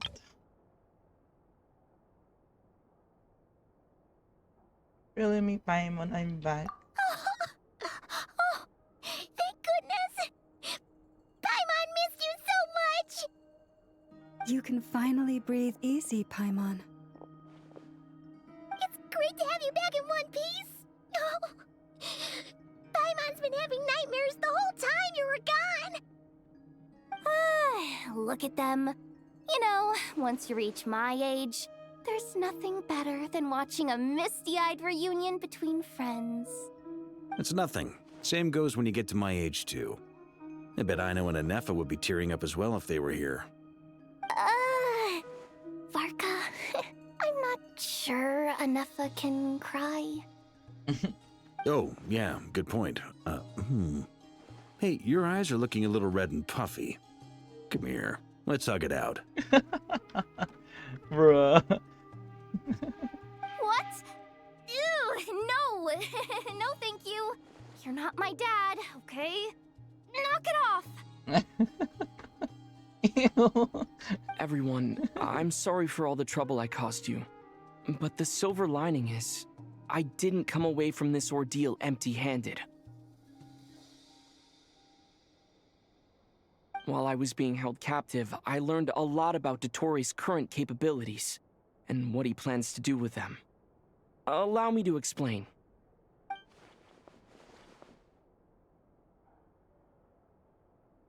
The three moon goddesses were even more powerful than we imagined. No wonder Dottore believes himself to be equal to the gods. Maybe even superior. Utter blasphemy. While everyone was gone, Nefer and I made an interesting discovery. And I believe Miss Sandrone has something to share too. Ma'am, perhaps you could do the honors? And Ronnie explains Columbina's situation and shares the findings of her Called research. it. Getting rid of a pesky troublemaker like her is like trying to clean up after a crumbly cake. It always comes back to haunt you. Columbina's alive. Our next step is to find a way to bring her back. A place where time flows backwards, with no destination in sight. Surely it must have been created for a specific purpose. But I fear the answers are buried deep into Vat's history, held by great powers beyond our reach. It sounds like she's on a specific path through time, just traveling in the opposite direction to us.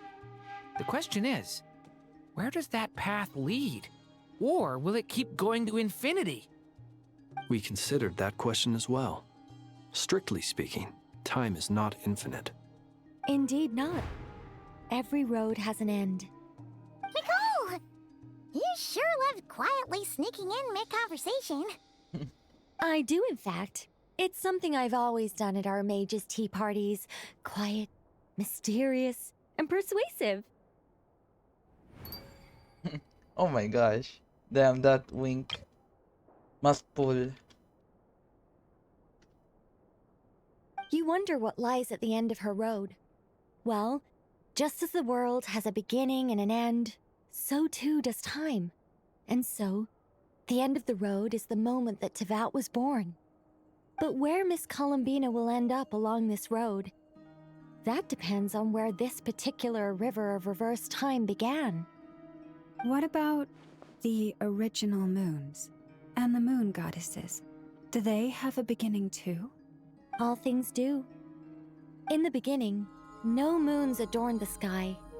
It was the Dragon King Nibelung who raised the three moons into the heavens, and thus were the moon goddesses born. They were shadows of the planet, born to wield Nibelung's authority and oversee the world on his behalf. They were extensions of his will, manifestations of his majesty. But then one day, they disappeared just as suddenly as they had once been brought into being. Nobody knew where they had gone.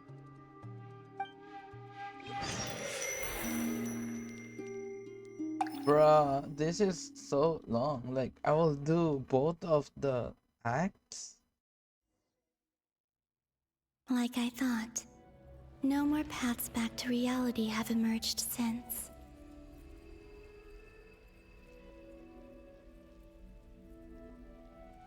But But how can I be sure that I'm going the right way without scenes from reality to keep me on track?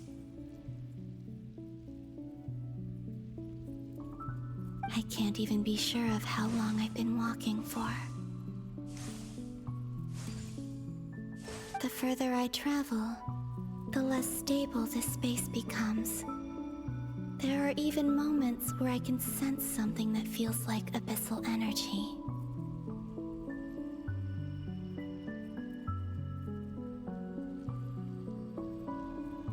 They can just materialize out of thin air. I have to keep my wits about me.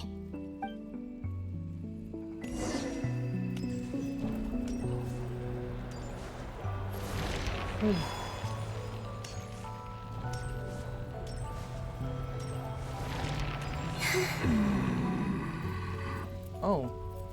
Is that the ray here of Solnari?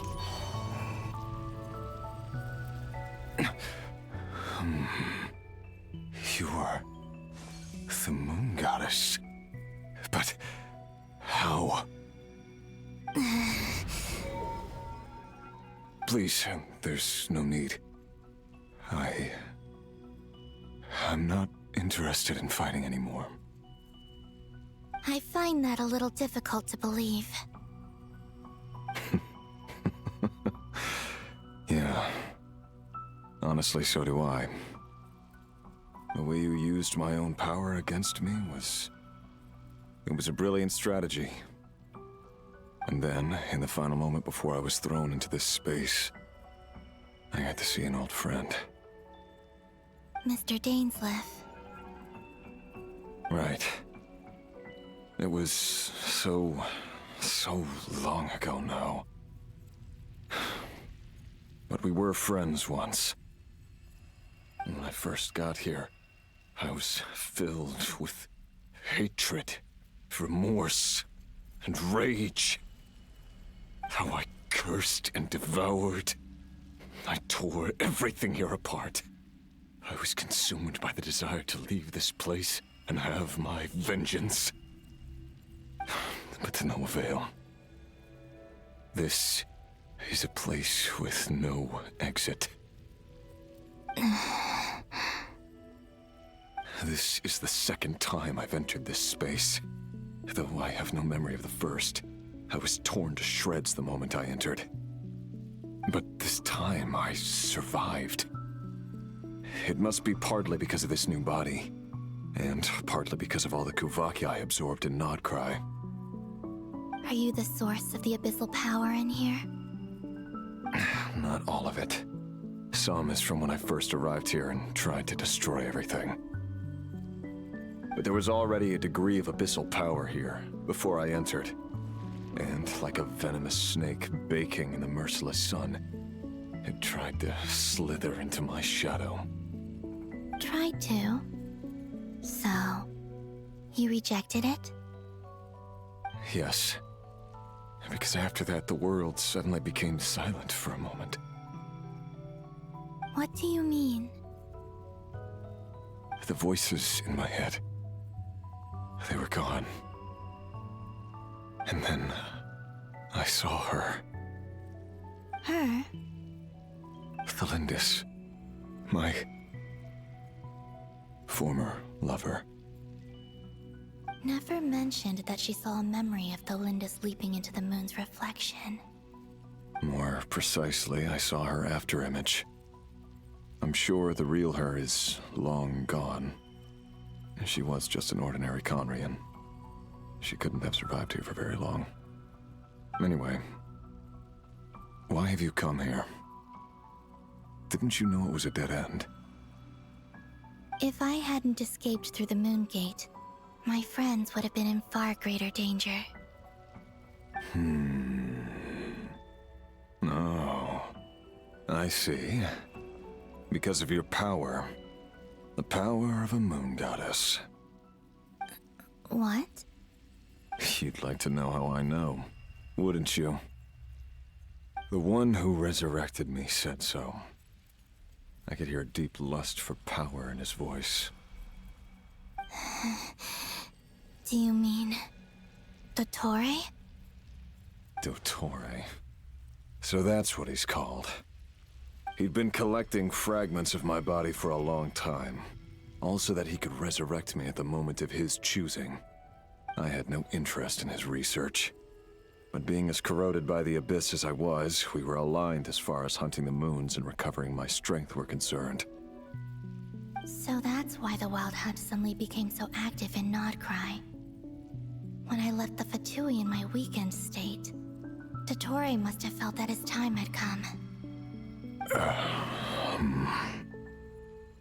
Moon Goddess, could I ask a favor of you? What? I know this is a lot to ask, especially from someone who tried to kill you. If you refuse, I won't fight it. But this is the only thing I desire now. Nothing else matters. What do you want? I'd like you to take a message to Thelindis for me. Thelindis? But... Yes, she's dead. But like I said, I saw her afterimage. I can sense that some part of her soul remains here. Far, far ahead. Why don't you go and speak to her yourself? I can't. I don't know why, but I can't move freely in this space as you can. All I can see is a glimpse of her walking away. Just like the moment when I last saw her in life. In return, I will clear these abyssal obstacles for you. No, not in return. I'll clear them for you, whether you want to help me or not. It feels like something I ought to do. Why? Yeah. Why, indeed. I've been asking myself that question a lot recently. Why did I do the things I did? I'm tired of it all. Tired of the person I became. People used me. And then I turned around and started using others. I hurt a lot of people. I think I grew tired of it long ago. But I wouldn't admit it to myself. And ultimately, that's how I ended up here. What do you wish to tell her? All of it. My past. My mistakes. Everything that happened after we were separated. Is it okay if I give her the abridged version?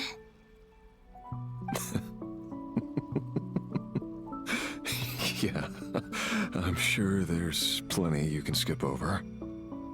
Just tell her the important parts. Whatever you think that means. Like the part where you relentlessly tried to kill us? It's up to you. Love demands honesty. But my relationship with Thelindis was built on lies. We hid too much from each other. But after living my whole life in the shadows, I don't want to hide anything anymore. I will do my best.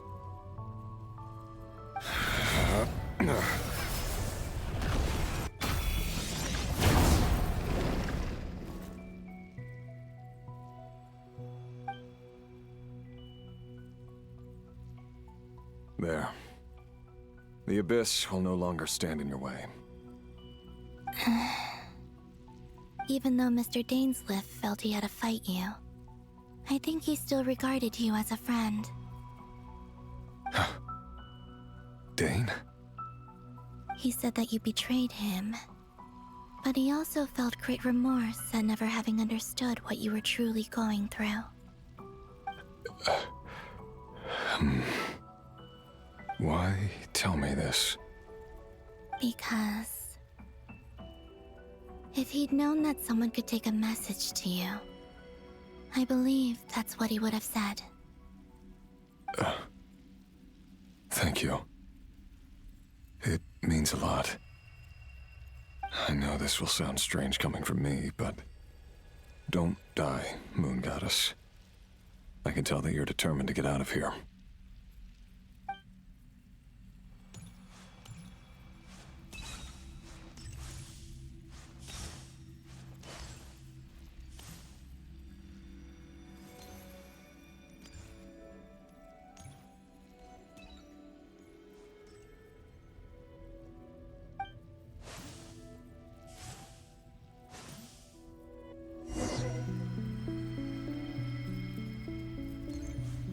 He kept his word. The abyss is no longer obstructing my path.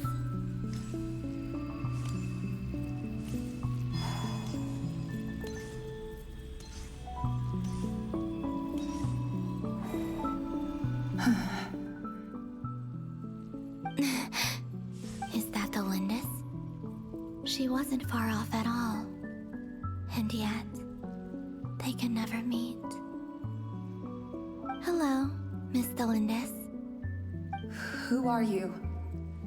How do you know my name? I've never seen anyone else here before. You can call me Columbina. I promised Rerir that I'd bring a message to you. Rerir? My Rerir? Is he well? He's doing better than he was. Better than he was, huh? Sounds like he's had a pretty rough time.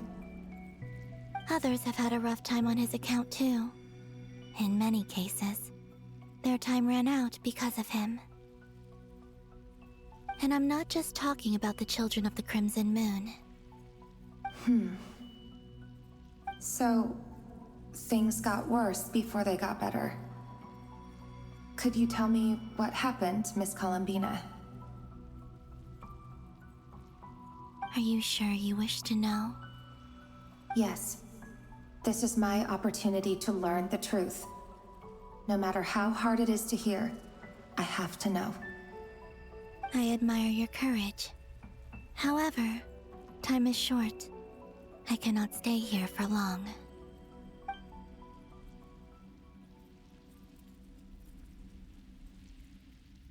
Rerir had seeds of hatred in his heart, and many people nursed them for their own ends. On some level, everything he did was to try and find a way to see you again. But in the end, he came to regret his mistakes. He wanted to apologize for hiding his past from you. Beyond that, he did not say specifically what it was he wished to convey to you. But I'm sure that you've always been on his mind. You are what has kept him going over all these years.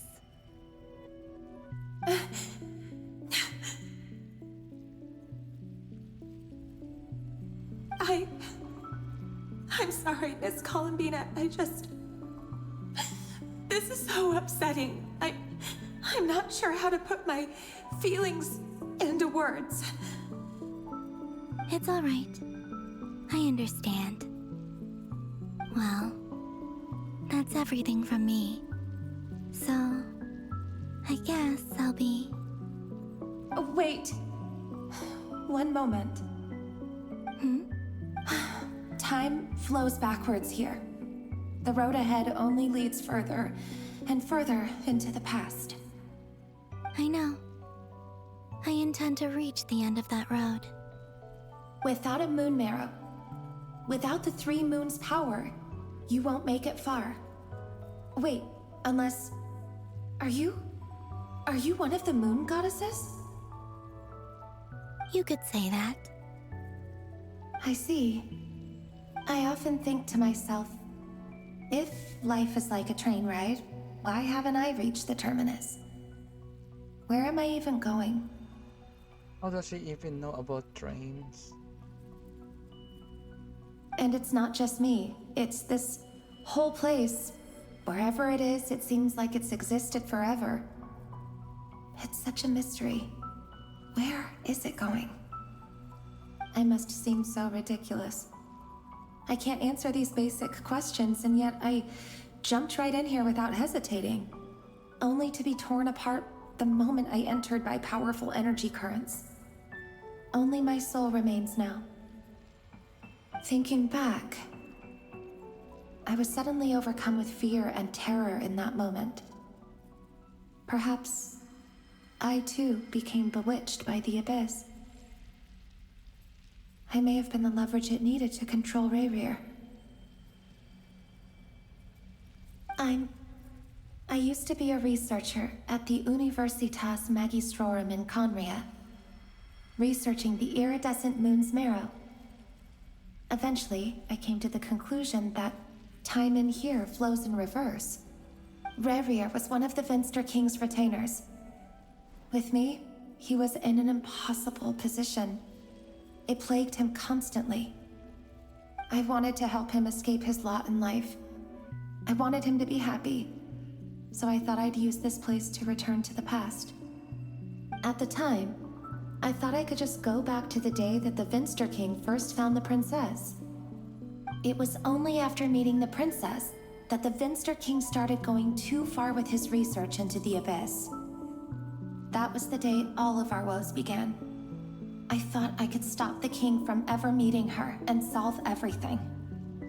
I couldn't kill the Finster King himself, so I had to find another way to save Rayrir. That's why I wanted to go back, to kill the person who had brought new possibilities to our realm. I'm sure it was a futile endeavor, but the Abyss probably enhances the basest human desires. So I naively hoped I could change everything. But I was simply too weak. Like a speck of dust against the whole universe.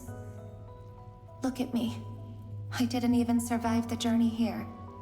Not physically, at least. I know I'm never getting out of here. But you're different. You can make it, and I want to help you. I owe you that much. How do you plan to help me? Have you noticed the golden energy that exists here? Based on my past research and my observations since coming here, I believe they carry you forward faster. I can share what I've learned, and help you understand the pattern in which this energy appears.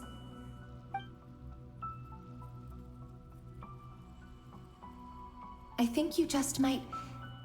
Now, I know you will be able to change the past. Also, I've been speculating about where this phase ends. The documentation was scanned, but from what I know of the legends about the moons, the oldest ones seem to begin with Nibelung, king of dragonkind. I have no way of verifying any of it by this point. But if it's true, you might be able to reach that era if you keep walking. Understood. Thank you, Miss Thelindis. I'm the one who should be thanking you. If you hadn't entered this realm of everlasting death, what use would my deductions be? Thanks to you, they have some meaning. About Rayrir, I'm so sorry. For everything. It wasn't your fault. That's not true. Because we both feared bringing trouble upon each other, neither of us ever told the truth. And that dishonesty sealed our fates. But enough about that. I wish you a safe journey, Miss Columbina.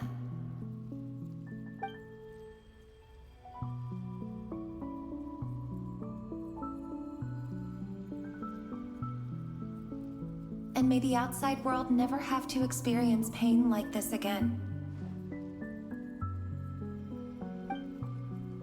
Rayrir, you're there, aren't you? I cannot see you, because you exist in the future. I expect we'll be trapped in this prison of space-time for all eternity. But please, gaze upon the past, and then sit for a while. Man.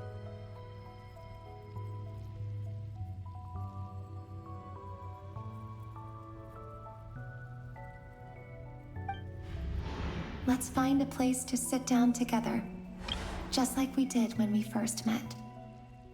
Bro.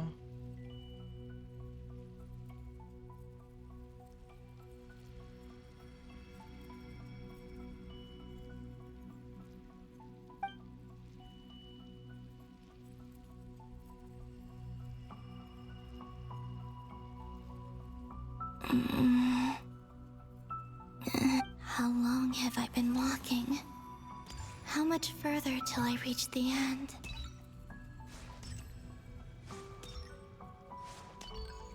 Is there even an end to be found?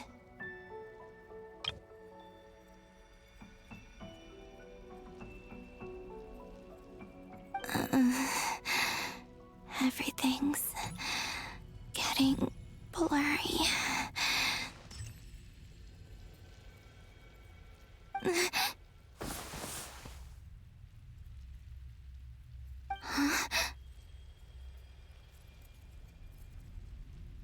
Nicole?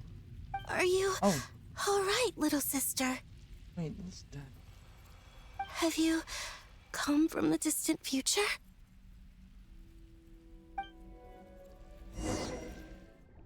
Eh? So, how exactly did the moons just disappear? Shouldn't it be a little harder to get rid of major creations like moons? The world is a vast and ancient place. On a certain scale, all life lasts for but a fleeting moment.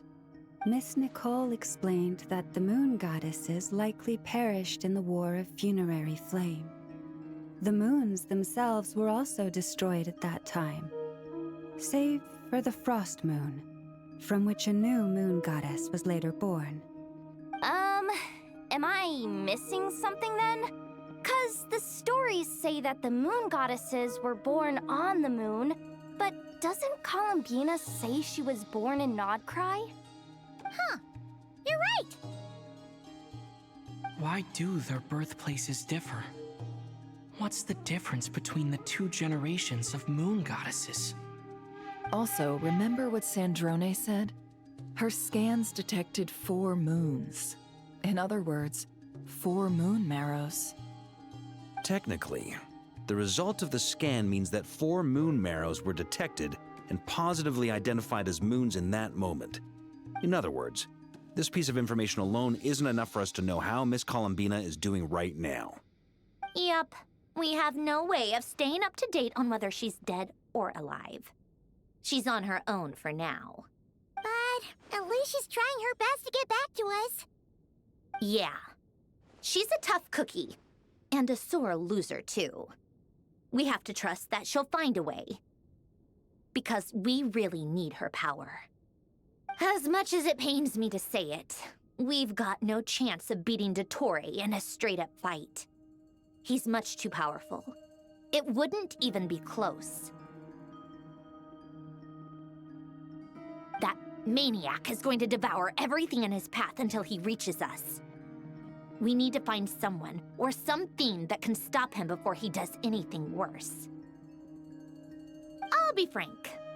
Our only hope of defeating this false god is with a real moon goddess on our side. I'm not just saying this because Columbina's a friend and I want her back safe and sound. It's just the truth.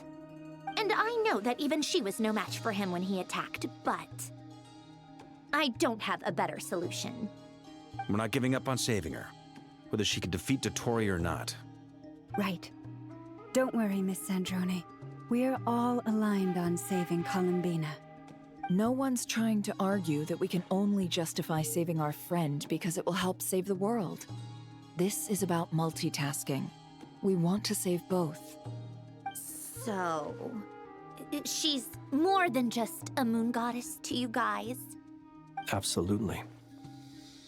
Duh! She's part of the gang! And you are too, you know. Yes, I know. You don't need to labor the point. I knew that the moment I came running over with my documents that I was part of the ENG group. I mean, if Arlecchino can fit in, I certainly can. Anyway, as for how we get Columbina back, I've been working on it constantly. But I think I'm still lacking certain information about the moon. I'd probably get there if I could continue my calculations, but the problem is, I've run out of computing power. Computing power? You mean you need more energy? No, the issue isn't energy, it's processing power. There's so much data to get through that the whole process has just ground to a halt. That's a tricky problem. René de Petrichor of the Nazissenkreuz Ordo once foretold the fate of the world. But I don't know how he did it. My guess is that he used the primordial sea's power. However, that won't work for me. His methodology was vastly different from my own. What's worse, they're incompatible. And, to top it all off, we can't even leave Nodcry. Ugh, this is so annoying. If I'd known we'd run into a bottleneck like this... Well, no, the design bureau's a bust as well. Curse that Dottore! Couldn't have made this harder for me if he tried. Oh, what do we do then? How about we grab a bite to eat and take a break? Maybe something will come to mind after you've cleared your head. You don't get it, do you? I'm trying to calculate the fate of an entire world here. And I need accurate results, not big prophecies. Where the heck am I gonna find the computing power for that? Ahem. Anyway, time to shelve the discussion on technical difficulties. Being a killjoy isn't very ladylike, after all. Either way, we've done what we can. Rest well, everyone. Remember to let us know if anything new comes up. Hat guy? Is he hinting that we should talk outside? Let's go somewhere a little more private.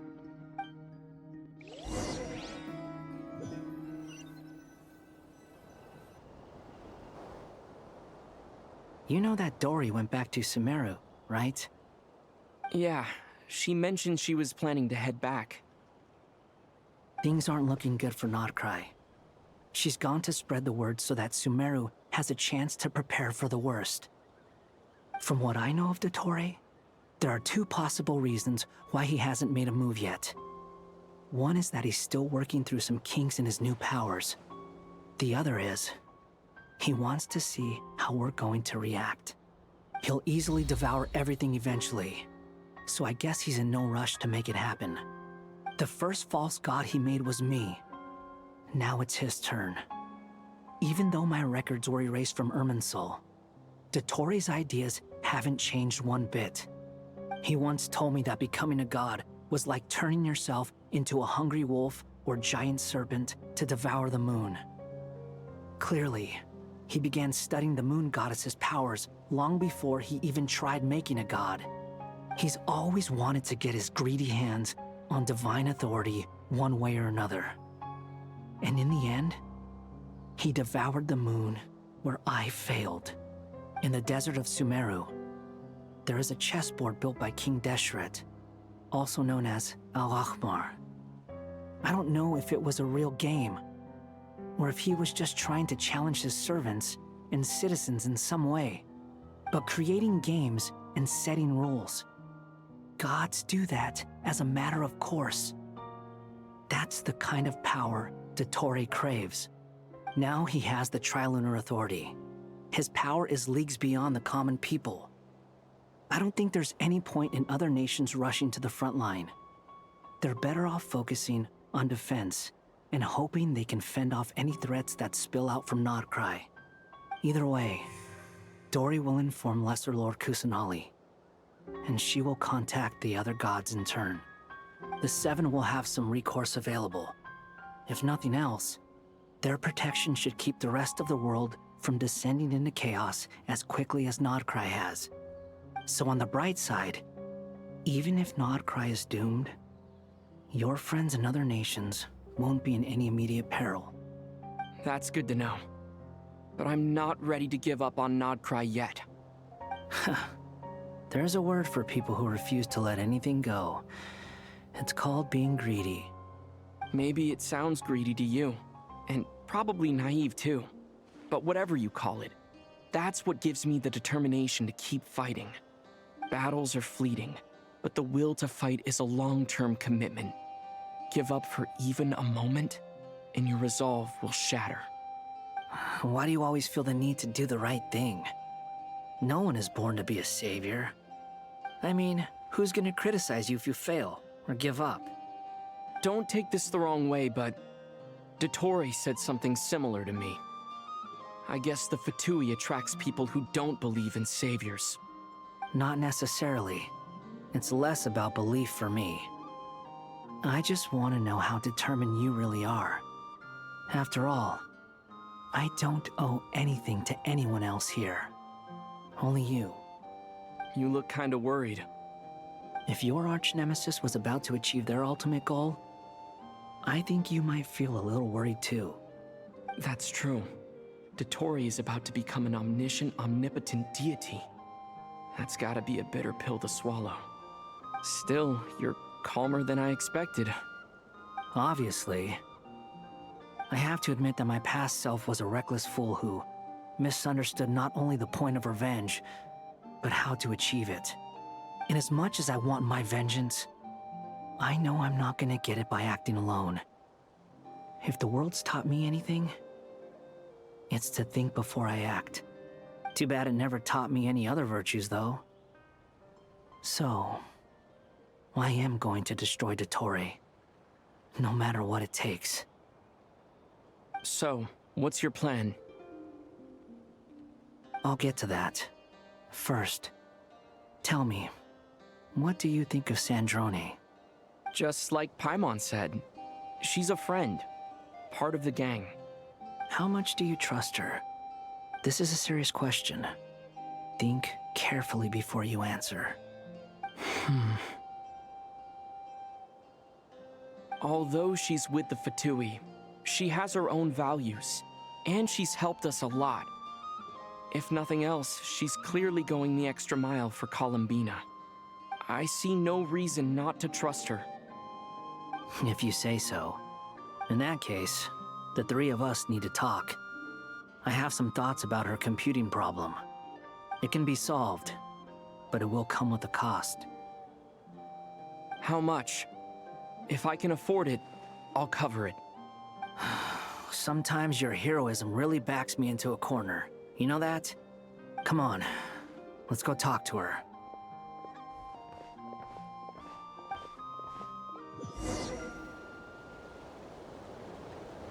Can we pause for a while? No.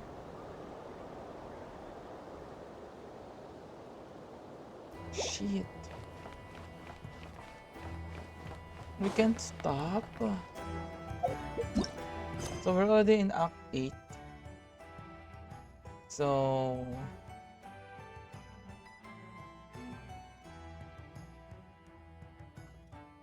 True Moon. Okay.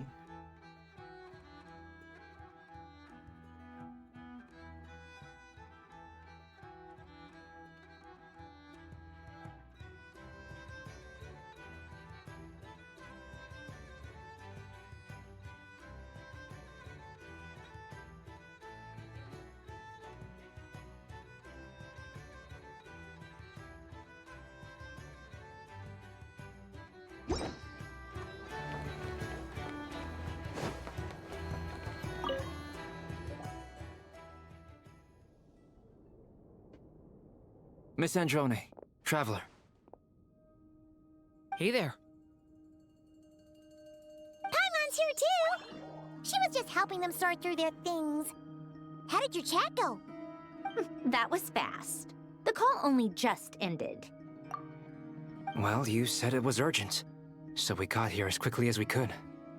Albedo, I have some alchemy questions for you. I see. Looks like my knowledge proved useful after all. Albedo examines Androne's notes. If I might ask, what is the end goal for the modified formula you'll be using? I needed to predict the future of the entire world.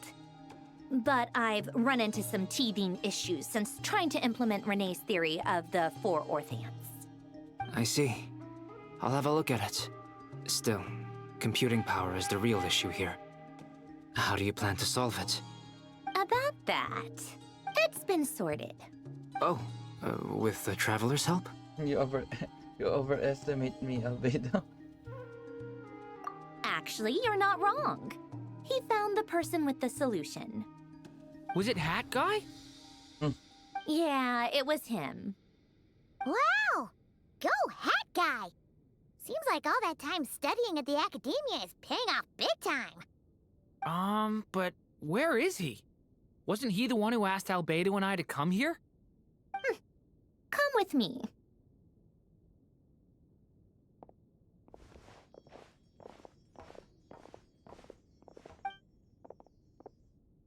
Hat Guy? What's happened to him? Hat Guy! Can you hear us? No response.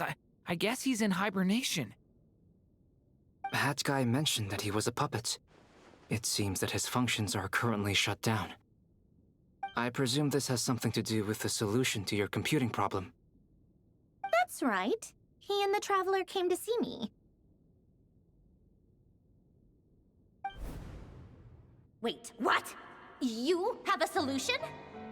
Would you calm down? Why do you always react so hysterically to everything? Excuse me? How would you know? You shouldn't be so quick to judge complete strangers. It's very bad manners. Oh, please. It doesn't take that long to figure out that you have a temper. Where does a mere student get that kind of confidence? I've actually published more papers than you. Not that status counts for much. Even Paimon's applied for academia admission. What the fuck?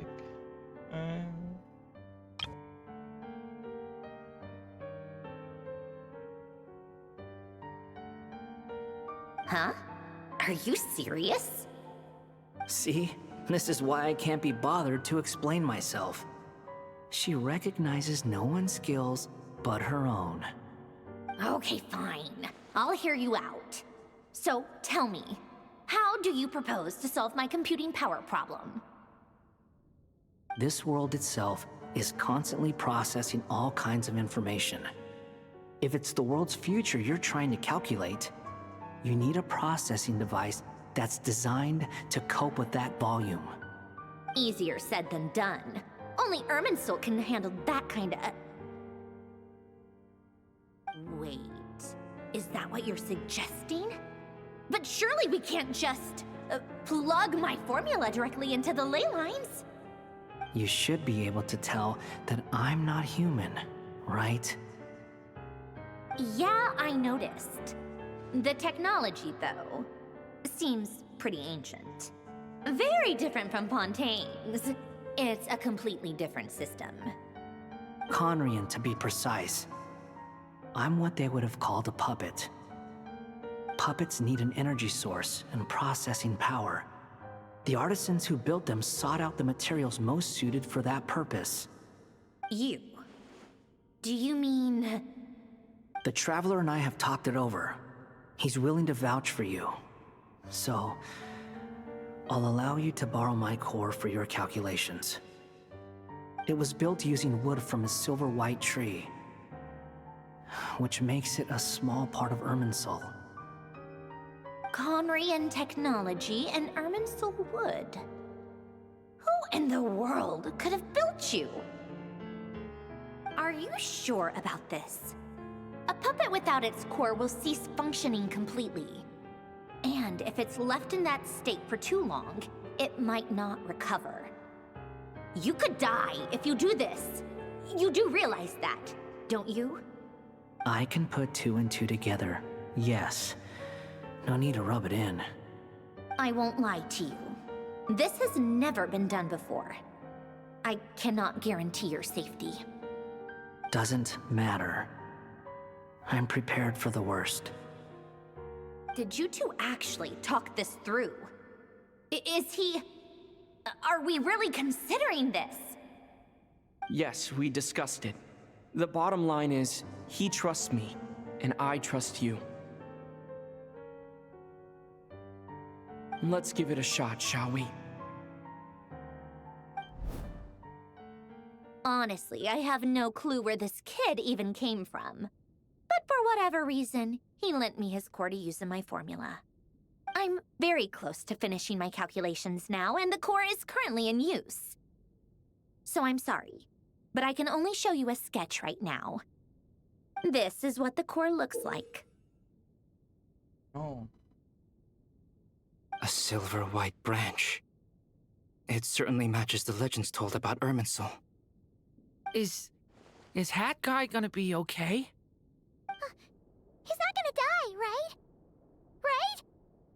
In theory, he should be fine. As long as we put his core back in time. Beyond that, all I can say is that I'll try my best to avoid risk and make sure the core doesn't sustain any damage. I think I know why you called us here now. Someone needs to watch over his body and make sure it's protected until the process completes. Correct.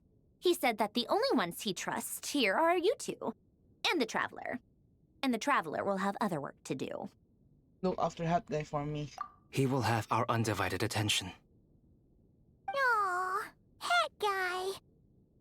On a more positive note, things are progressing steadily on my end. I'll call everyone in for a meeting once the results are out. So to returns to her initial question, she and Albedo enter an in-depth discussion. You, Paimon, and Durin stand next to Hat Guy, keeping watch over his silent body. You've never seen him in the state before.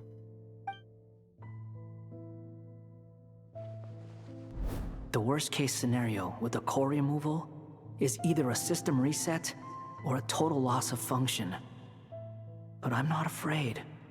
A quiet death should have been my fate long ago. A core is completely different from a heart. It's like another vital organ entirely.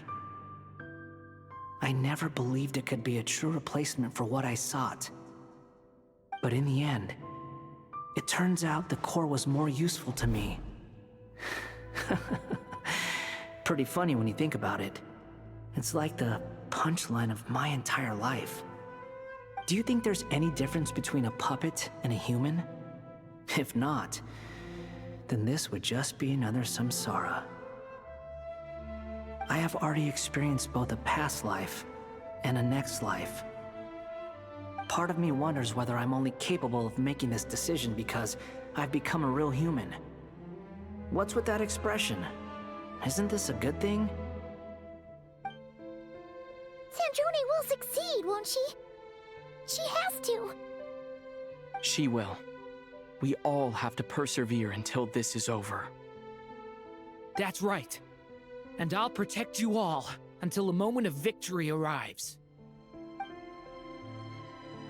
He said when I feel like the concept of time has become blurry. It rushes forward for you, yet marches backward with every step that Columbina takes. Silent, yet turbulent. The Taurus words echo in your ears. These 4 divisions anchor the world and shackle those who live in it. He may be deranged, but he understands well the rules of the world, which now test you all.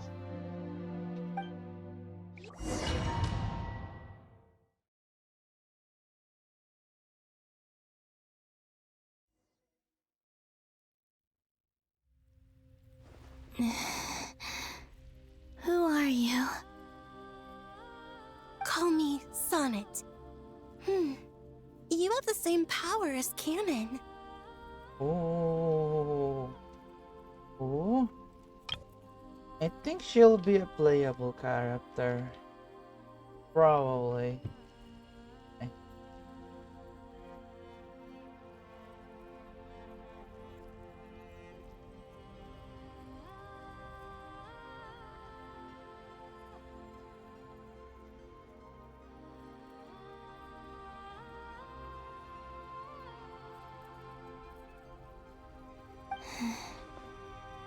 Sonnet. So, you're the goddess of the iridescent moon? Oh, goodness! You recognize me? Well then, what's your name? Columbina. Columbina Hyposelenia. Damn, she tall.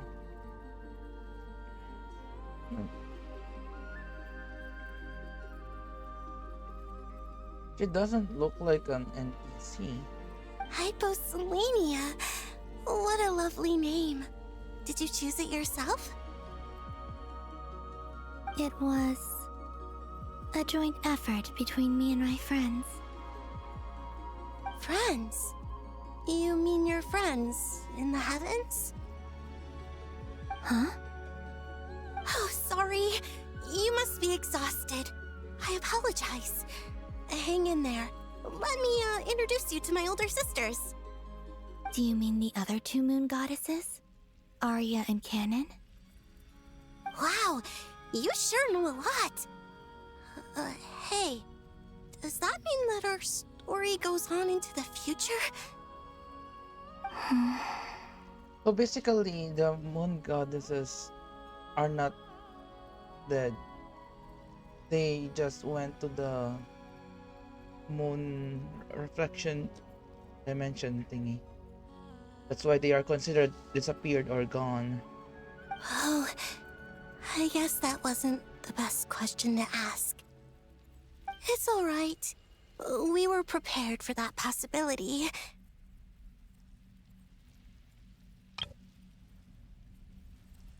You could say we were too prepared. I can't even remember how long my sisters and I have been here by this point. When did you get here? How long has it been?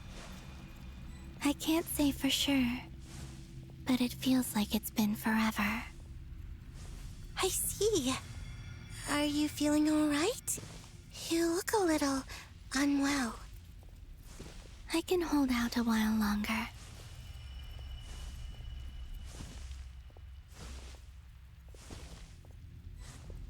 We don't have far to go. The place where my sisters and I are based is just up ahead. Don't worry, they're both really nice. I'll introduce you.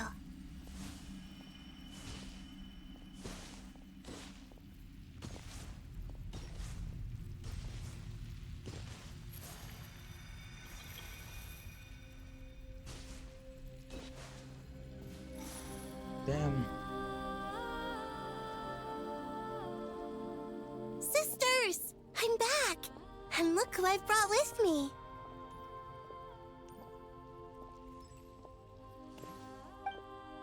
Oh.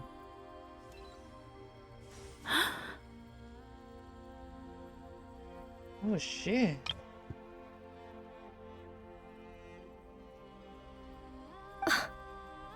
Damn.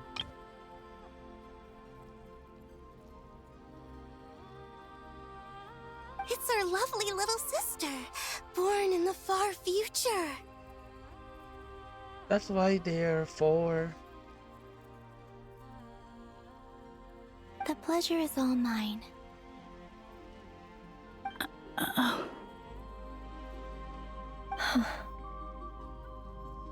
Allow me to introduce you to Columbina Hyposelenia. This is Arya, the goddess of the eternal moon. And this is Canon, goddess of the frost moon. Canon, don't you think Hyposelenia's power is similar to yours? Hello, Columbina. I apologize for our startled reaction just now. And please, forgive our little sister if she's been annoying you. She tends to talk a lot. It's fine. You seem shy. Don't worry, Columbina Hyposelenia. No one can hurt you here. Could you tell me where here is?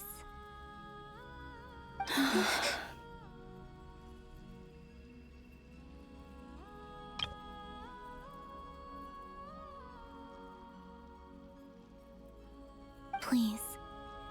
I must know. My dear sister. This is where Tevat's original ruler, the Dragon King Nibelung, imprisoned the moon goddesses. What? You're scaring her, Canon. No, I'm fine. Please, continue. Nibelung, Our original master created us in the distant past to maintain Tevat.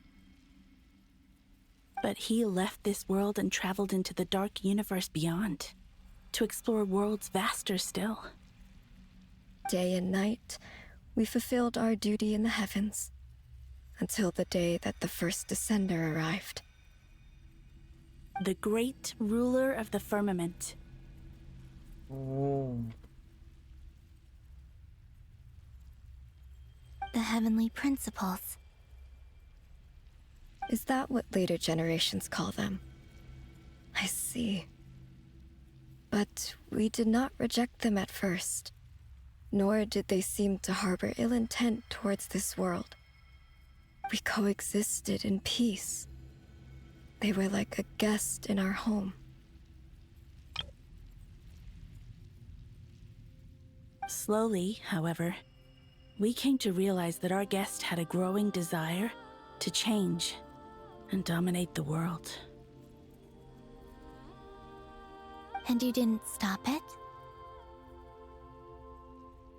No. There was an order to the rules they set up that Nibelung never taught us. We wanted to know if this order would bode good or ill for Tevat.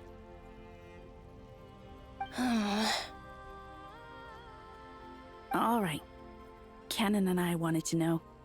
Sonnet was against it from the outset. Later, we discovered that this great ruler of the firmament bore an almost paranoid hostility toward the desire of certain life forms to seek power. Or perhaps they feared them. They would even cast down celestial nails as manifestations of their power, to punish the civilizations of the world below. Only this was far beyond mere punishment. Right. Their rules brought order, but the price people paid for merely testing the limits of those rules was far too great. I did everything in my power to help the punished escape catastrophe, but still, too many lives were lost. The ancestors of the Frost Moon Scions were some of the ones you helped. But just when we had decided to take countermeasures, the Dragon King, Nibelung, returned. And so began the War of Funerary Flame. So, that's the name the world gave that war in the future. Well, who won in the end? As far as I know, the Heavenly Principles won, although it came at a great cost. They remained in Tevat, where they continue to rule to this day. And the world's original master, the Dragon King Nibelung, was destroyed. And what of the moons? Are there still 3 moons in Tevat's skies? You can tell us the truth, Columbina. We know we are but remnants of a bygone age. We are prepared for the answer. Only the Frost Moon remains.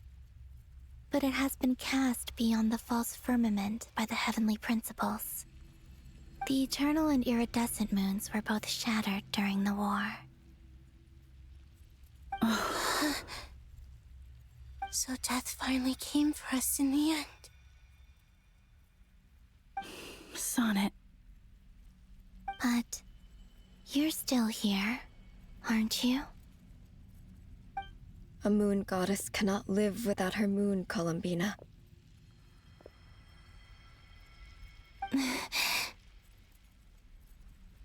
She's right. That's why I began to disappear. Because the Frost Moon is cut off by the false sky. How much worse it would have been if it were outright destroyed.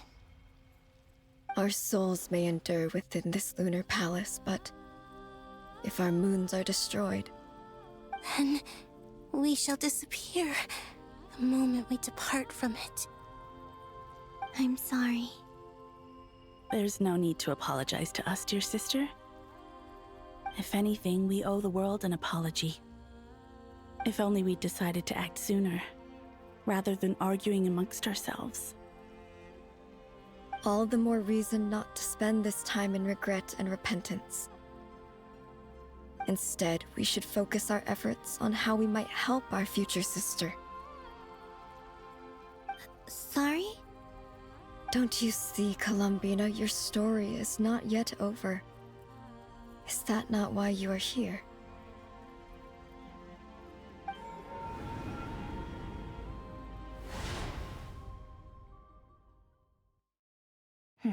It's done. Initiate numerological array. Continue running primary process. Calculate the world's fate through extrapolation. And identify nodes of potential change. Secondary process, scan for moons. Still 4. The number of moon marrows hasn't changed. Wait, let me think. Is it possible that there's something I've been misunderstanding about the moons all along? Variables. Variables in the world. I know where potential variables within the world come from. So what about the moons? Are there any variables there?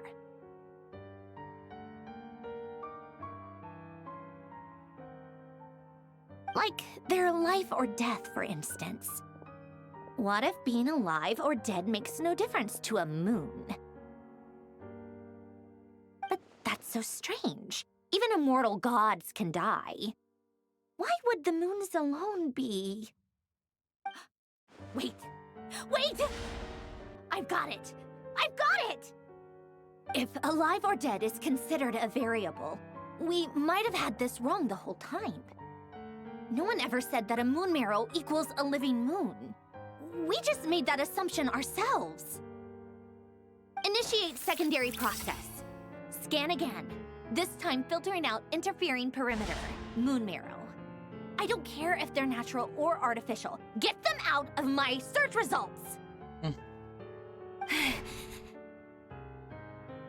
Why?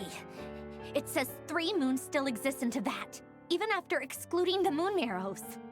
But we know for a fact that 2 of them are dead. Redo the scan. Narrow the results to living moons and real moons. No, scrap that. Narrow it down to moons that have lunar authority and remain alive. Why? Why is it still 3? What is this, Columbina? Has the world lied to us? Or are you the one pulling the wool over our eyes?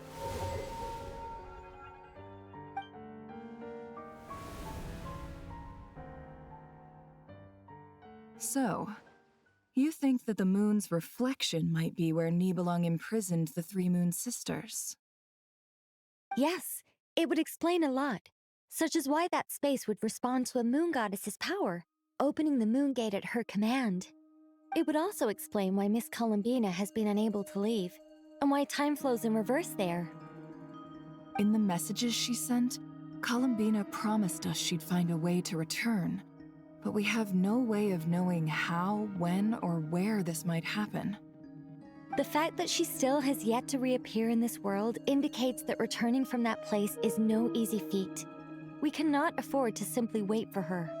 So you're saying, if she could return by her own power alone, she would have done so long ago.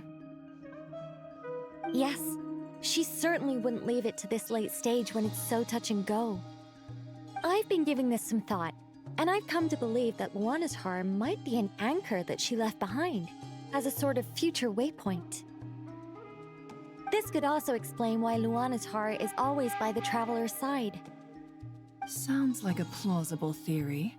If that's the case, there must be some criteria we need to fulfill to allow Columbina to return to the present. The question is, what could they be? Hello? Listen up! This is extremely important! Running frantically relays her great discovery. Next, Nephra and Nicole present their hypothesis as this impossible mystery. Not only is Columbina alive, but she may well exist in a form unimaginable to us. I'm still unclear on the details, but she's done something truly inconceivable in the past. And the clue to what she's done lies in the moon and Tevat sky. Truly amazing. Oh, I'm so delighted for her. I'm sure we all feel the same. And I'm sure Columbina is ready to get back here and fight by our side. I'll keep my calculations going and try to find some way of coordinating with her. But that's not an excuse for everyone else to slack off, okay? All of you had better keep trying to think of solutions. How can the dead moon still live? And Luanatar...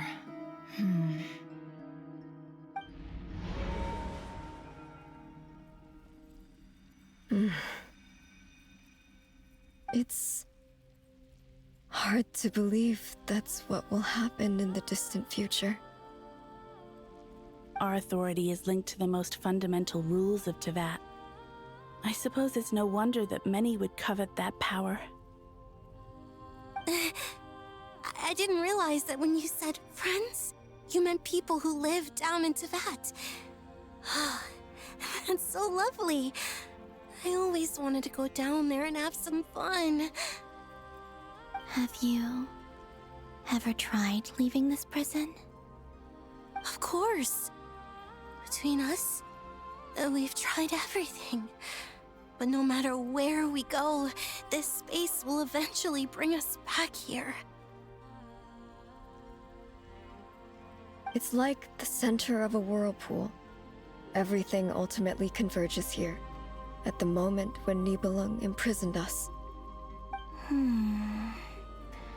In that case, have you tried using any of those pathways that connect this space to the real world? Sorry? What are those? They're passages through which you can make small-scale changes to reality by using Kuvaki. Or am I the only one who can use those passages? Because part of my soul remains in reality. Kuvaki. What is that? You don't know? It's a unique kind of elemental energy found only in Nodcry, the land from which the moons arose. Oh. Well, it's true that the moons first rose up from the part of Tevat you say is called Nodcry. But there is no difference in the elemental energy between there and anywhere else. What? Could you show us some of this Kuvaki hyposelenia? Maybe if we see it, it'll make more sense. Okay.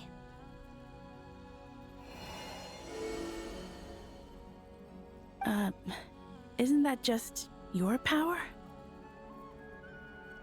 What? But it's everywhere in Nodcry.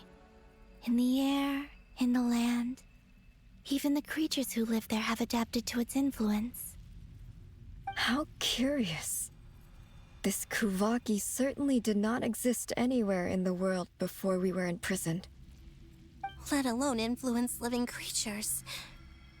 So, how exactly does it affect them anyway? Can they float in the air like us? This is so strange. Why would their reality differ so much from mine? Columbina, you're looking for more than just a way out of here, aren't you? Yes. If I am to help my friends, I will need tri-lunar authority on par with that of our foe. You mean... you'll need our power? This sounds extremely risky. The Three Moons' powers are not mutually compatible. Concentrating them into one goddess will be a very painful process. And if anything goes wrong, it could tear you to pieces. I know. But I'm willing to take that risk. Even so, let's say we successfully transfer our authority to you. How will you take it outside this prison? Nibelung constructed this realm specifically to prevent us from using our powers to interfere in his war. No moon goddess can leave this place alive. What if I don't leave alive?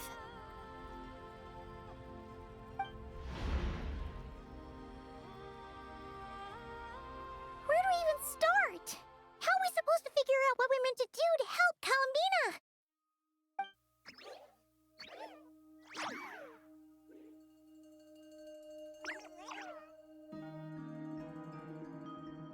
Columbina? What do you need from us? If she really got to the beginning of time in there, how do you think she'd leave us a message? You don't think she'd write it down on a stone tablet somewhere in the hopes that we'd find it, do you? Seems unlikely. Columbina may not talk a lot, but she thinks deeply about issues like this. Let's review what we know. This is the Columbina who fought alongside us against the Rahyr of Solnari, and with whom we celebrated Moon Prayer Night. She knows our personalities, our ways of doing things, even our unique strengths and abilities. So, if she wanted to tell us something from a long, long time ago, what would she do? Oh.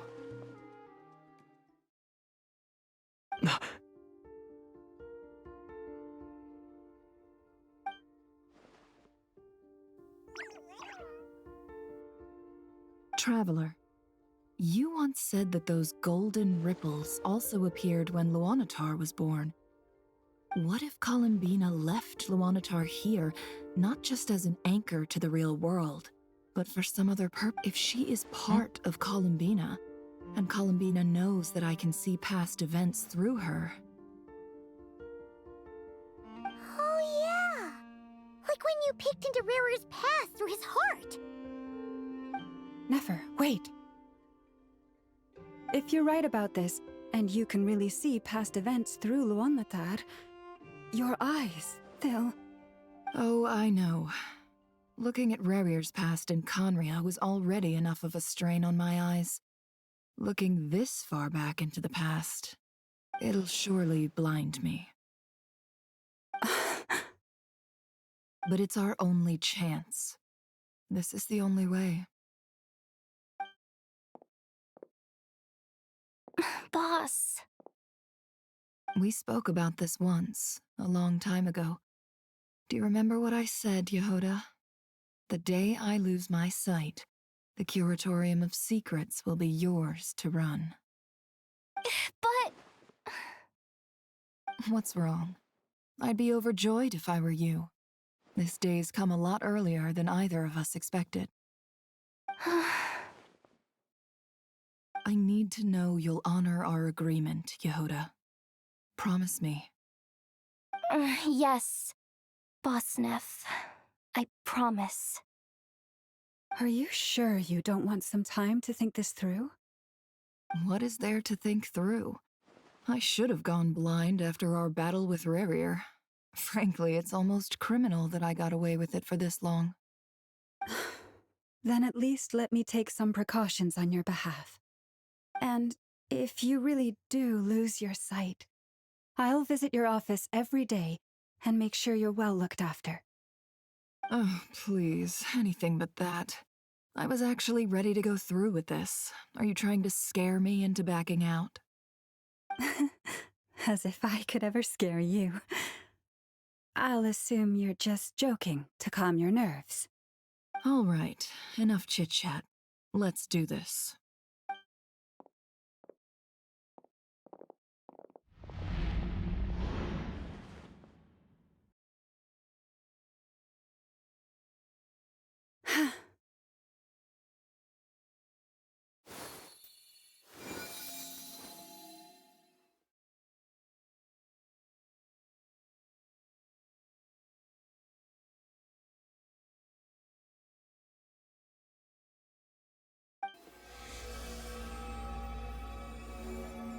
All done. Good. Now give me some space. Come on then, little one. Show me what happened in the past.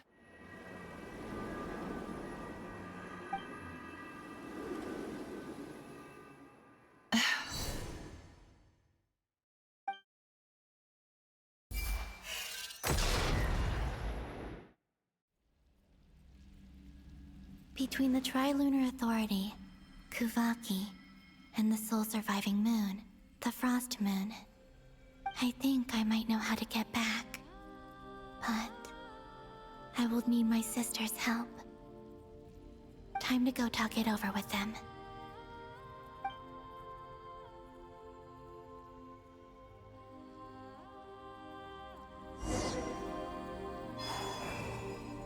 Wait, BRB.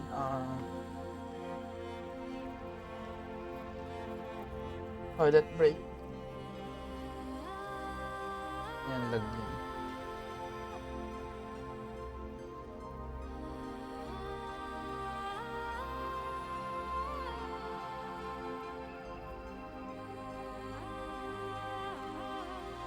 You know what? Just break. Break time.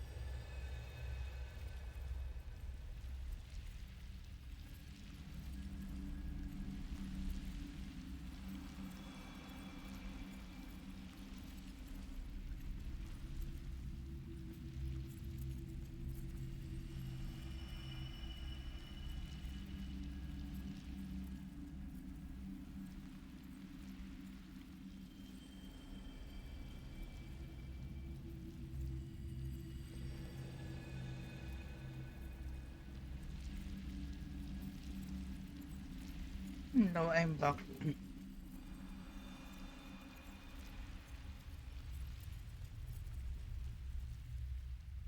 Okay, let's continue.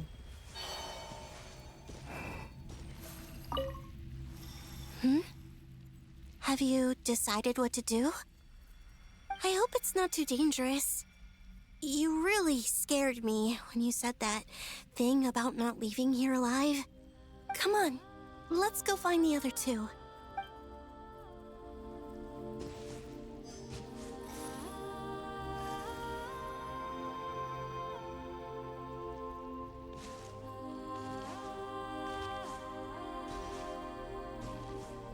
It seems you have reached a decision. I'm all ears. What do you propose?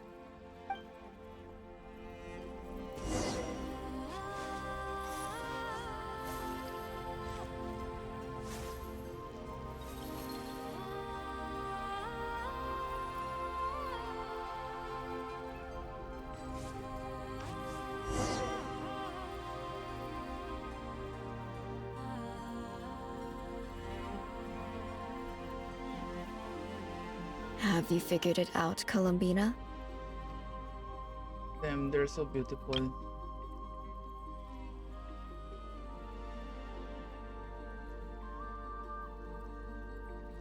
Tell us, how do you plan to leave this place?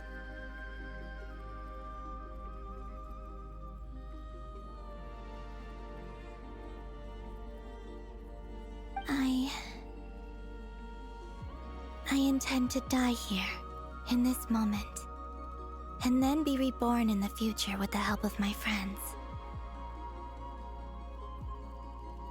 What? What are you saying?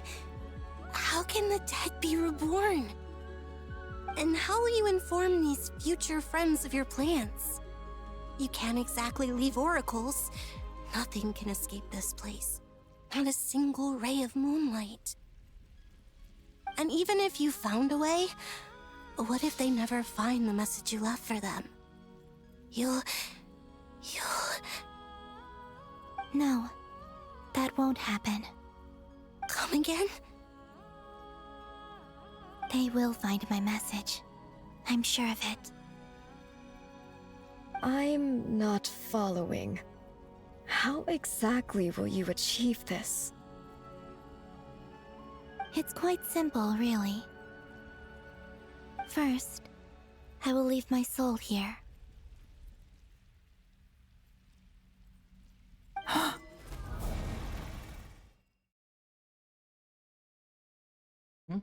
I see it. Your soul? You mean you're a divinity?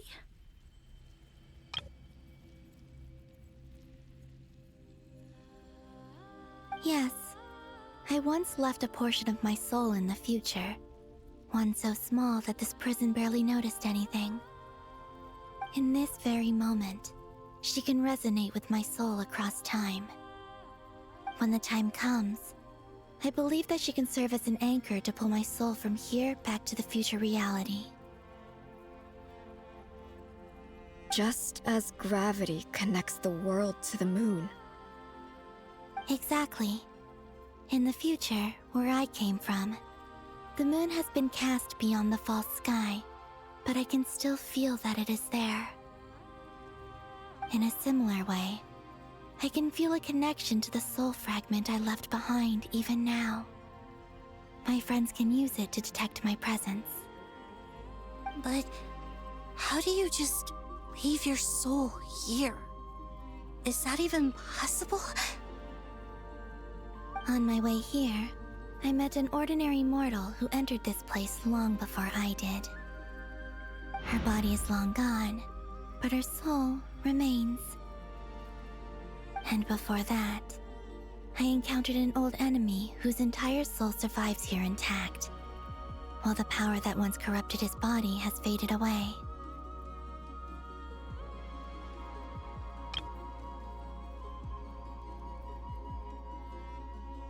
So, perhaps this space is specifically designed to imprison divinity and authority, but not the physical body.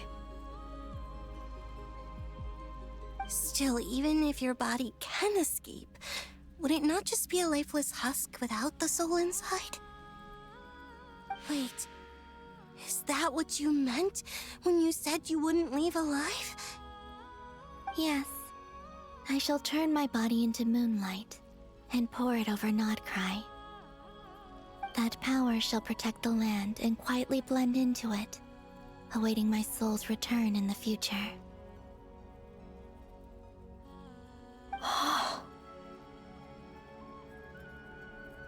However, I cannot do this on my strength alone. I would need your help to do this, so I'm humbly asking for your assistance. Oh, dear sister, you need not be so formal. As I said before, we are but remnants of a bygone age. You, on the other hand, were born alone in that distant future, and you have walked a long and lonesome road since then. How could I bear to let your story end here in this dungeon? Don't forget, we are your sisters, your family.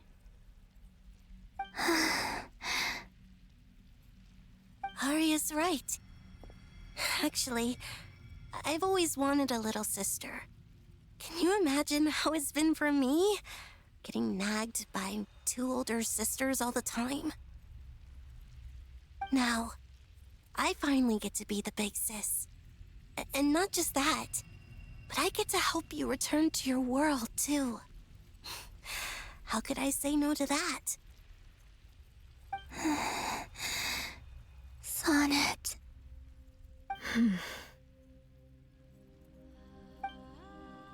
Kennen? I'm sorry. I know this is a bold request. The Frost Moon is rightfully yours, and it remains intact. Oh, no, please, don't misunderstand me, Columbina. I was just thinking back on the years that the 3 of us once spent together. You cannot imagine how happy I am to hear of the future world you describe. The Frost Moon Scions, your lovely, kindly friends. For the 3 of us, whose purpose in life was to maintain the peace in Teyvat, it is a great relief to know that the people of this world live in such an abundant future. If your plan can save them and save Nodcry, I will gladly give you all that I can.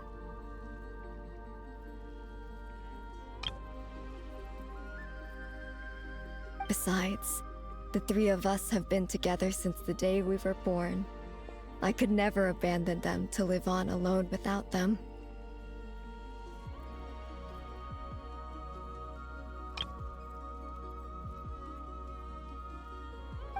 Cannon. Still, I do have one question I would like to ask you before we proceed. Certainly. What is it? Why do you cover your eyes? Oh, right.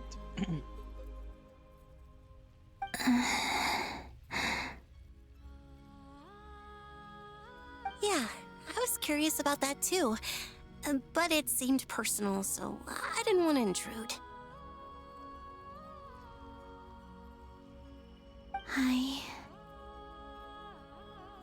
There was a time when I refused to look upon the world.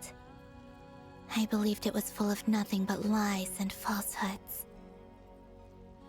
I wished to hide my feelings, seal my heart, until I could return to my true home. I see. Perhaps that decision saved you from ever having to see the false sky again. But at the same time, you likely missed out on many true and precious things, like the smiles on your friends' faces. Promise me this, Columbina. When you return to the future, open your eyes, take a look at the world around you, and see your friends.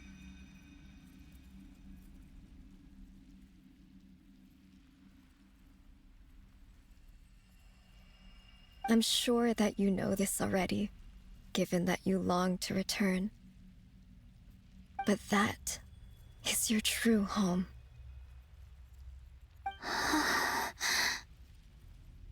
Give me your hand, Columbina. Arya, Sonnet, you too. Okay. All right.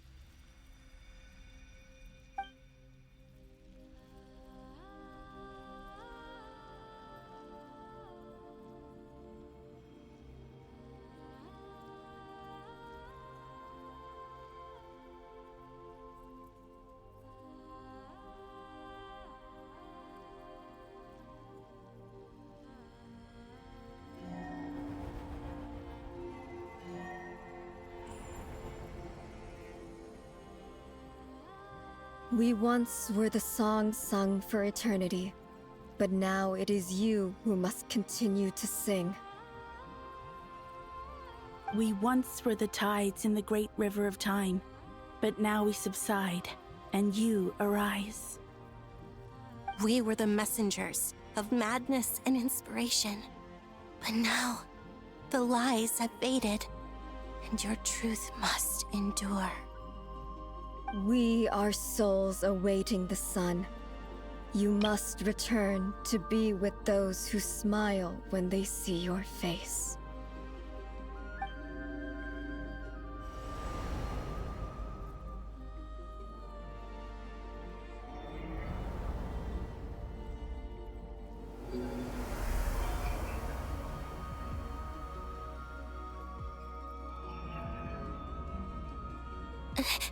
Is it done? Yes. We have transferred the authority over all 3 moons to Columbina Hyposelenia.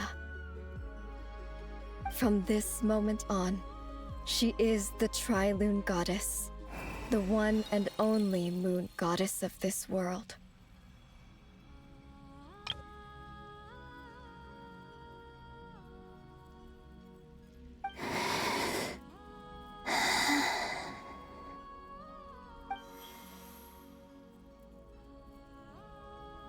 Thank you. Thank you, my sisters. Now go, and do what you believe is right, Columbina Hyposelenia. Be aware that we cannot grant you the power of the 3 moons beyond these prison walls. The conflict that arose over their remains following our disappearance will still take place. I understand.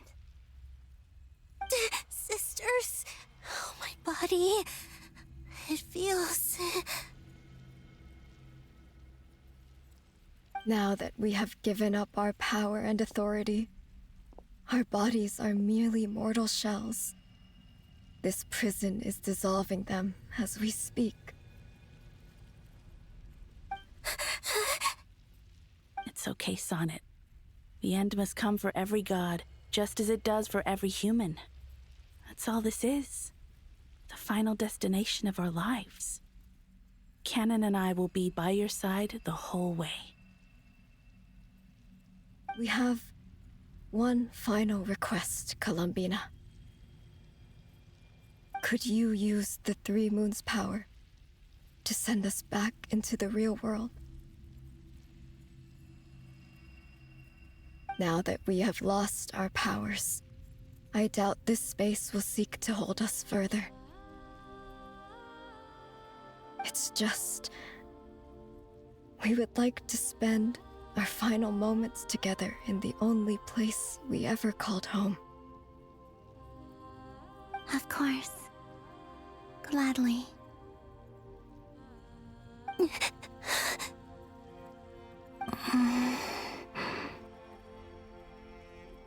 Sonnet. Yes. Don't... I wish I could tell her not to give in to the abyss. Not to be afraid. But is this really what I should say at this moment?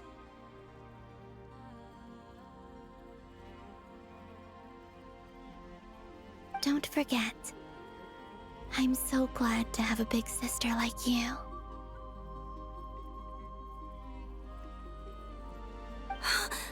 No, Hypo. Thank you. I'm okay. I'm not afraid. As long as my sisters are with me, I won't be afraid.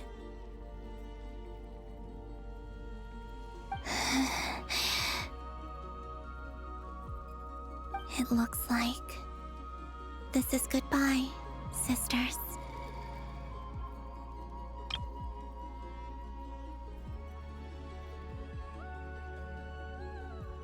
Goodbye, Columbina. Take care of this world in our stead.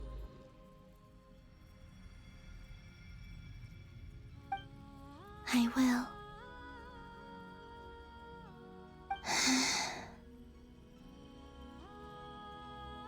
And now, it's time for me to bid farewell to my body, too. May it become the moonlight that keeps Nodcry company through the long years ahead. So this is why Nodcry was not always home to Kuvaki. It only appeared after I poured my body out upon this land, and only this land. Kuvaki responds to me because it is me, my body, answering the call of my soul. And the golden energy I've encountered on my way here was, in fact, that very soul, which I am about to leave here to guide me.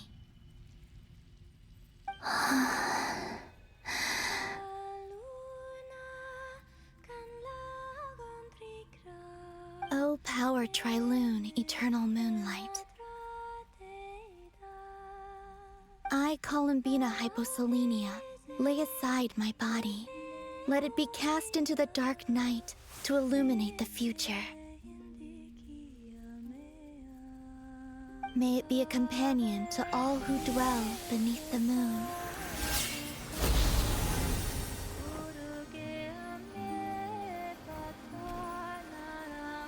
Until the time comes for me to return home.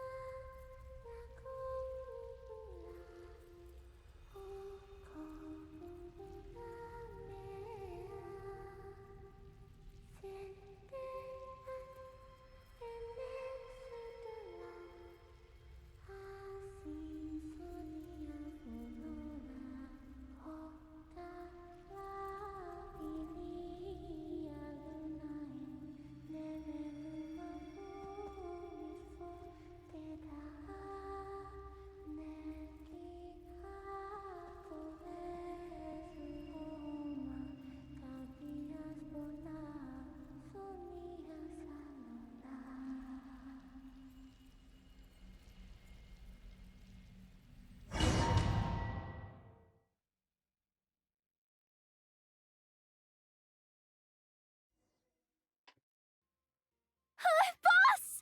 That was crazy! Were we even allowed to see that? Is anyone? Oh, can you still see? How many fingers am I holding up? I see 2 fingers, and a look of sheer terror on your face. Truly astounding, Miss Nefer. Your eyes have glimpsed the very ends of the world, and yet they remain as sharp as ever. Ah, wait lang. I will just log into my laptop.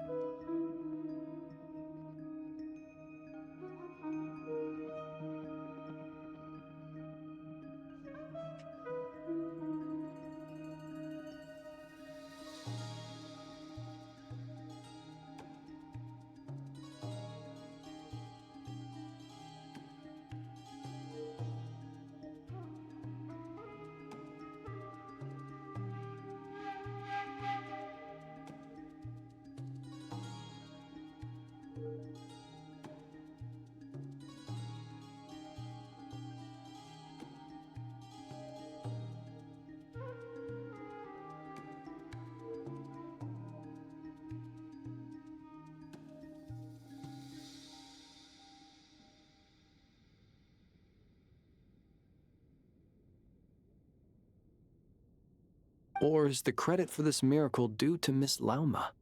It seems that even time itself is no match for your medical skills. Surely you jest, Mr. Flins. I suspect we have Columbina to thank. She must have realized the immense toll that the ritual would take and purposely set aside some of her power in the past to protect Nefer's eyes when this moment arrived.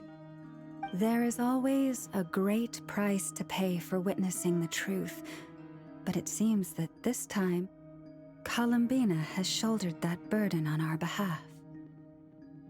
She chose the perfect method of getting a message to us. Though her eyes were always shut, she was clearly so perceptive. She knows us well. She knew exactly how we would think and what we would try.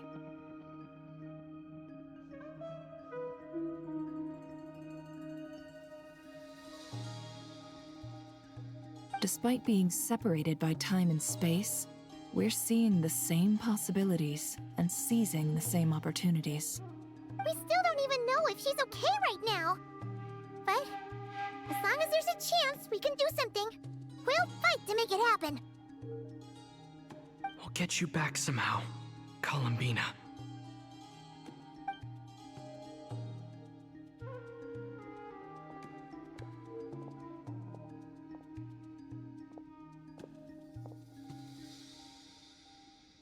Well, based on the information we now have, let's figure out our next moves. Thanks to these gentlemen, we have a much clearer picture of the situation with Dottore. The civilian population has been moved to safety, so we no longer need to hold back. Miss Androne, how are the calculations going? So far, so good. I'll keep seeing how far I can push the system, though. Can't have Hat Man being powered down for nothing. There's still a long road ahead. Where should we begin? Everyone exchanges looks, then start discussing a plan of attack.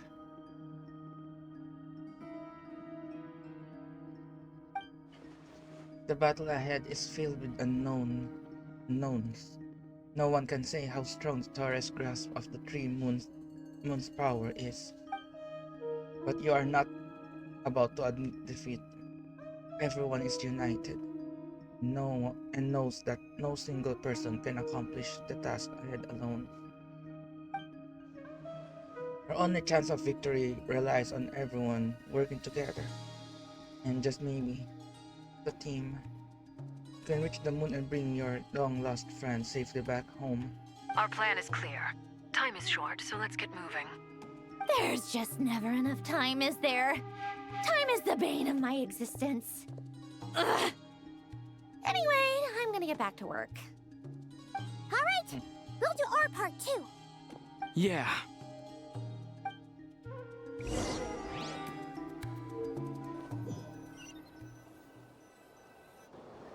Albedo's theory says that elemental energy can dilute the light realm's power. But I'm no expert in building elemental defenses. Sounds like something out of the advanced elemental theory section of the library. Whew. You seem quite troubled. Well, yeah. I mean, who doesn't get a little flustered when they're completely out of their depth? You were the very picture of confidence back when you approached the Hexen Circle. Yeah, I could have been faking it through that whole meeting for all you know. Who's to say I'm not just a ball of nerves in a charming and gregarious package? Oh gosh, really? I'm so sorry, I had no idea. Well, you're all the braver for it. Still, I was much more in my comfort zone than I am here. At least in Mondstadt, you can cry for help from a cliff top and actually stand a chance of summoning Barbados himself. Things have never looked bleaker than they do now. If we don't pull this off, Tevat's doomed, isn't it? Oh, you think so? Actually, yes. Yes, it probably is. It's a shame. Don't put too much pressure on yourself. Tevat has faced annihilation many times in the past, but it also gave us you, didn't it? Hey, don't give me that. It's not like I'm anyone special. I disagree. Every human born in this world is special. We angels have always believed that. In that case, this humble human being has a big favor to ask of you. I thought you might say that. I'm sure Alice, in her great wisdom, sent you here precisely to help us in this difficult time, yes? Well, that has less to do with her wisdom and more to do with my power. Of course, of course. Well, the thing is, these elemental defenses we're about to build, I don't think it's a question of if they'll fail, but when. Durin's findings from his patrols make it clear that Dottore is constantly expanding his territory. First it was his lab, then the design bureau, and now this. It's not realistic to completely stop him encroaching on the rest of Nagrai. Rather, our goal should be to stall him for as long as possible. If Miss Sandroni's calculations are correct, well, they're the closest thing to certainty we have in this situation, so let's assume they are. Anyway, her calculations suggest that our best hope for victory lies in Miss Columbina's return. It's up to us to slow Dottore's advance and buy time for her to make a return. Are you asking me to help you with building the defenses? No. I'd like you to prepare for what comes next. When he eventually reaches us, we will have to fight him. You were an angel once and a mage now. I'm asking you to lend us your protection. Oh. Can I take it that you're triggering the terms you fought for during our three-way talks? Well, technically those terms were about protecting Mondstadt. But if you're happy to agree to the change in location, then yes, let's do that. You're cashing in on this much sooner than I'd imagined. Well, yeah. The way things are going, I might not get another chance. Very well. The mages have heard the knight's plea, and we will respond. To tell the truth, Alice and I had already discussed how we might help you all, so I didn't come empty-handed. I always like to be prepared.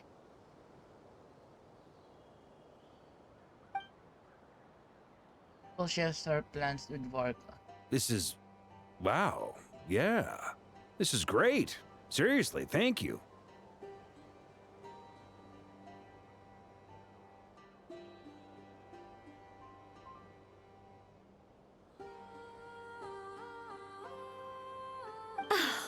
It's been many long years since I had a chance to dazzle humanity with a little divine intervention. To humbly serve as a reliable and responsible guide.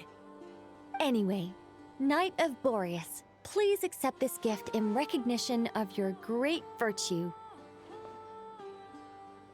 Go now. May the angel's blessing deliver you safely to your destination.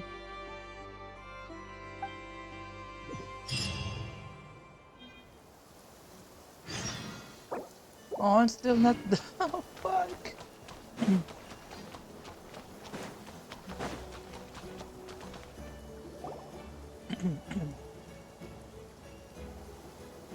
Ah, you're here. Sandroni! How are things going? Glad you asked. You two are about to become the first people to lay eyes upon my masterpiece.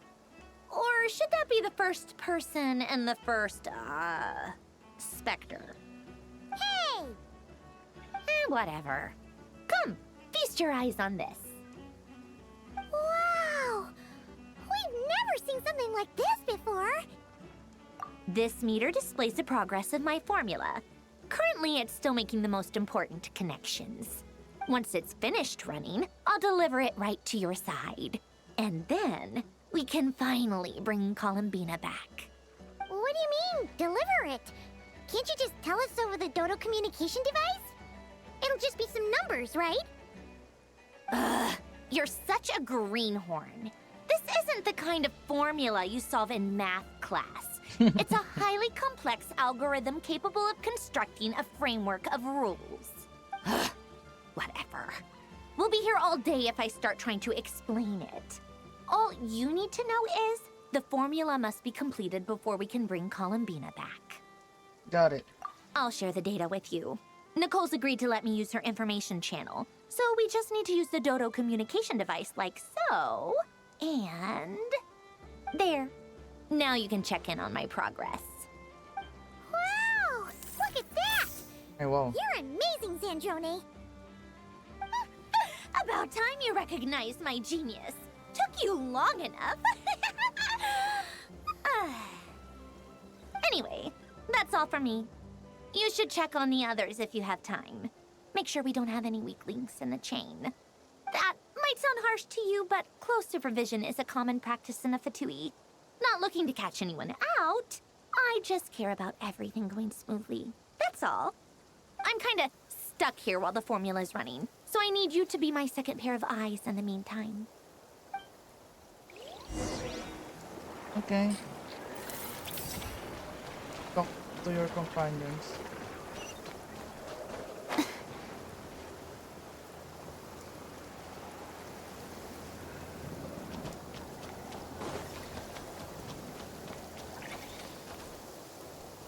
Thankfully, Miss Nicole has come to our aid. Nasha Town is now looking very well defended. Golden Flame. Yes, that's Nicole's power, all right. Based on the latest message from Grandmaster Varka, it sounds like they've reached an agreement. The situation should be more stable with her assistance. Everyone will have at least some degree of protection. Albedo! Durin! Hello there, you two. Are you well rested? Thanks for your concern. I'm doing alright. That's good to hear. As per the plan, Albedo and I will be in charge of Nasha Town. As Dottoro's energy field expands, it's creeping ever closer in that direction. But we will do our best to hold our position. We fought side by side many times before, and always with great success. I believe this time will be no different. So don't worry about us. Focus on fighting Dottore.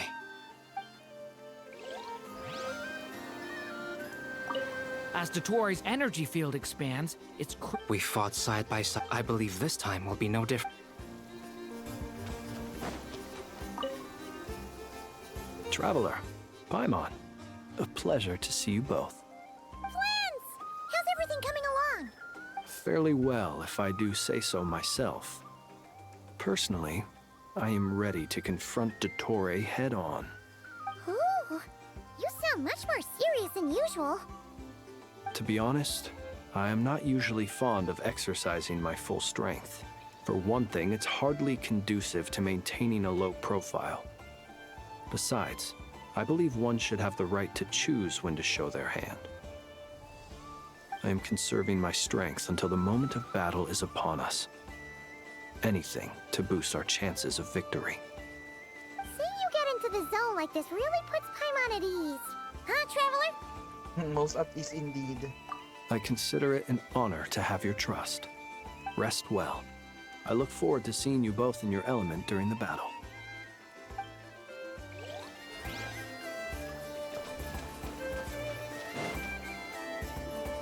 Yes, Miss Moonchanter? What are you staring at? You always address me in the strangest ways. Lady Moonchanter 1 minute, Miss Moonchanter the next. Yes, and? Are either of those incorrect? Not as such. It's just that I simply call you Nefer nowadays. Uh-huh. That's my name. What's your point? The point is I don't add any honorifics or titles. Meaning what? Bruh. That maybe we're on friendlier terms now than we used to be. Is that how you see it? And I thought I was the one with eye damage. Never! Wilma! Paimon, Traveler. Just swinging by to check in on you. How are things going? Did you manage to get some rest? Don't worry about me. I won't slow us down. And I give my all to ensure our victory. Ah, yes. Allow me to give you two a quick checkup. All done. You're both in good shape. We're lucky to have your support. You're welcome. You'll have your work cut out for you in this battle against Dottore, so make sure to get some rest in first. Paimon will keep an eye on him, don't you worry. I'm glad to hear it.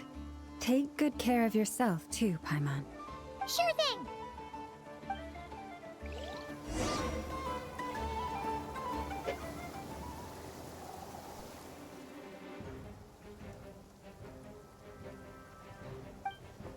Hostess incoming. Are these the doctor's minions? Here they come.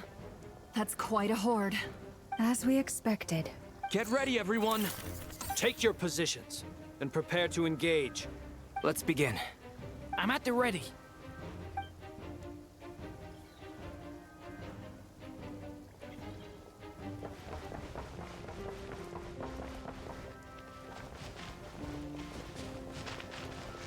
Oh, 30% already.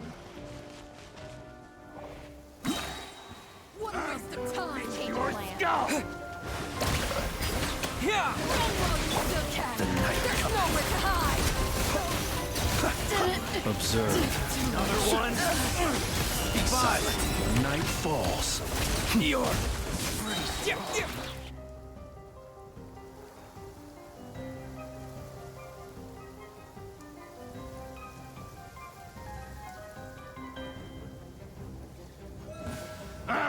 It's your skull!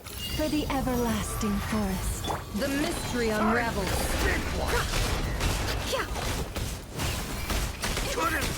These creatures cannot stand against us. Oh, fighting talk.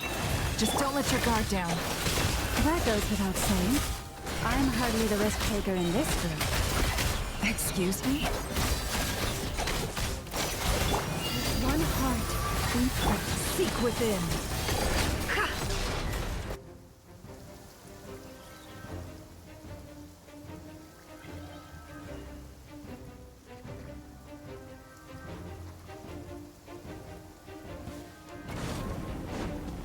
Feel this ancient power. The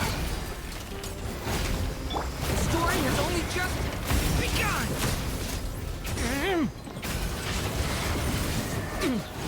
That was easier than I thought. Naturally. What do you mean? Is it because as created beings... Oh.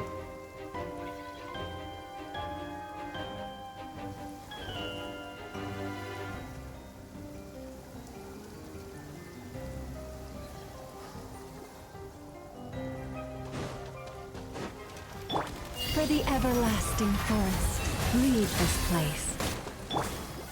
Bombs away! the long sleep fades. Observe. People have always used fire to drive away wild beasts. Wouldn't a lantern work just as well? You read my mind, my dear friend. I was just about to say that. All right then, dear friend. Bring the light! It all adds up. With one heart, we pray. Forest, protect... Observe. Close your eyes. 50%. What the? You're looking well. I trust you've had a good couple of days. Dottore. It's actually a good thing, in my view. If the subjects of my experiment were to die prematurely, it would throw quite a wrench in the works. And so, I must thank you all for your resilience.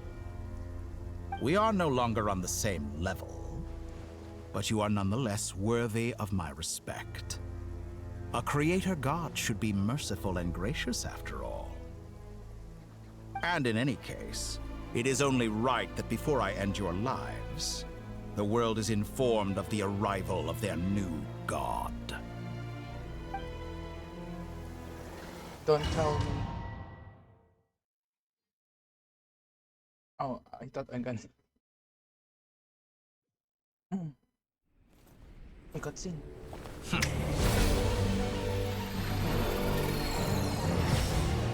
Oh.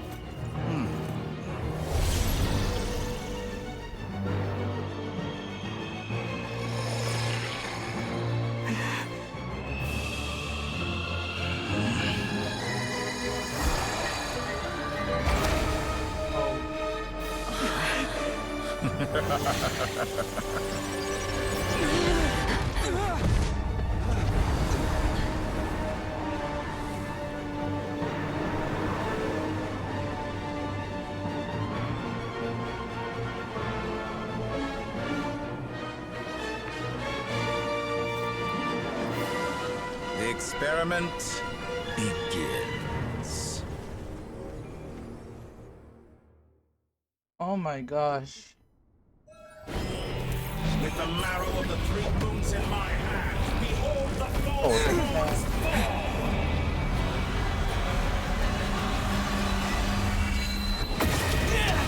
Oh shit. Okay, so I should hide.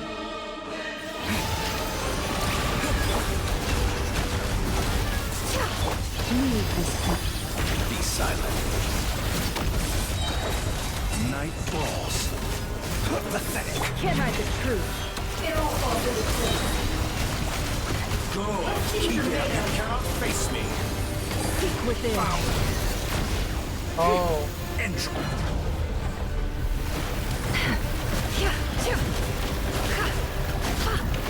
It all adds up. Close your eyes.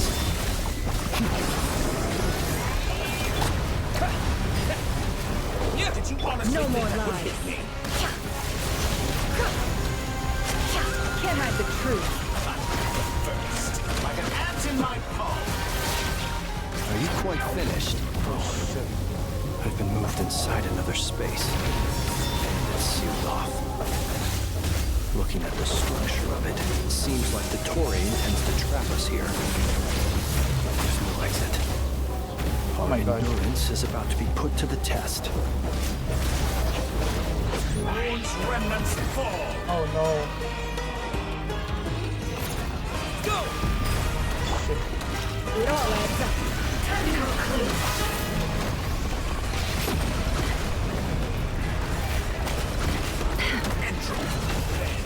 Let's see what you're made of. Water jet!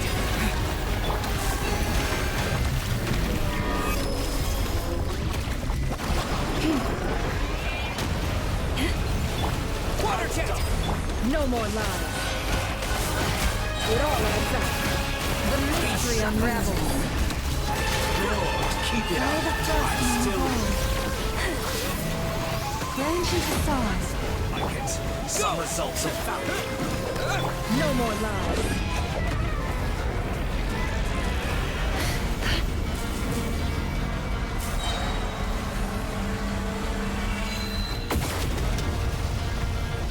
My god. Tell me, where will you try scurrying off to next? Oh my Looks gosh. like Dottore has opted for a divide and conquer strategy. But we will not allow him to triumph. Now, I shall pray for our victory.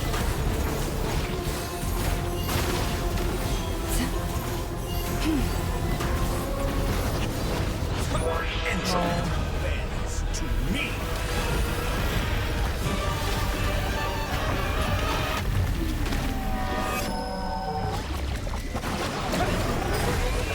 No more lies. Done. Time to come clean. You cannot face me. Water jet! Found. Shameless.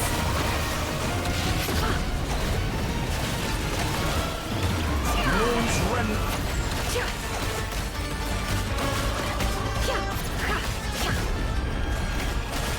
Can't hide the truth.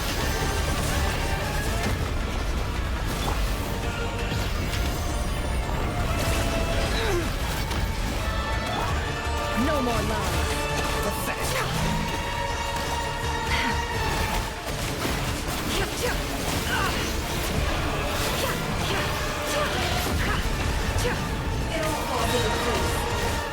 Be annihilated. Can't hide the That truth. which cannot stand against me. What's this supposed to be? A knockoff version of the space colony we got trapped in? There really is no way out. We'll see about that, Dottore.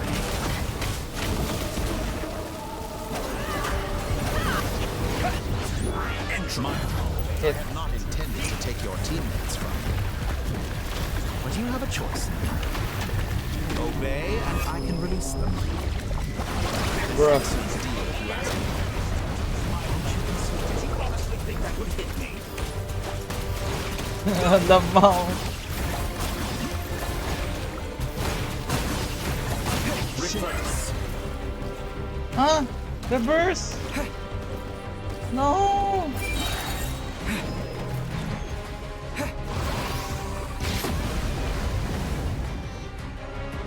Huh?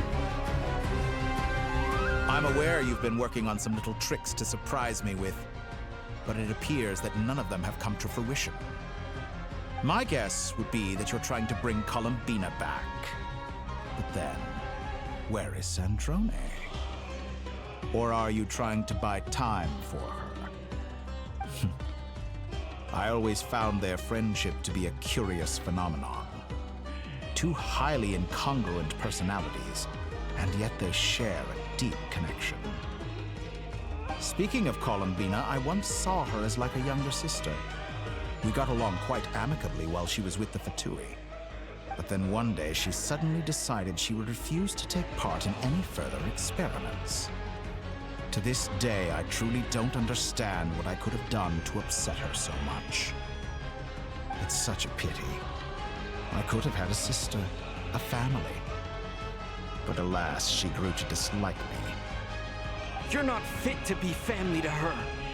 That I can't deny. So many people, all obsessed with playing out the same tired old dramas. This world is rotten to the core. And then there's you. You had every opportunity to reach the right conclusion. The thought of killing you off like this? But I maintain that I approached you in good faith, so I will offer you another chance. Will you work with me? You have until I count to 10 to make your choice. 1, 2, 3. Not in a million years.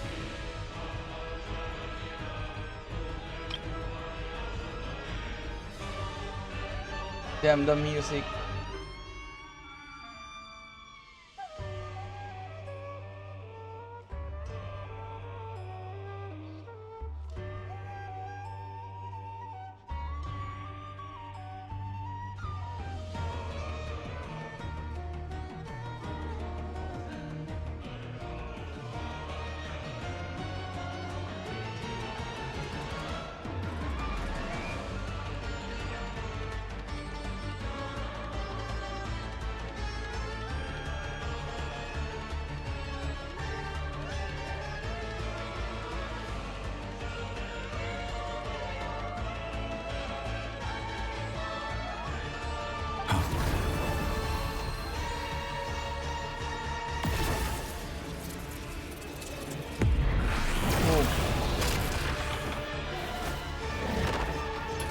Let's go. Sandrone, what a pleasant surprise. I didn't think you'd join us all the way up here. You're as sick and twisted as ever. Don't fool yourself into thinking anyone's grateful for the chances you're offering them. Sandrone? But the formula hasn't finished running yet. Funnily enough, I was just discussing a collaboration opportunity with the Traveler, and then I see you, who I must say is a good example of an opportunity gone to waste. Gone to waste? I said that everyone would get one chance, and you've used yours to march right back into the lion's den. So yes, it's an utterly wasted opportunity. And what makes you think I believe a word that comes out of your mouth? I was planning on disposing of your little formula after wrapping up more urgent business here. But since you've taken the trouble of serving it to me on a silver platter, I can simply bring it forward in the schedule.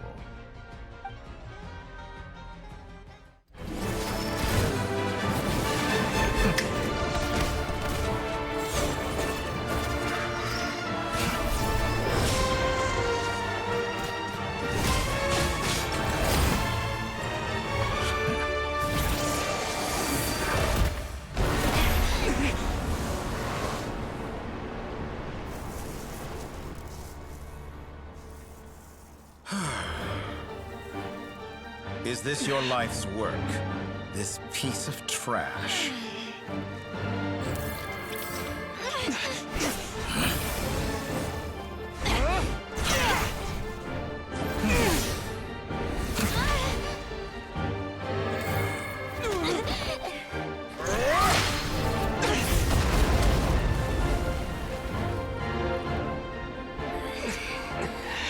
Your formula runs too slowly, Sandrone. You put your hope for success on others instead of fighting dirty. That is why you have failed. Now, whom should I slay first? Any volunteers? No one? How nice of you to leave the decision to me.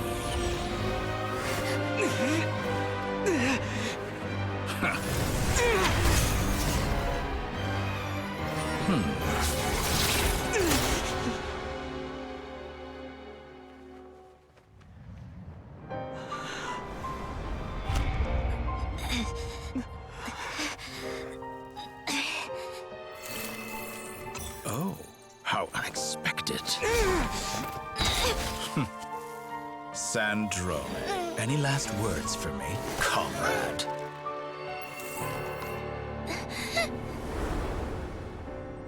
Is there anything you wish for? Not really. But I've always known what I don't want. Go to hell, Dottore.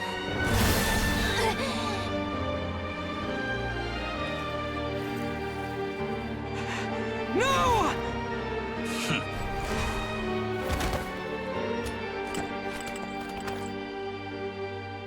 And now, you have failed.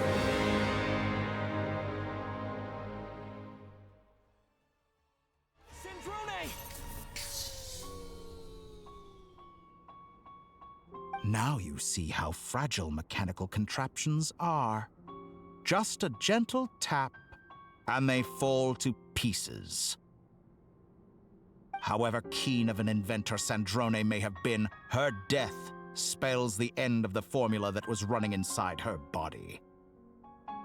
Of course, I have to commend her for making it this far. As her colleague, I have to admire her stubborn tenacity. Now, it is time for you to take your place by my side.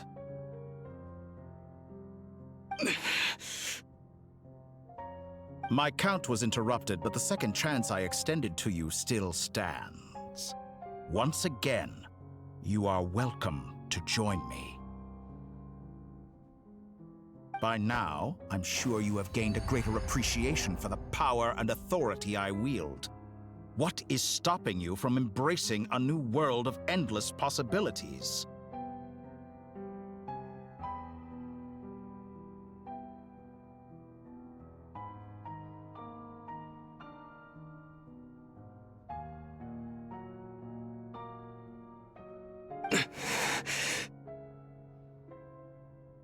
Not in the mood to talk?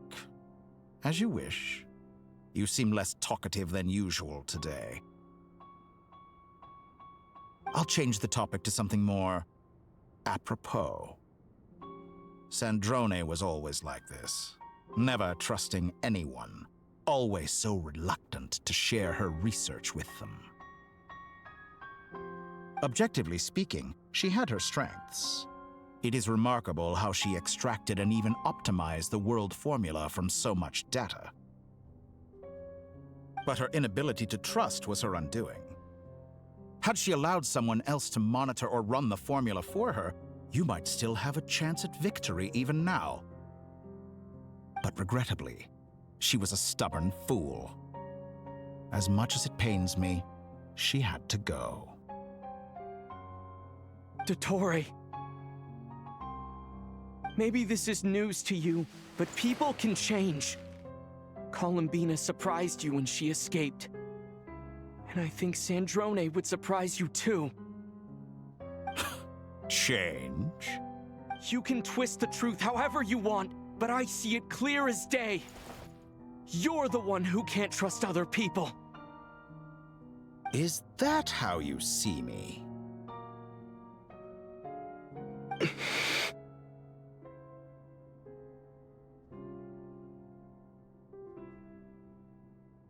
By this point, what can you hope to do about it?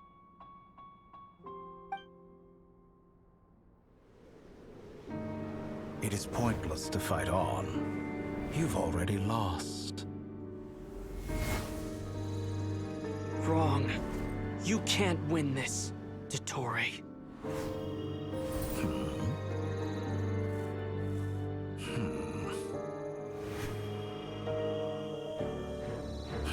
What?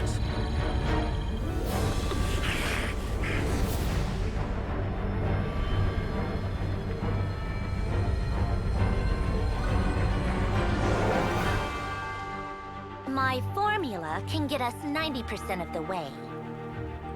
It will connect you to Columbina. Then, I will bring the formula's output to the Traveler's side. For the last 10%, do whatever it takes. Just bring the moon down.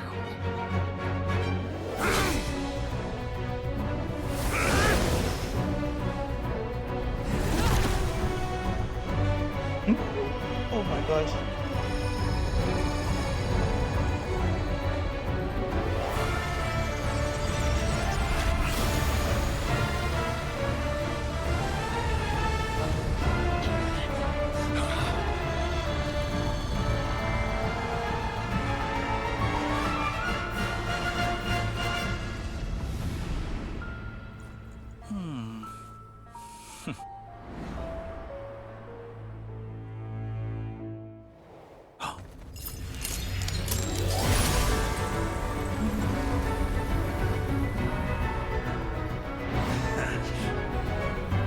The moon will never be yours!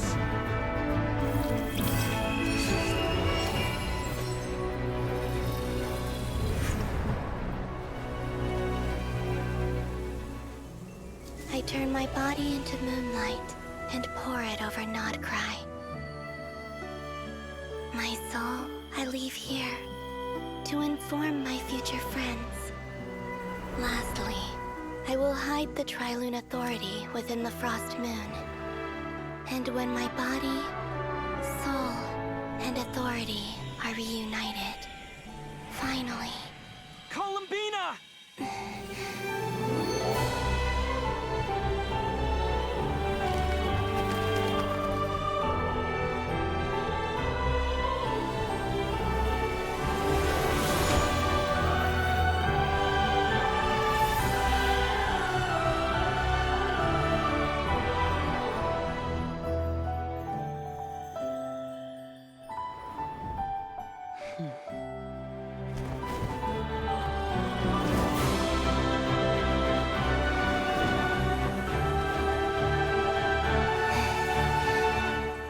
It's been too long.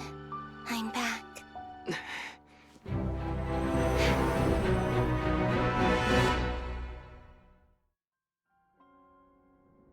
Stay focused on the battle, Traveler. What a touching reunion. Though I personally find myself repulsed by the sight of weaklings huddled together for war. Now, quite finished patting yourselves on the back. Show me how long you can struggle before you drown. Watch out, Columbina! Manipulate space itself! I know. Wait for the right moment. We'll strike together. Moon's remnants fall.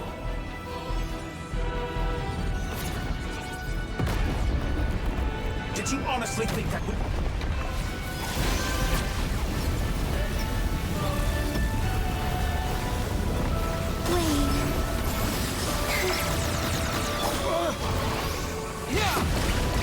Go! Entropy bends to me.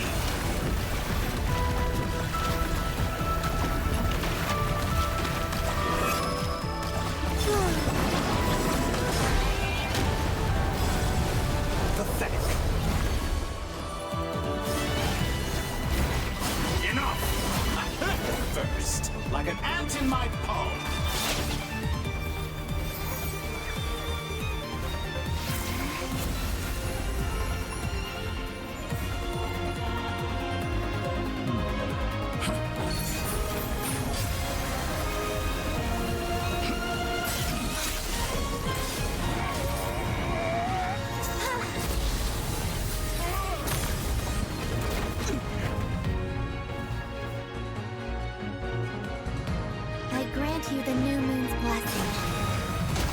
The new moon shines upon you. I am growing weary of your... It's over, Dottore!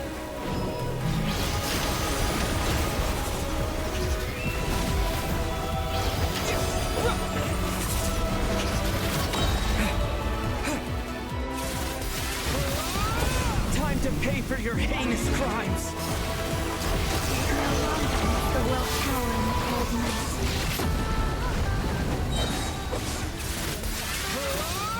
Our future is not yours to command! Let the moonlight dispel the darkness.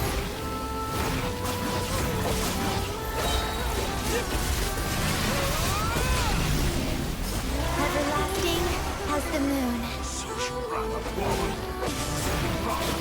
decaying warp!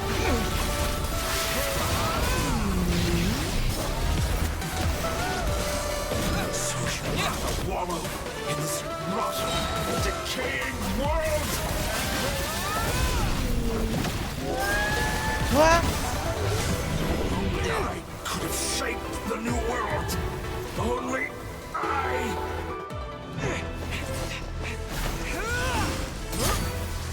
Willfully blind.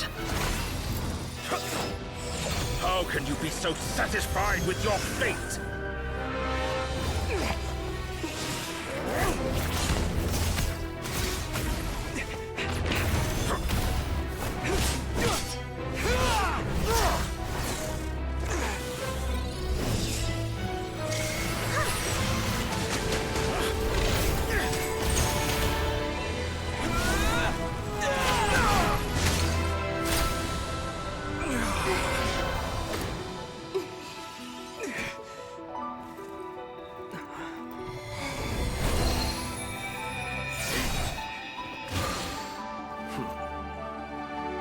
This battle was never about fate. It's about friends, family, and the home you stole from them. Damn. So dull. Only the weak rely on each other for comfort. You shall see. Once I transcend fate, you will be nothing but fodder for my grand experiment! That will never happen.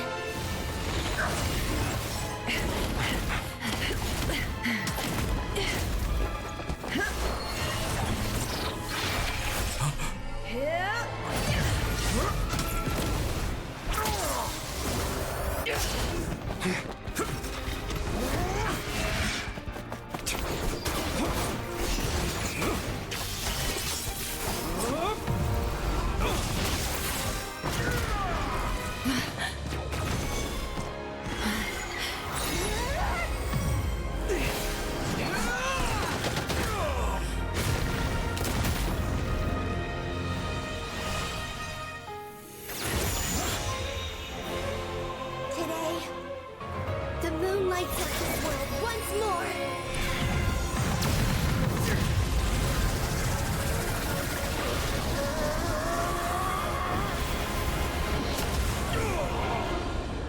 This loathsome world.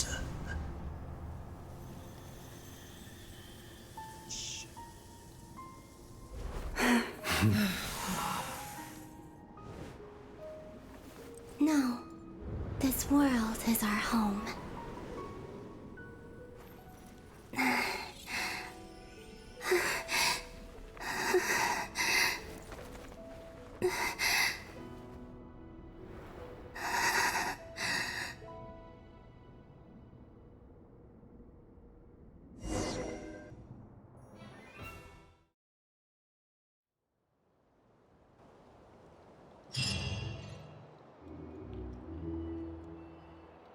The battle, you return to Nasha Town. The scars left on Nodcry by the doctor slowly begin to heal. After learning of the crisis end, people gradually return to Nodcry, and the frost moon in the sky also remains within this world. No, you're doing it wrong. The moon looks like this now. What are you drawing, children? What's this?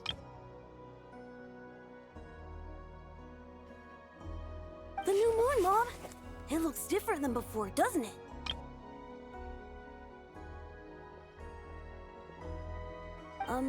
Also...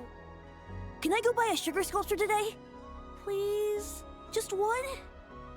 All right. I suppose today is a special day after all. Almost like a festival. Extra, extra! Get the latest Nasha Express here! Post-disaster report! Nasha Town reborn beneath a new moon! The voyage begins today! The future looks bright thanks to the League. Want a copy? I knew things would be different. But I didn't think that would include the moon. They say a new moon goddess has been born. A new moon goddess? Who's saying that? The Frost Moon Scions? I guess so.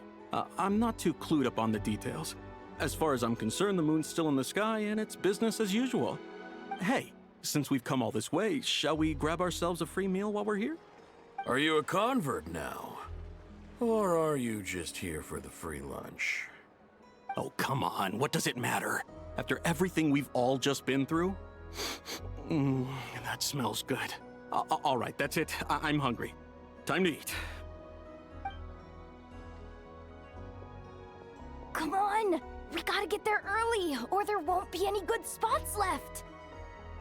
Shh, keep it down. This is a residential area. What if people are still sleeping?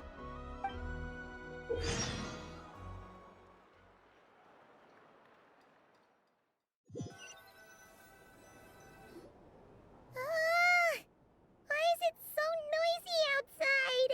Good morning, Paimon. Sure you don't need 5 more minutes? It's okay. Paimon was pretty much awake anyway. It's been so long since we last had a chance to relax, huh? Feels like time is moving slower than usual. What about you? Did you rest well? Well enough. Somehow I wasn't asleep as much as I expected. Still winding down from everything that's happened? Or are you wondering how our friends are doing? Or is it about what Dotori said to you? A bit of everything, I think. But don't worry, I'm feeling okay. Okay, if you say so. But don't push yourself, alright? Let Paimon know if you need to talk. What we just went through was a lot. It's totally normal if you need some time to get back in your groove. Luonatar disappeared after Columbina came back. Apparently, she was part of Columbina's soul or something. Still, Paimon kind of misses Luonatar somehow. Anyway, you did great. So did Paimon. We all worked our butts off to contain this disaster, and in the end, we made it. So, chin up, Traveler. You should be proud of yourself. You're not usually this sharp when you've just woken up. Hey! Don't poke fun. You should be glad that Paimon's growing as a person. Growing as a person. Sorry. On a more serious note. I bet you were worried about me again, weren't you? Paimon didn't think you'd mention it. I'm sorry, Paimon. You have no idea how anxious Paimon was. She was worried sick about you. Oh. So I heard. I understand how you feel. Well, if you really want to show Paimon you're sorry, you're gonna need to make it up to her. You better be ready to splash out on a lavish meal. Anything for you. My treat.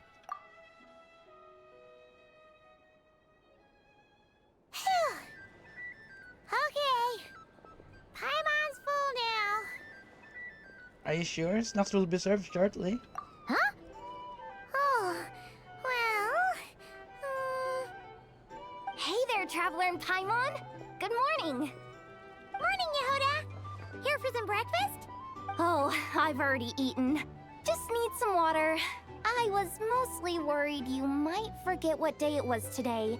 So, I came over to remind you.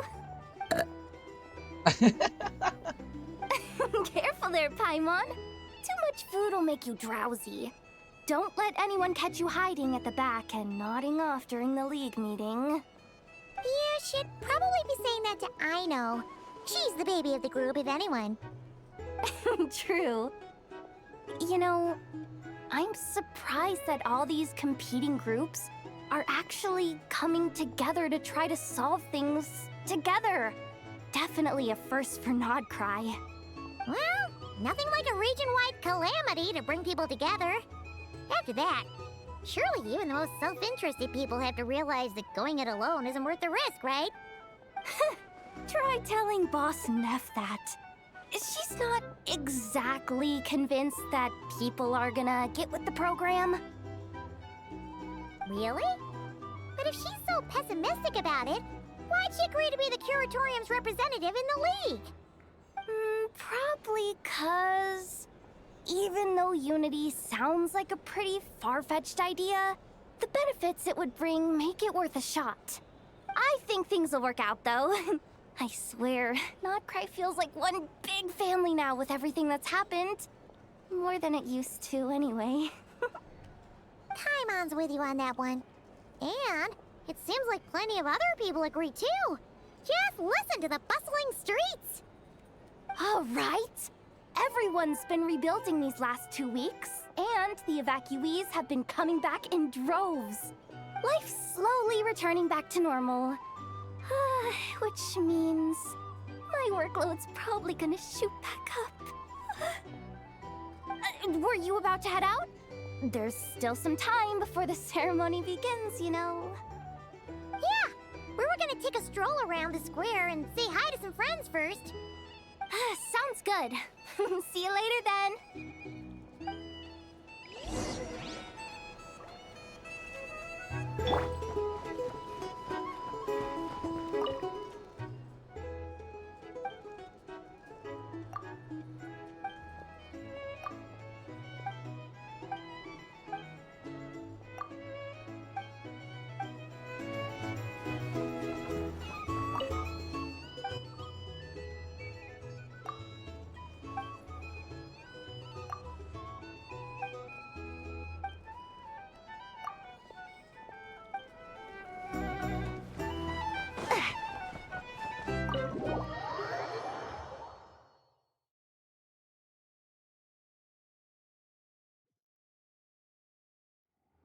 Please accept today's boon.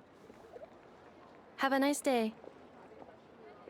Are Paimon's eyes deceiving her? Or is that Inefa handing out food for the Frost Moon Scions? Hello there. Would you like a feast of the moon, along with some snacks of the day? So, what's new, Inefa? It was only a few days ago when we last saw you, but it looks like you've joined the Frost Moon Scions in that time. And I know too? What are you talking about, Paimon? We're just here to help. Duh. In the wake of the disaster, it's all hands on deck. We responded to Lama's request for support. At times like these, the smallest good deed can inspire others and help them through the hard days ahead.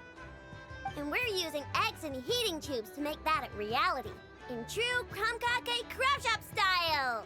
Great work, I know. Enough! Did you hear that? The Traveler said I did good. The Traveler! Cute. That's because it's true, I know. Proposal.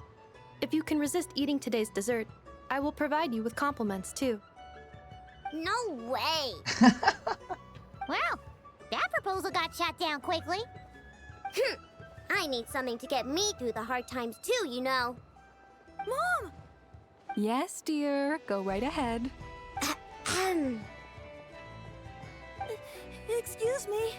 Could I take a photo with the robot lady? She helped us get safely out of Notcry, and she helped us get back home too. She's the best. Of course she is. And since I'm the whiz kid who built her, that makes me even better than best, right? But you stole my snacks though. Oh no. Oops. Shall we move to the open space near the center? The view there is better. I'll take the picture. Thank you. For Aina. Aren't you the better pick for this job, Flint's?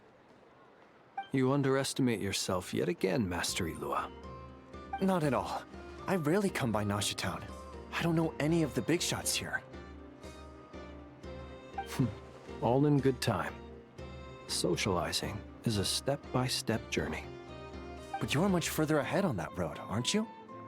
You're not seeing the full picture. You know the truth now. My friends do not understand my habits. There is no question about it. The Lightkeepers need a representative in the League. Someone who is upright, cares about other people, and can realize their self-worth through group action. You say it like you wouldn't make the cut.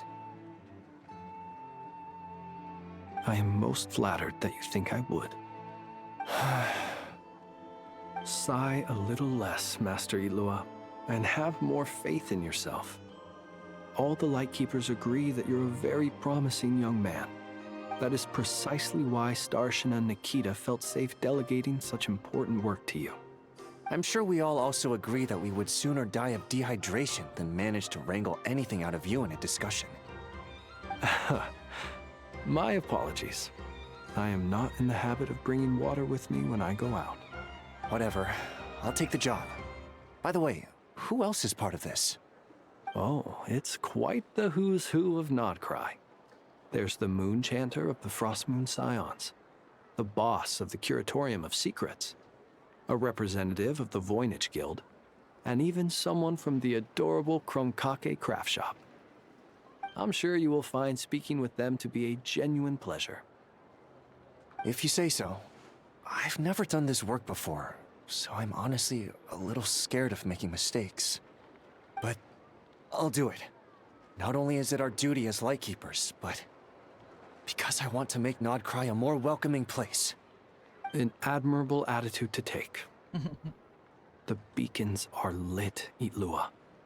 We're but one step away from breaking through the blizzard. We have the chance to band together and build our shared homeland into an Elysium. This is unprecedented for Nodcry. An opportunity not to be missed. Yeah. You're right. I'll do my best. Quite a few familiar faces have arrived. Let's go, shall we?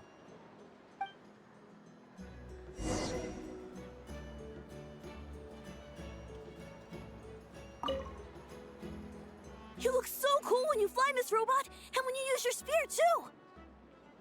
And even though you took my snacks, it's pretty cool that you could build stuff like this. You've got so many inventions. It's amazing! Also... Micah, we need to go now. 1 second! Please take this Feast of the Moon, as well as some snacks. Share them with your mother and your lovely family.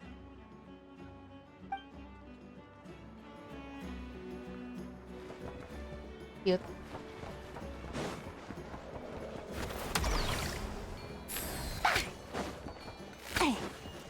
Oh. Wow! Everyone's here! You seem well rested. I know no one's asked, but I'm sure you all want to know, so let me just say, we're doing great. Thanks. Talaga? Ano na? Well, great, but not perfect. Starting to lose my mind from boredom. Can't drink a drop of alcohol while I'm waiting for my wounds to heal. I'm sure you had a sneaky swig or two. Wait, how'd you find out? I'm sure you must be missing Mondstadt after all these years away, Grandmaster. Yeah, you could say that again. Every time I get news from Mondstadt, it makes me want to go back and see the place for myself. Honestly, once things are wrapped up here, I think it'll be time to head back home. Hey, looks like someone's taking the stage. Can everyone see okay? Anyone need a boost? I'll just listen from the back. It's fine. You're taking this pretty seriously, huh, Durin? Well, it's not every day that I get the chance to see how people speak in official settings. Soak it up like a sponge. I'll make sure you get a chance to practice for yourself later down the line. Actually, I know just the thing. You can debrief the Knights of Favonius for me. Mr. Varka, are you forgetting that I'm not a Knight of Favonius? I can knight you. Any particular title you'd like? I can knight you. Bro. Is he joking? I really can't tell. You'll have to figure this one out for yourself. It'll be a good learning experience. It is my honor to host the opening ceremony for the League, and to have this opportunity to speak to you all in my capacity as Voynich Guild representative. Could this person also have been pushed onto the big stage by the real big shots? Guess I'm not the only one then. We come here today, having weathered the trials and hardships of yesterday, and having learned from them the importance of unity and cooperation. All right, here we go. Uh-oh, looks like Aino's off in Dreamland already. Wait, Boss is looking kinda drowsy too. What's up with her? Come on, get this speech over with already. Nodcry is our home, the land we rely on for survival. And as we chart a course for the future, may we persevere through the storms ahead as we sail towards a new era of prosperity, freedom, and hope.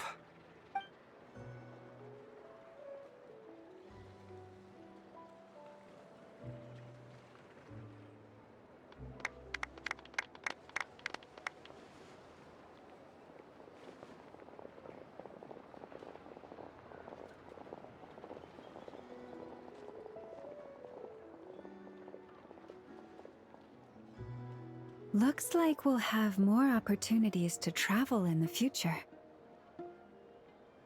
I'm sure you'll cope, Lady Moonchanter, given how fleet of foot you are. Unfortunately, I suspect I'll be too busy at the Curatorium to act as your host. We have a busy schedule, not to mention an international network of contacts to manage. It'll be all right. I'll just check your schedule with Yehoda well in advance. And if she's not available, I can simply ask Ashru. So giving my employees extra workload isn't enough for you? You're really going to drag my cat into this too? I thought you'd approve. Aren't you forever increasing your employees' workloads? That's a bold statement. Are all the Frost Moon Scions feeling more audacious now that your moon goddess has returned? Columbina's return has brought joy to all who care about her. That includes both you and me. As for the Frost Moon Scions, we are learning how to thrive independently, without relying on the moon goddess. It is up to us to make our home a more livable place. Joining the League is one of the steps we are trying towards that end. I like the word try. It's nice and non-committal. You can opt out at any time and still say you tried. You don't see a bright future for the Frost Moon Scions? Or did you mean the League? I'm just not as optimistic as you. The Frost Moon Scions should count themselves lucky that they have a leader as stubborn and enterprising as you. But Nodcry's a big place, with all kinds of people. Most of them don't enjoy answering to a leader, or even listening to reason. Well, that's where you and your methods come in. Unless the Curatorium of Secrets is only here for appearances. For now, yes. And that won't change until this venture becomes worth my while. What would make it worth your while? Getting out more than I put in. Right now, I'd barely break even, but I'll grant that it's a good start for Nodcry. Then maybe it's worth a try. All right, you can stop now. Or do I have to join the Frost Moon Scions before you'll get off my back? You'd be very welcome to join us. Hey, you two! Congrats on all your hard work! What are you chatting about? Nefer was trying to dissuade me from adding to her employees' workload. Also, she's considering joining the Frost Moon Scions. Sorry, what? Your conversations are always the most interesting. Would you two care to join me for some tea before heading to your next destination?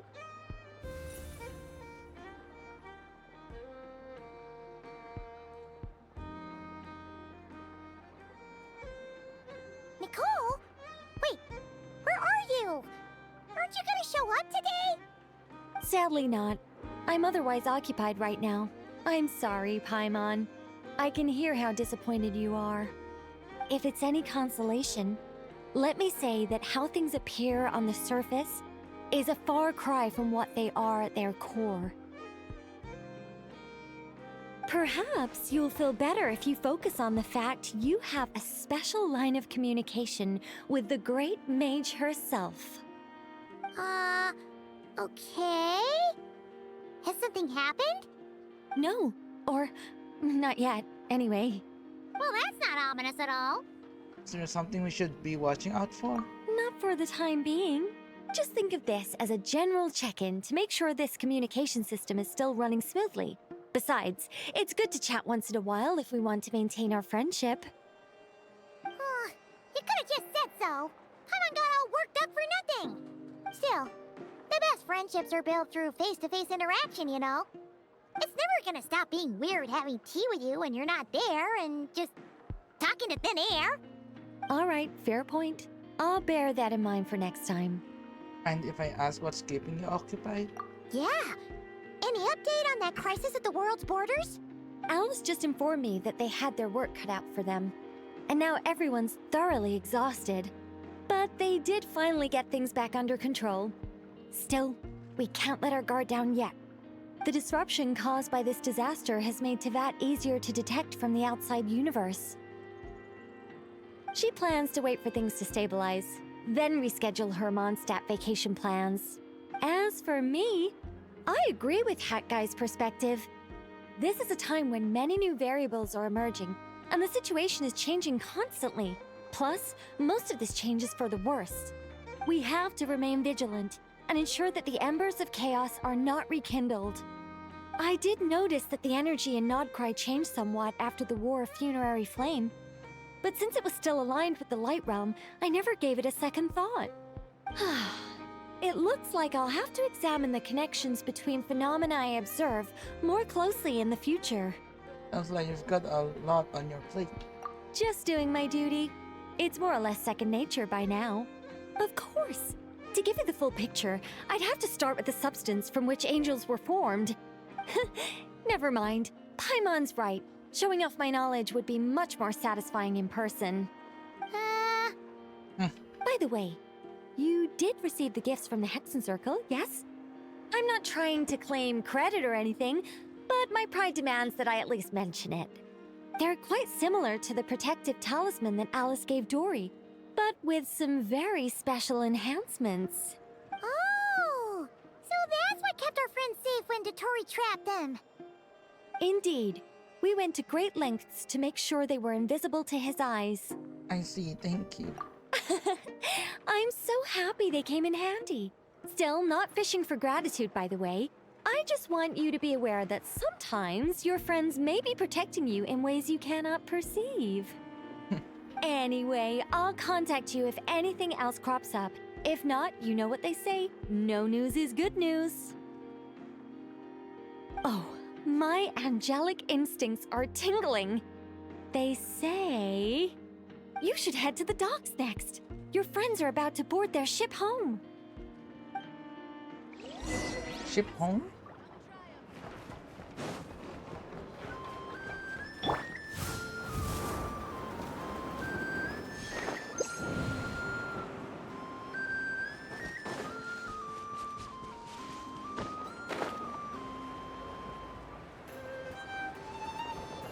Let's go.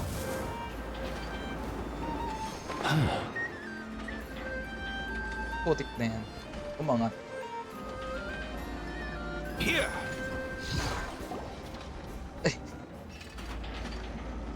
Oh! Hot guys.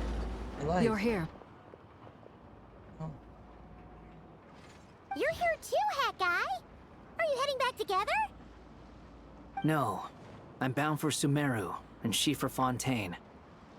We just happened to cross paths at the harbor. How are you holding up? How's your core? Everything seems fine. Sandrone may have an abominable temper, but she's always been very responsible with important calculations, and things entrusted to her by valued friends. You always speak as if you know us inside out, Mr. Hat Guy. Maybe I'm just a good judge of character.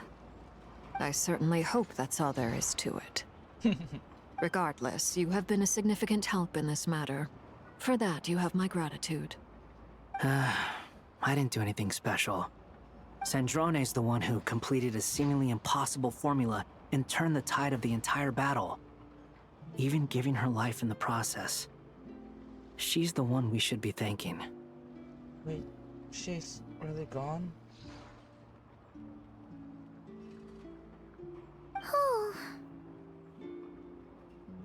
Even we were unaware that Sandrone had hidden the real formula inside Polonia's body.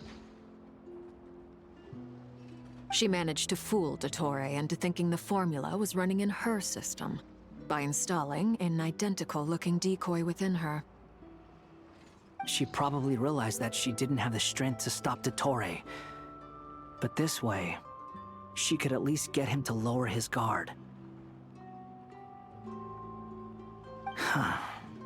She always worked like that. Always had a backup plan. What will happen to her body? Well, that's why I'm traveling to Fontaine.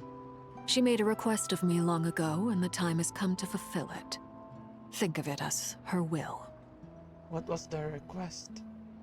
She said that should she ever fail in a mission, she'd like me to deliver her core and Polonia's to the Fontaine Research Institute. She also mentioned that she had made arrangements for people there to set her affairs in order. Some of her personal effects, such as her notes, were left to me. I've decided to take them back to the House of the Hearth, for safekeeping primarily, but also as mementos, I suppose.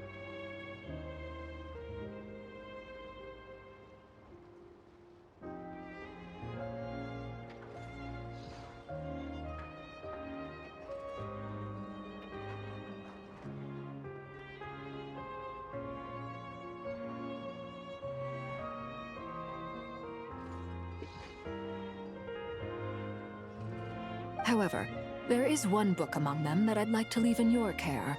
I'll have someone deliver it to your residence at the flagship at a later date. Does Columbina know about this? No. I was specifically warned not to tell her. This is her last wish, and I will abide by it. Is it also some kind of backup plan? I can only hope so, but none of us here can know for certain. I bade farewell to Columbina earlier today. As promised, she turned the iridescent moon's marrow over to me. She spent a long time with Sandrone's body, saying her goodbyes. Oh, is she alright? Sandrone's passing has left a great wound in all of our hearts. It will take time to heal. But Columbina surprised me. She offered me some words of comfort before I departed. Despite being grief-stricken herself, she showed an awareness of the feelings of others around her. She never used to act like this. Clearly, she has grown. And I suspect that we have you to thank for much of the change we are seeing in her. It was a group effort by all of her friends. Huh. After these recent events, the Tsaritsa has revoked the Pale Star Edict. Snezhnaya now realizes that the arrest warrant for Columbina was just a ploy by Dottore, who coveted her powers. I shall return to Nodcry to see her as soon as I find the time. I hope that from now on, she too will explore more of the world. Columbina Hyposelenia's journey is only beginning. My ship is here. Traveler, Paimon, we shall meet again. You too, Hat Guy. What are you still bumming around for? Isn't Columbina waiting for you? I thought today was the day you'd agreed with her to go find out the truth about your sibling. I'm a little nervous. You're afraid you won't like the truth when you see it. Well, this is new. I was starting to think that nothing could scare you. Don't say that! Wouldn't you be if you were in this situation? Fair point. But I'd say I have more experience facing up to unpleasant truths than the Traveler. They say blood's thicker than water. I know how much you need your family back. More than you need any of your friends. And I'm sure that all your real friends understand that too. No matter what the truth turns out to be, they will stick by you and support you, whatever decision you make. Finding the truth is important. But more important still is what you choose to do once you've found it. At least, that's the life lesson I've learned from my experience, grappling with the truth. Do you feel better now than you used to? What? Now that Dottoro's dead and gone? A little, I guess. But it hasn't solved everything. Maybe I regret not getting to end his life with my own hands. Or maybe it's something else. But for whatever reason, I still feel like I have a chip on my shoulder. Either way, I'm going back to Sumeru. Lesser Lord Kusanali is gonna need help dealing with all the chaos Dottori left in his wake. Not just from this incident, but everything he did in the past, too. You should continue with your journey, as you've always done. Who knows? Maybe we'll meet again someplace else.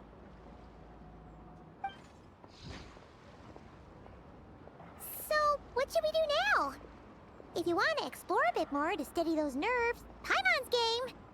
After all, when Columbina said she knew where your ship was hidden, Paimon promised to give you two some alone time with the truth. It hasn't been all that long since we were last apart, sure, but with Columbina there, Paimon's sure things will be just dandy. Thank you. Ain't no biggie. Paimon might be all about that food and fun, but she knows how to do right by people. Paimon's sure you'd prefer to digest the news about your sister in peace. But, no matter what you see, just know you can share it with Paimon. Of course, as long as it's not super private. If you can't make sense of something, let's give it some thought together. And even if we both can't figure it out, Paimon can at least treat you to a nice meal. Who am I to refuse, Paimon? Glad to hear it. Feel better now? Yes, all thanks to you. Alrighty. Next up, time to meet with Columbina.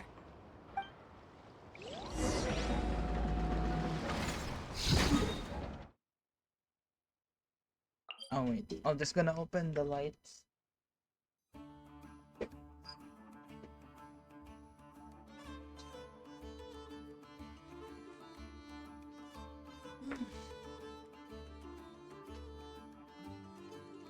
What the fuck is this? Archon quest or story quest? I don't know. 7 hours?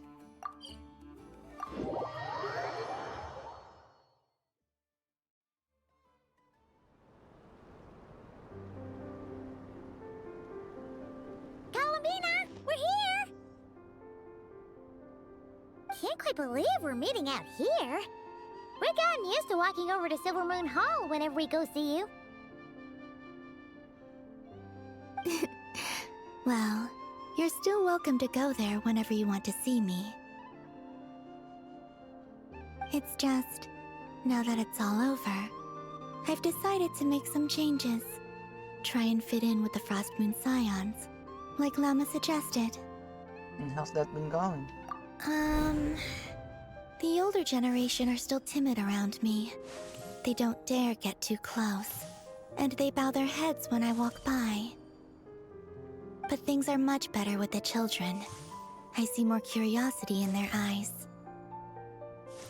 Hopefully, by the time the next Moon Prayer night comes around, I can enjoy the festival with them as myself. without having to pretend that I'm only dressed up as the moon goddess. You'll do fine, Columbina. I'm unsure they'll realize you're super nice once they get to know you better. You really think so? When we first met, you thought I was a little up in the clouds. We were just starting out then, come on! So Llama told you, huh? I'm only teasing. I know that I have you to thank for pulling me back down to solid ground. It feels good to finally stand firm on the earth where I was born.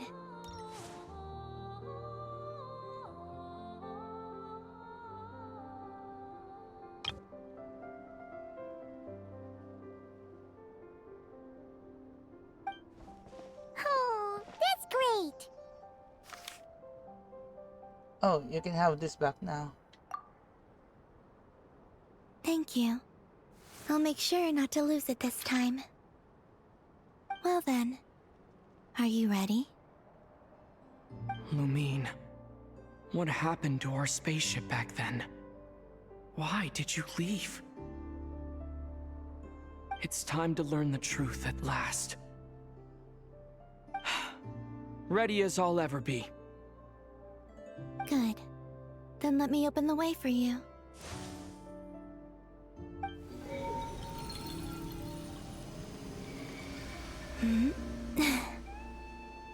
Where does this lead? To our shared destination. Huh? Do you remember me telling you about my missing prologue back when we just met?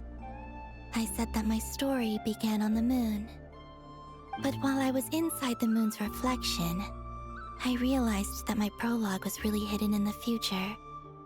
I just had yet to discover it at that point. The story of the time before I was born was in fact the story of my distant future.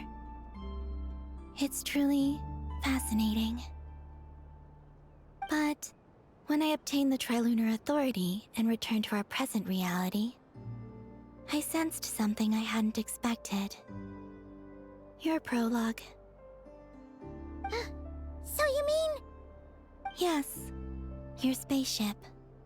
All this time, it has been hidden on the Frost Moon, which lay beyond the sky. What? But why? Who could have done this? The great ruler of the firmament. The heavenly principles. Wait, them? Why would they do that? I don't know. Perhaps your ship contains something that is incompatible with Tevat. Or something that cannot be known.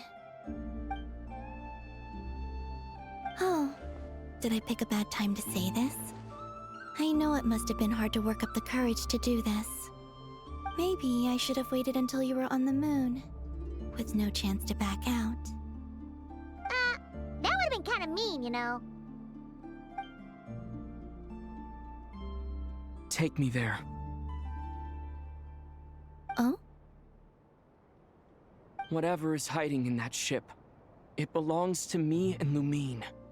Those memories belong to us. No one else has the right to decide whether I should or shouldn't know about it. Not even the heavenly principles. Very well. Then let's go. You two take care, alright? And don't forget to come back soon! Rest assured, Paimon. We will. Traveler, after you. Thinking about the story that we'll find hidden on the moon? Yes, and hoping that it has a happy ending. Stories like that don't exist, you know? You don't believe in happy endings? I don't believe in endings.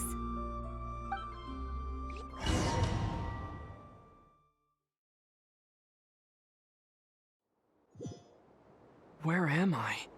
This is the pathway I built between Tevat and the Frost Moon. The moon is very far away from us, so it could be a long journey.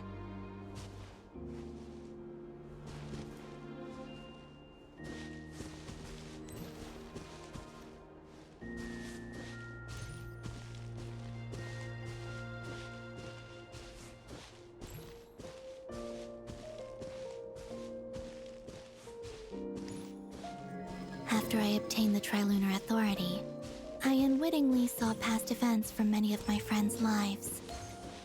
One was Lauma. She was so young when they chose her to be the Moon Chanter.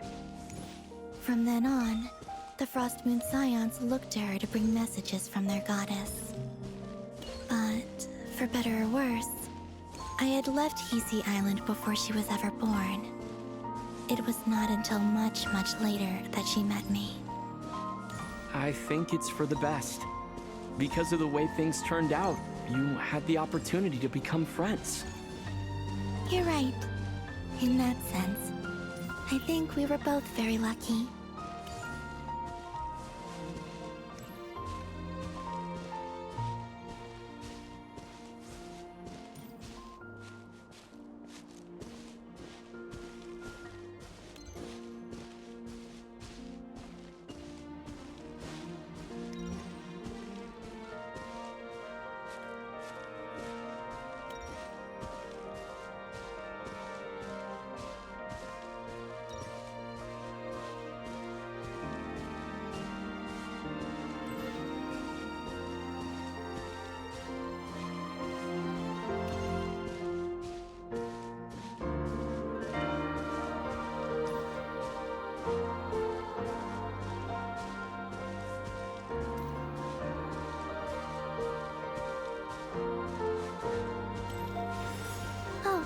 And about that mage, Nicole. I only recently learned that she has lived in Teyvat since the time of the Three Moon Sisters. The Moon Goddesses always had a good relationship with the angels.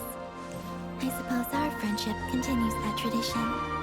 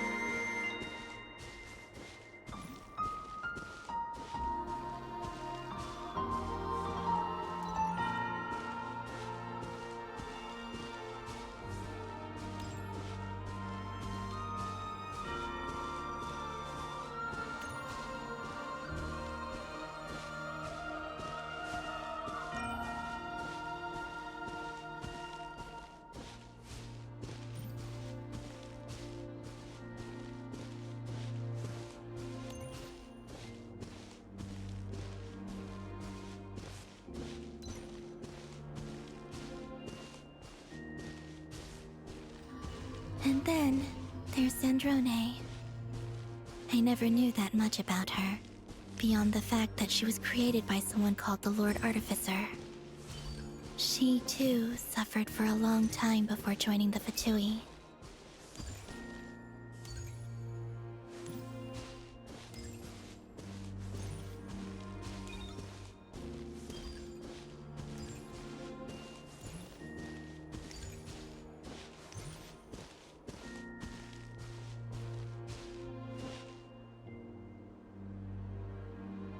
How I wish I could talk to her again.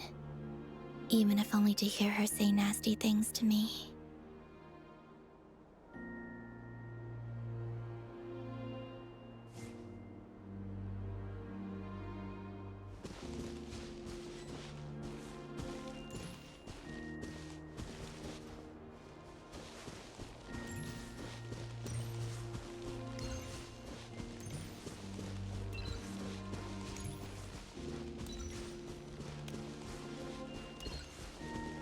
Also, I saw your sibling's story.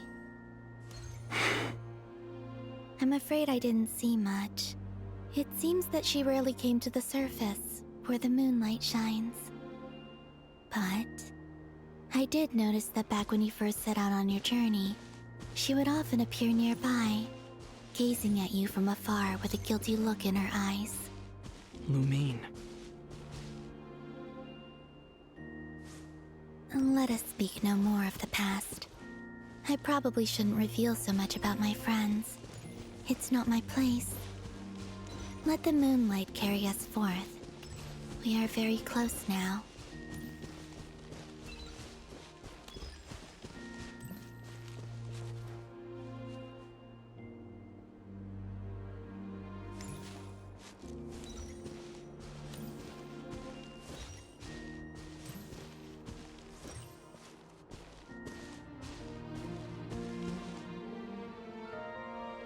After this, I'd like to bring some Kuhenki to the moon as well. If they're willing, of course. What about your other friends? Will you bring them to visit too? Certainly. But I'll need to tidy the place up first. This home hasn't received any guests in a long, long time.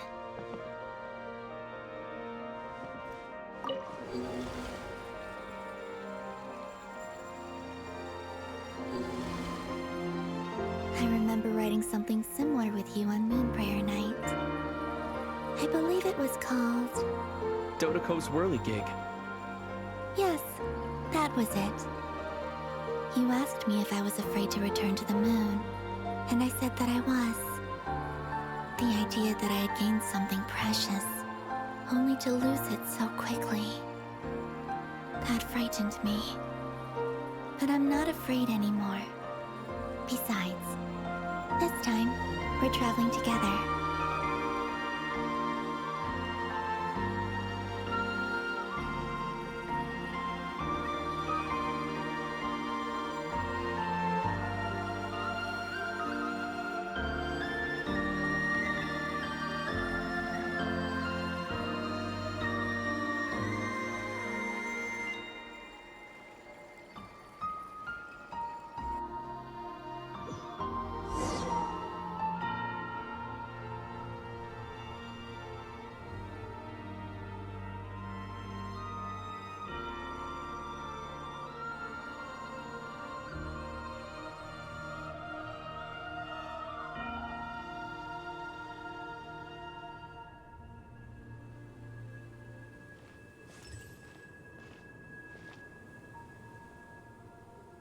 We're here.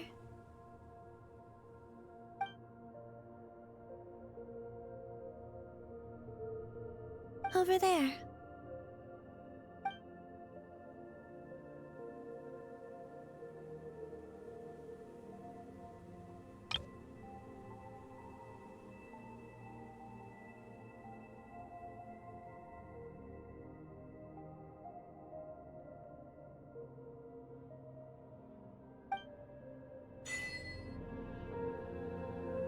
Come on.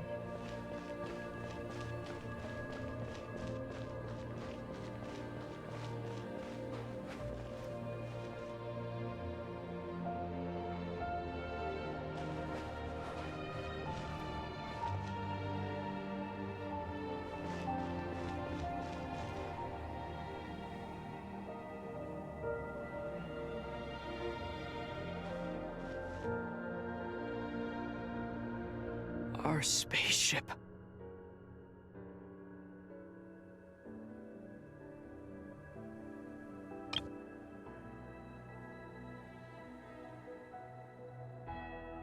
It's huge. I suppose that the moon is the only place one could hide it.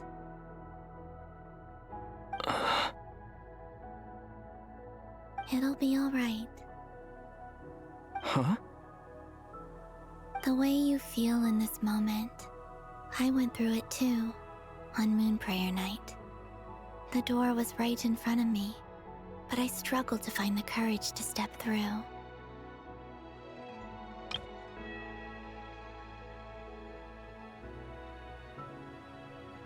Solitude for me once meant living a life in which even I was absent. Before I met you, that was the only life I knew. But that night, solitude meant throwing away the life I had gained after meeting all of you. Columbina. Go. Retrieve the part of your life that was once lost. Trust me, you will lose nothing by doing so.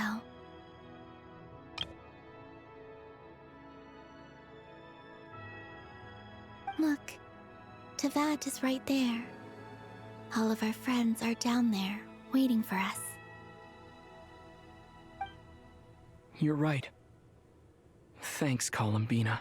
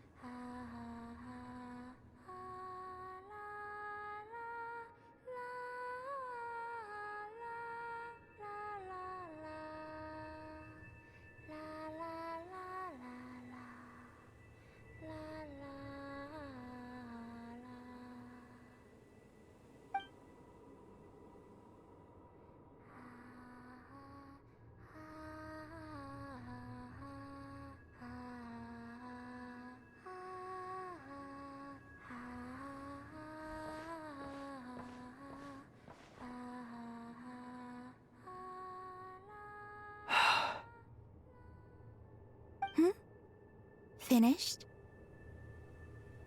Yeah. Why did you take your eye mask off?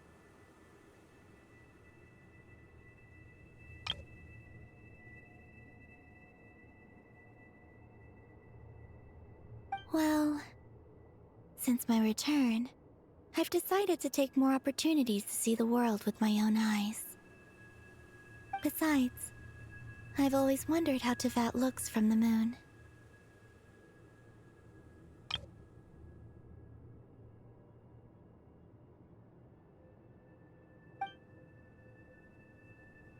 And what do you think?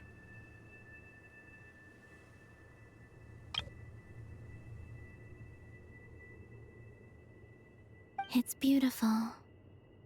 I could spend a whole day here just gazing at it. What about you? What do you think of the truth you found?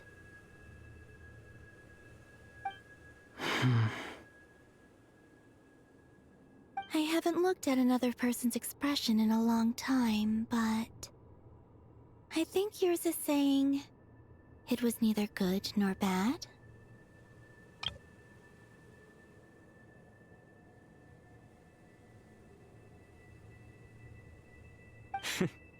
Keep this up, and it won't be long before you give Nephra a run for her money. Oh, I don't think that's going to happen. I'm much more used to sensing what's going on around me with Kuvaki. I think I'll save my eyes for seeing special moments I really want to remember. I read the spaceship's flight logs. I always assumed that this was my first time in Tevat. I thought that Lumine and I must have been hibernating in space for centuries on end. But the logs show that our spaceship flew over the skies of Tevat once before. A long, long time ago. Flew over? So you didn't land? No, the ship barely came to a stop before flying on again. After that, it continued traveling through space for a long time. Some of the data is corrupted, but I suspect that it kept flying for thousands of years. It was only after that that the ship made a forced landing in Nodcry. When Lumine found me, she came from outside the ship.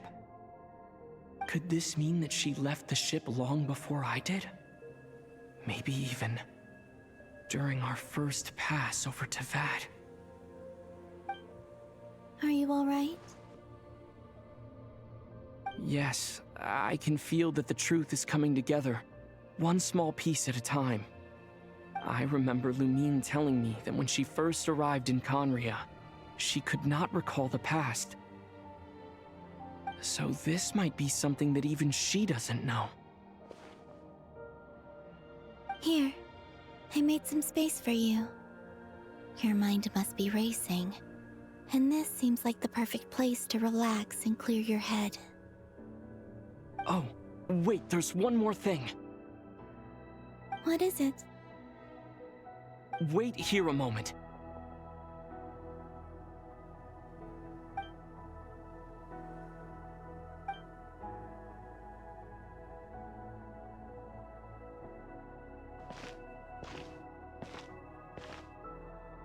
Hey, Columbina.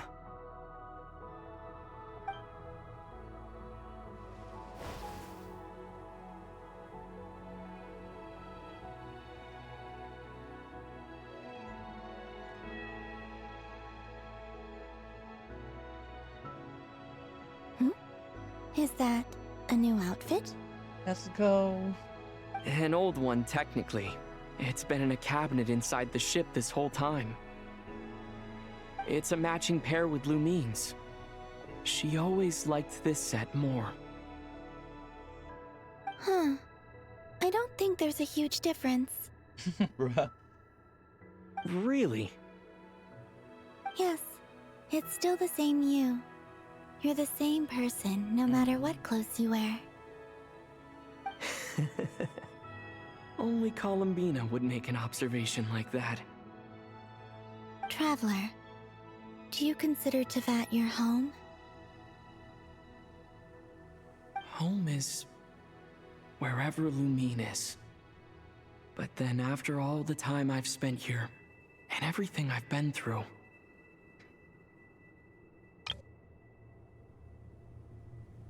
Yes, I'd say it's my home.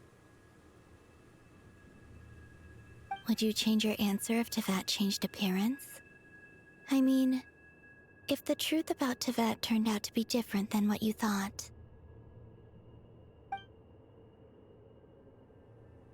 I don't know, but I don't think so. The truth is not what matters most to me about Tevat.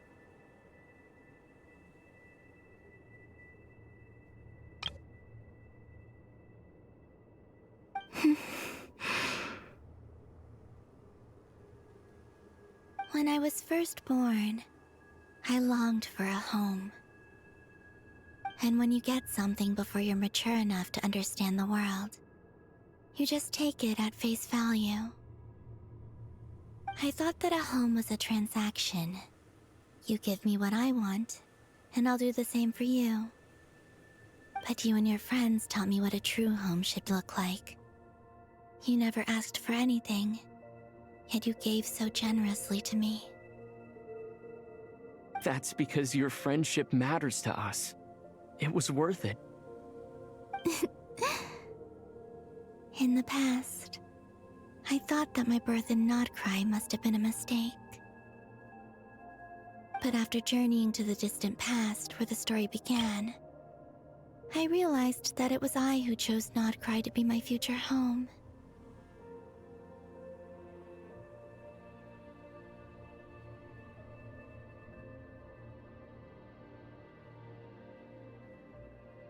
Now, I am glad that I made that choice. I'm sure your friends are just as glad. In fact, I intend to make the same choice today as I did back then. What do you mean? Well, I've given the Eternal Moon's marrow to Lauma, and the Iridescent Moon's marrow to Arlecchino. And now, I shall return my Kuvaki to Nodcry again, that it may continue to protect my chosen home. Wait, but what about your body? Hmm? Oh, are you worried that I'll disappear again? I won't. Not this time. The Frost Moon has now entered the fall sky, and I am the Tri-Lune goddess. I am only returning to Nodcry the part of me that it needs. I am giving what I can, because my home is worth it. Oh, and I have something for you, too. For me? Yes. Come closer.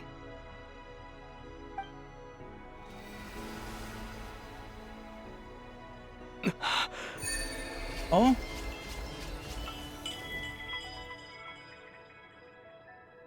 Traveler, all elemental types attack is increased when nearby party member trigger Night Soul Burst. Traveler will receive 1 blade.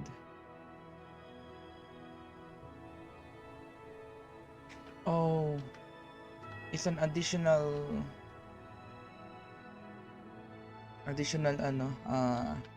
talent. Oh, cool.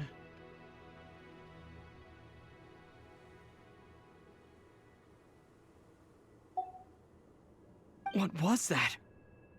I lifted some of the restrictions this world placed on you. I trust this will help in your future adventures. My power. It feels like it's grown. I can use the elements more freely now. Oh. Thank you. This will be a great help. You're welcome. I see you as family, and after everything you've done for me, In fact, no. It's not because I owe you. It's because you're worth it. Here, this flower is for you.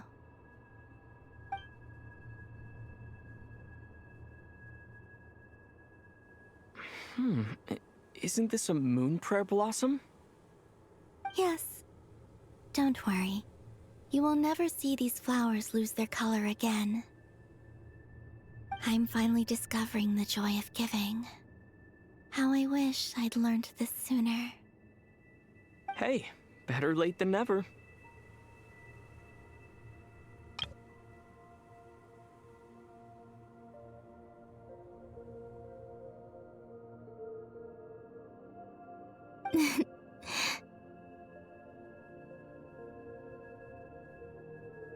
What are you thinking about now?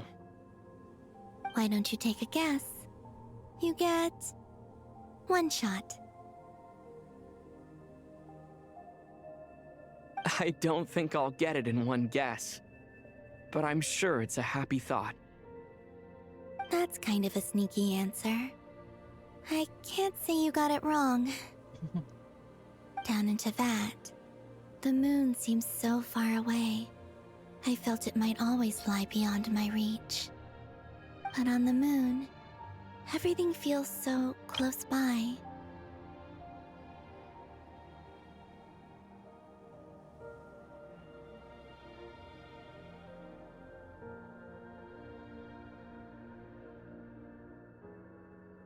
The haze that once enshrouded the skies has finally been dispersed.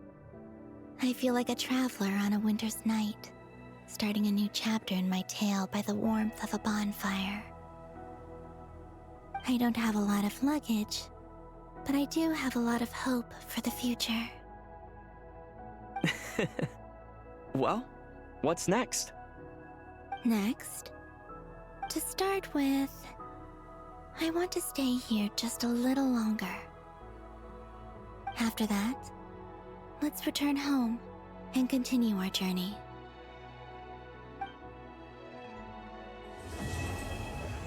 We're done!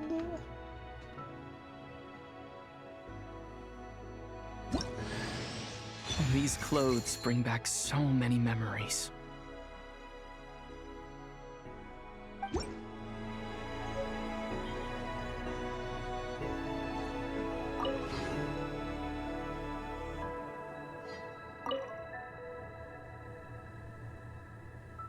The journey goes on, for you and for me. Like I said, this is not the end. I don't believe there has to be an ending. Could you tell me a little bit about Snezhnaya? Oh, is that your next destination? Most people would probably tell you to pack some warm clothes. But I experience things differently than most people, so I can't know how cold it is. In fact, it is home to quite a wondrous heat source. I think they call it Kreshnik's torch. Every city in Snezhnaya is built around one of those. I sensed the energy it gave off as I was passing by on a railway train. It felt grand and distant. I also recommend the Korolievsky troupe in Snezhnograd. They give performances quite regularly, and entry was free for harbingers. I liked them a lot. What do you know about the Tsaritsa? Ice cold and sharp. Crystal clear in some ways, yet profoundly unfathomable in others. Like the thick layer of ice on top of a frozen lake. That's just the impression that Tsaritsa gives me. I was never able to glimpse what truly lies beneath that icy exterior. In fact, I don't think the people of Snezhnaya even know what kind of power their god wields.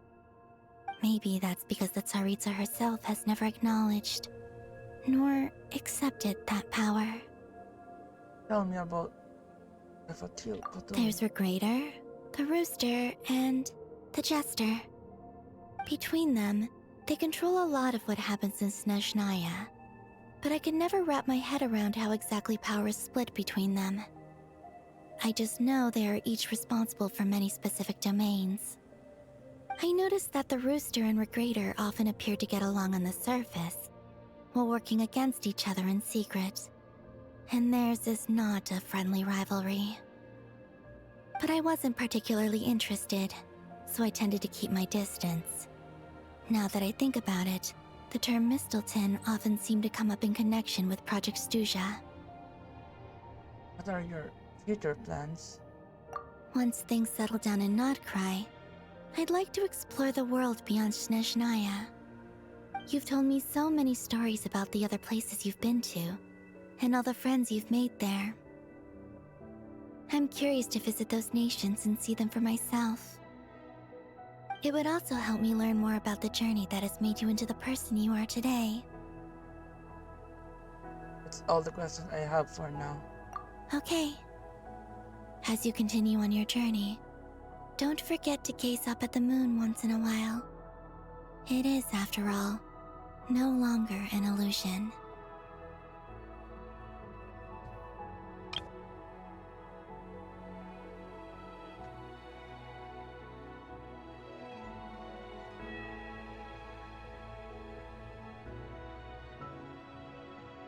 It shall cast down its true moonlight, connecting us in truth.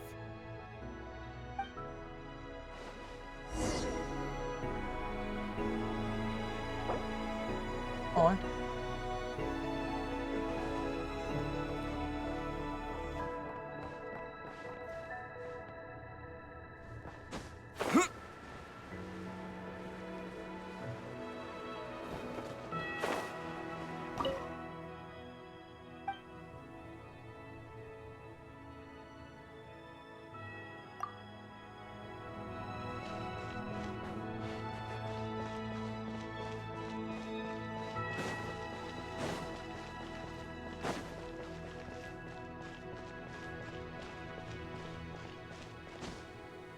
Wait, what? Oh. Because, oh yeah, the gravity. Damn.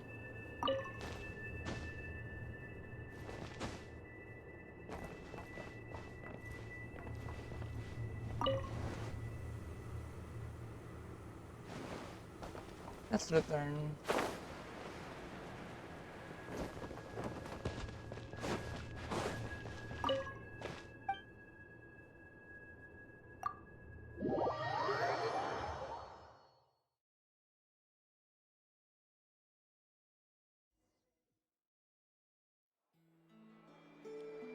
To Jean, acting Grand Master of the Knights of Favonius. Ugh, this preamble is such a pain to write. It's probably high time we got rid of this acting business. Thank you for the hydrate, bleep.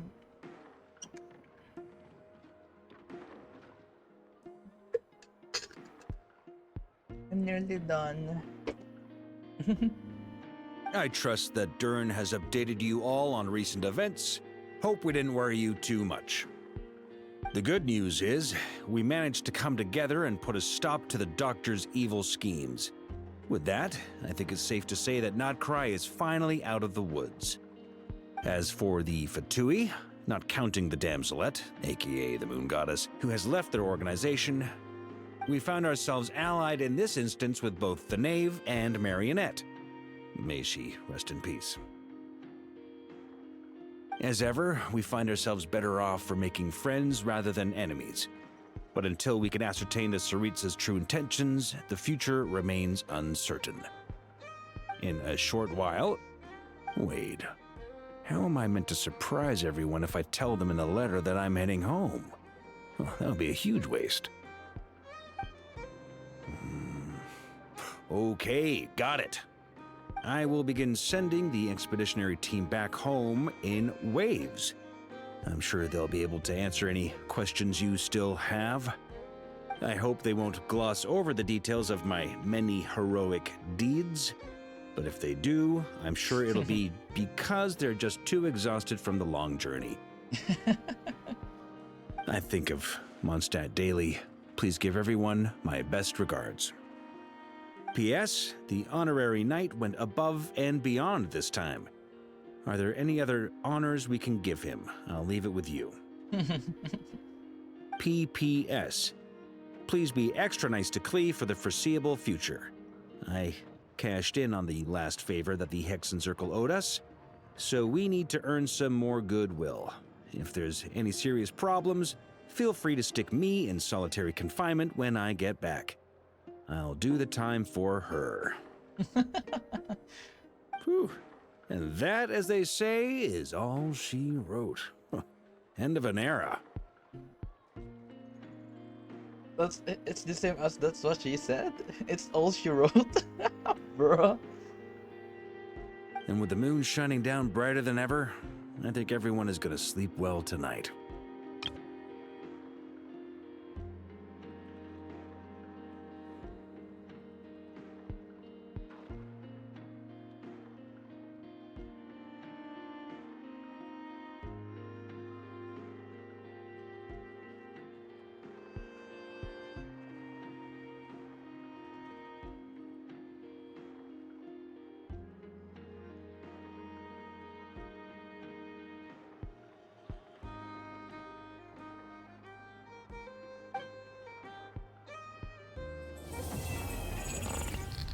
What? It's that thing that just glitched. What the? We're done.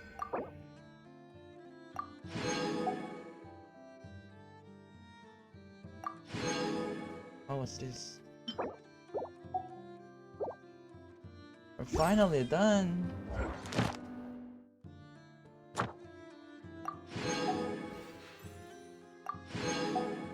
Okay.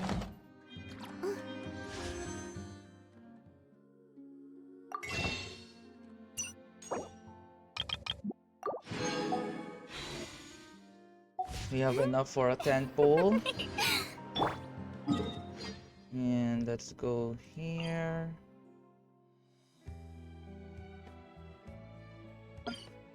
I'm thinking if we can do a elite farm thingy.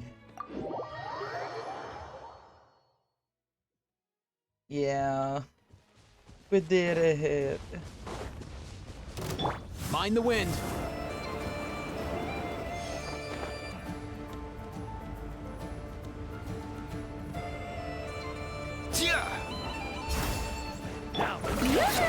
Insulation chamber deployed.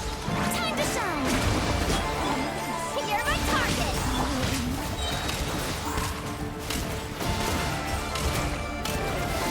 Come here, you little rascal.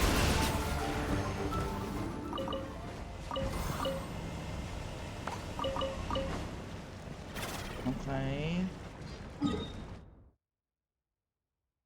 What's this? Oh.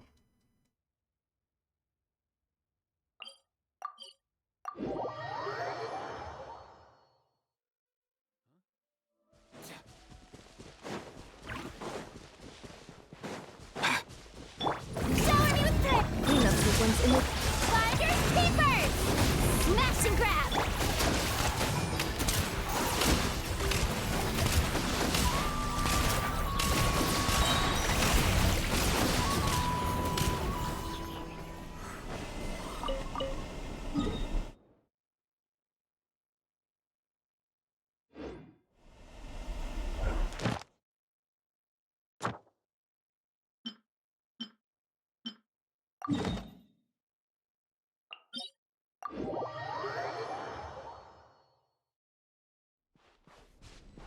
Let's go.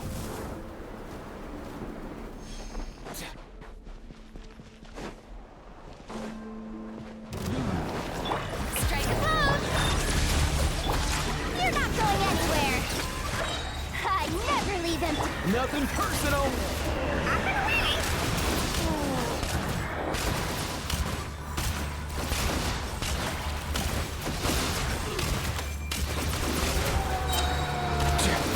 Here. Mind your step.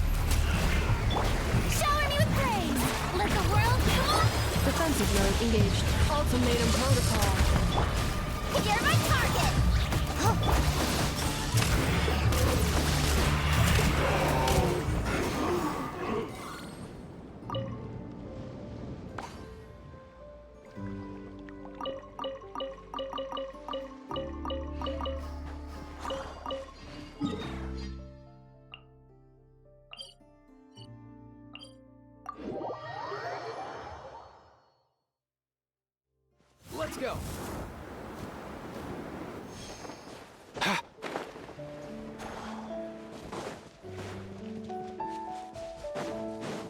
Mind the wind. Strike a pop! Hand it over! Smash and grab! Up and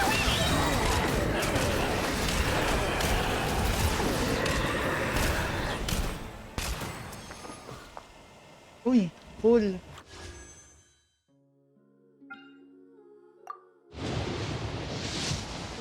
Yo, what? I'm just kidding. I thought we got her. Never mind. Oh, another Aoife. Wow. Okay.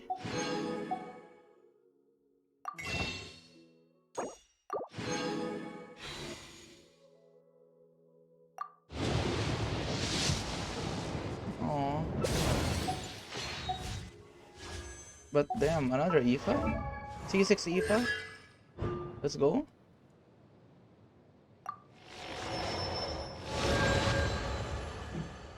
Whenever I get to take a break, I always want a snack. I got some candy, fruit.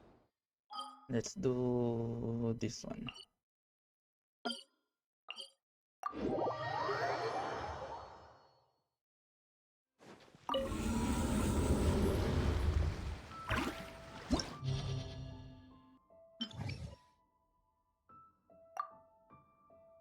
Donor action damage.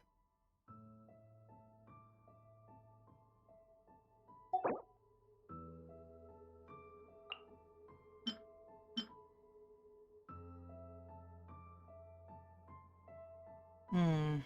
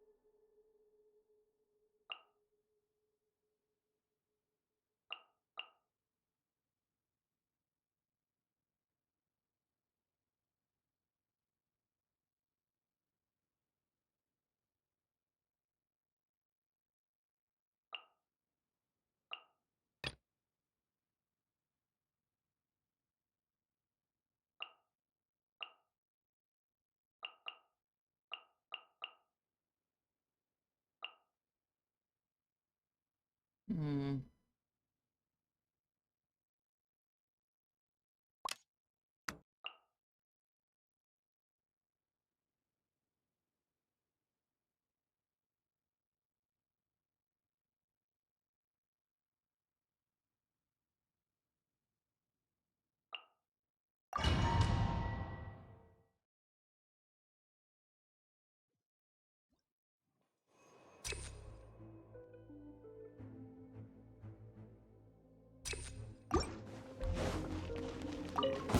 Now it's your turn! Roll! I see everything! Make yourselves at home! Fire rate maximum! With one heart, we pray. Change of plan. Left a grave trap. Close your eye. Eh?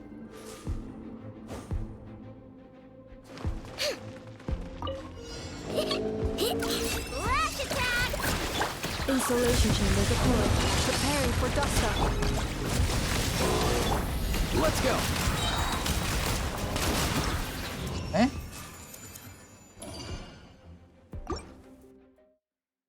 Okay.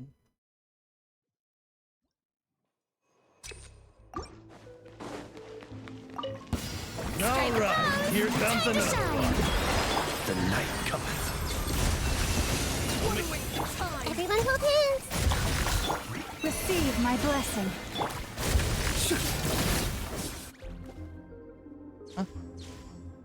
Why is it? Look! The rainbow! Defensive mode engaged. Annihilation mode. Finders keepers! You're my... Nothing personal. Up and away!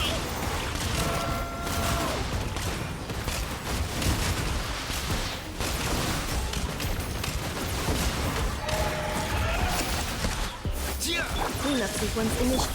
You're not going anywhere! Here!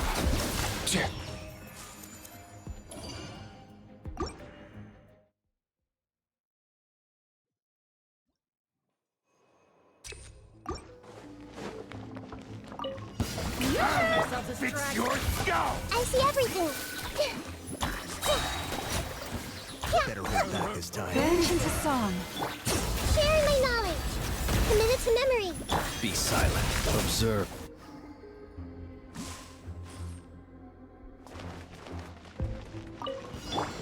Defensive mode. Being done! Smash and grab! Hand it over! Mind your step!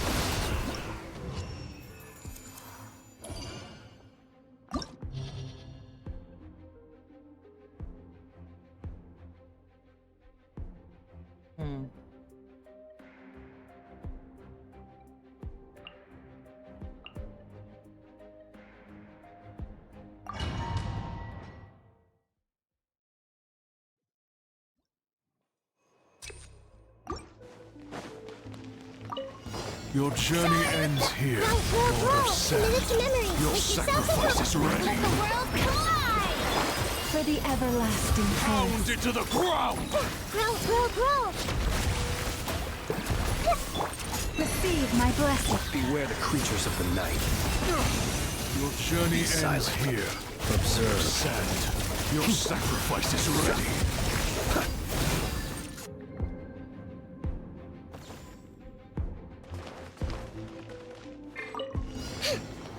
Lash attack! Preparing for dust up. Insulation chamber. Finders keepers! Come here, you little rascal! Mind the wind!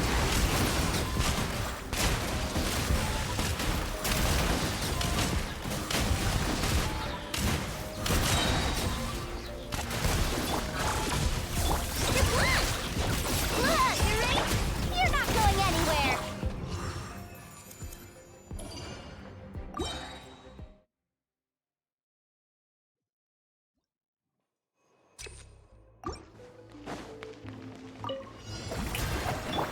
This may hurt a little. Be silent.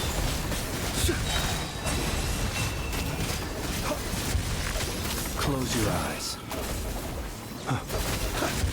Let my name echo in song! Sharing my knowledge! With one heart, we pray. Lush as the moon. Observe. Do you fear the dark?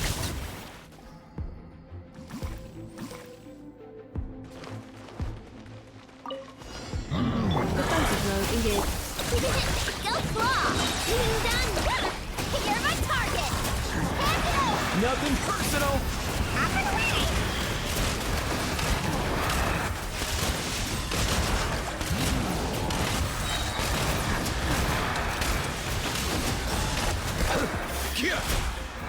Cleanup sequence initiated. Damn C6 EFA, bruh.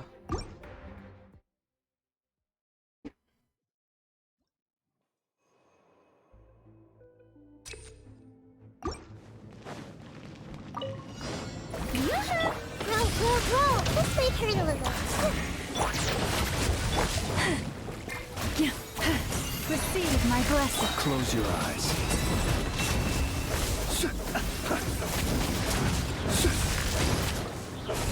To dust.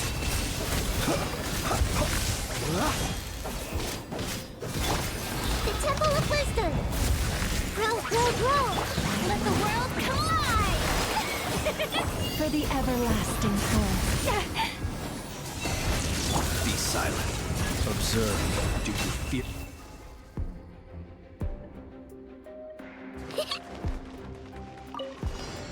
Oh shit. Annihilation mode. Defensive mode engaged. Let's go! This is not good.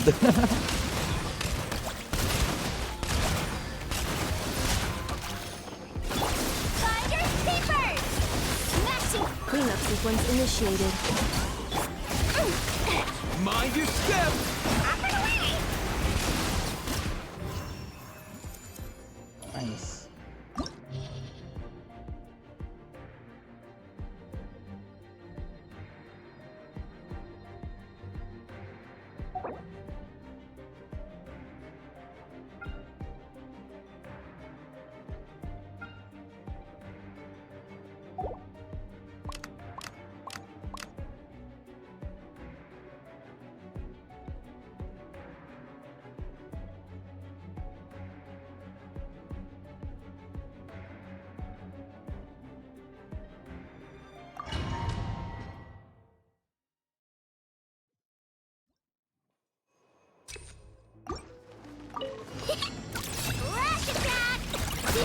Defensive mode engaged.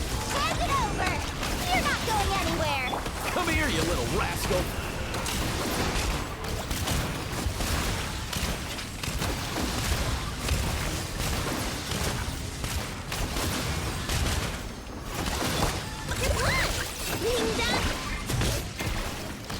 Smash and grab! Ultimatum protocol.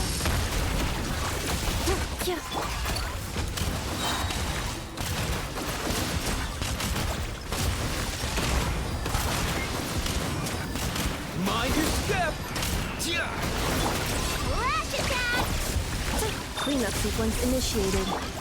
I never leave empty-handed. Mind the wind.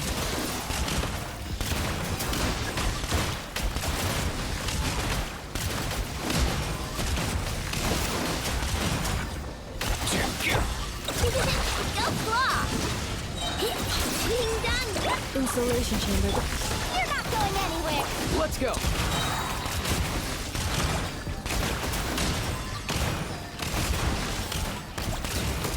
That's kind of broken.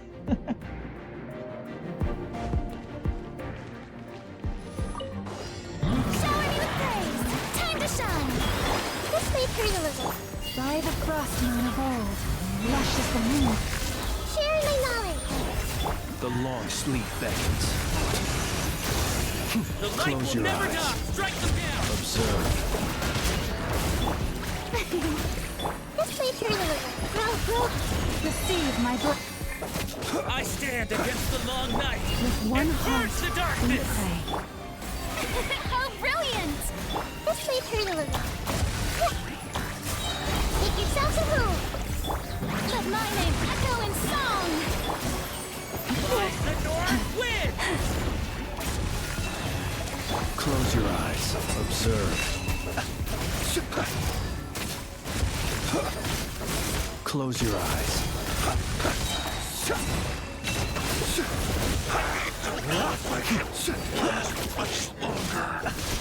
Strike a pose! A minute to memory. This may hurt a little. The Temple of Wisdom. For the everlasting forest, branches of song. Observe.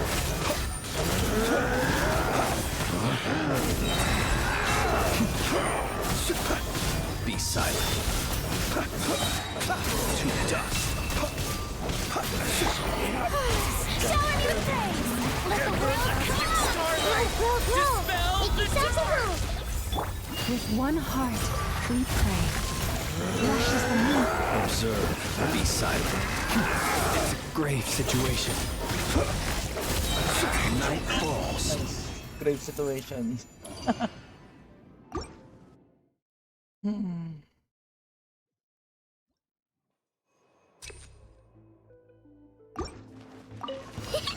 You on this! What, you ready? Cleanup sequence initiated.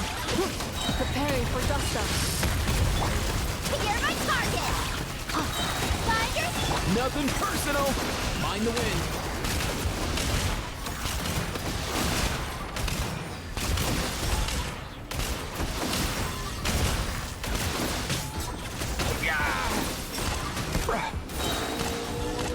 Flash attack!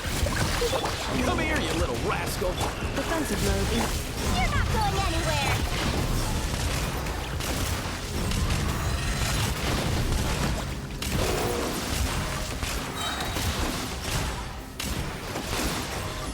Look, the rainbow! You're my target!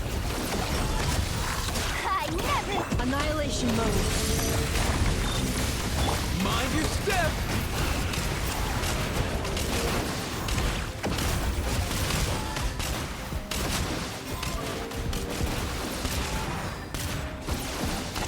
Go claw!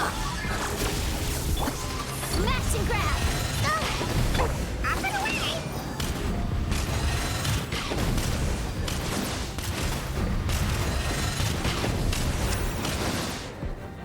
You on this! Ouch! Cleanup sequence initiated. You're my target! Let's go!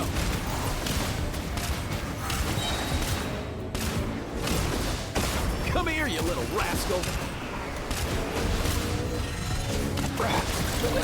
Go claw! Ding dong! You're not going anywhere! Flyer's paper! Up and away!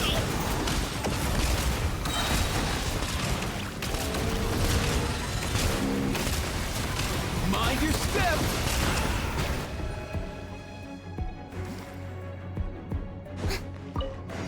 Yoo-hoo! This way through the... Ay, mahirap to. No. Hmm.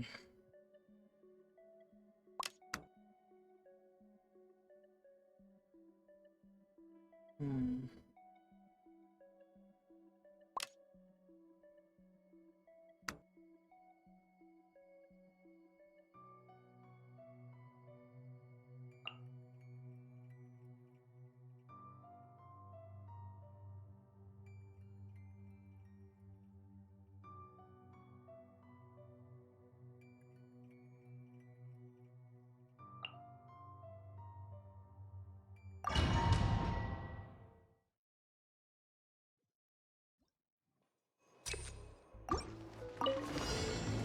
Flash attack! There is no escape! I never leave empty-handed! Smash and grab! Come here, you little rascal! Let's go! Oh wait, it's not working. Hmm.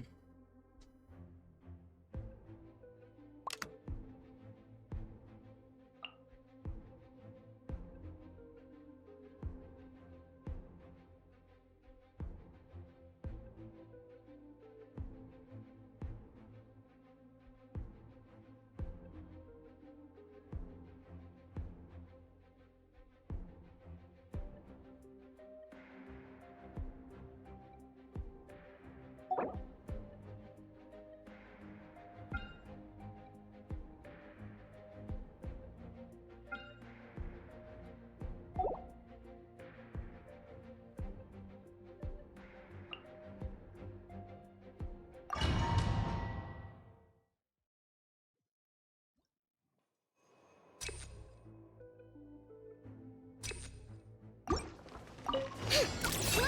Rainbow! Do you want... Flyer's papers! You're my... Mind your step!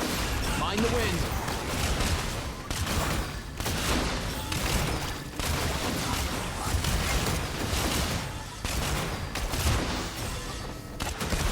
Go claw! Installation chamber deployed. Ultimatum protocol. Smash and grab! Up and away! Come here, you little rascal!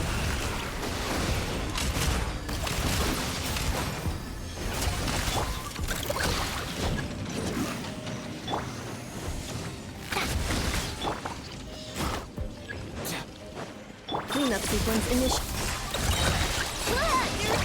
I never leave empty-handed! Mind the wind!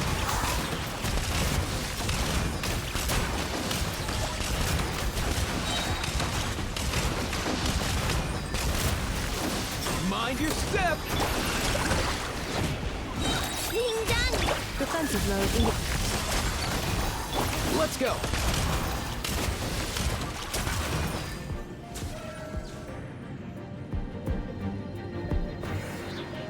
Shower me with praise! Let my name echo! Fly, skills be gone!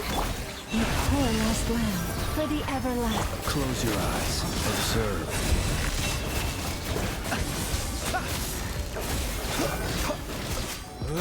Be silent. The light will never Night die! falls. Steady now. Closing in! Receive my book. Close your eyes. I stand Observe. against the long night and curse the darkness!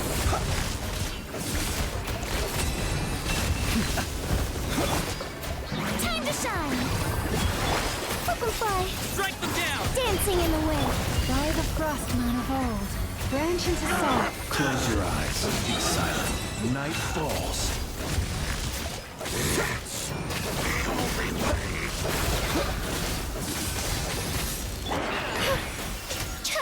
Yoo-hoo! Lush as the moon.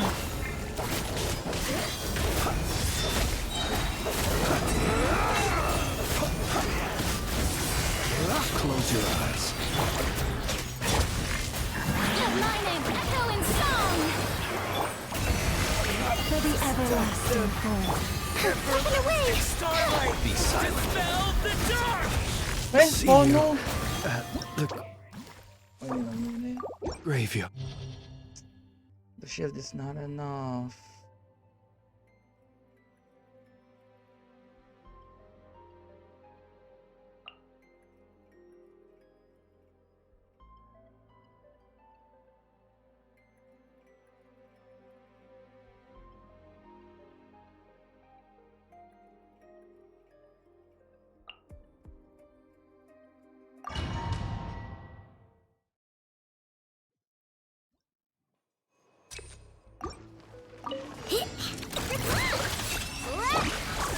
Annihilation mode.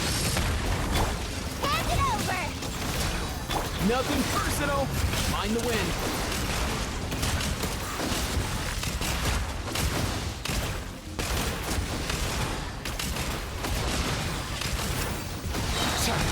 Ding dong water bomb! Insulation chamber. Smash and grab! Mind your step! Up and away!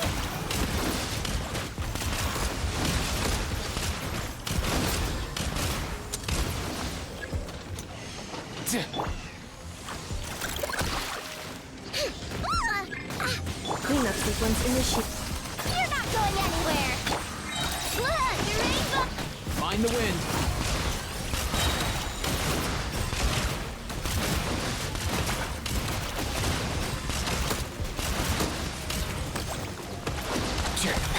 Nothing personal! Insulation chamber deployed. Preparing for dust. Flash attack!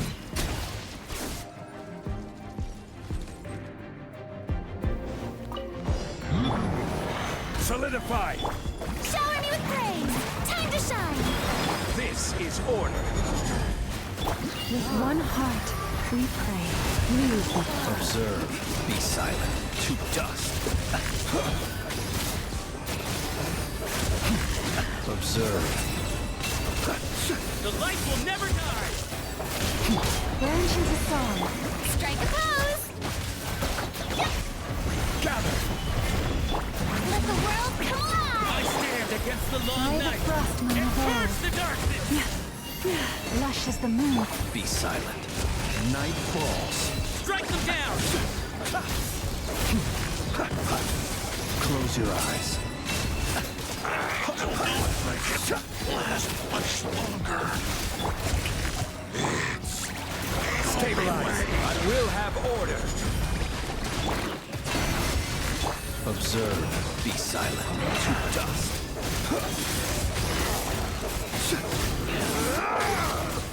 Close your eyes. Night falls. Yoo-hoo! Time to shine! Solidify. You poor last one. For the everlasting. Observe. Close your eyes. Night falls.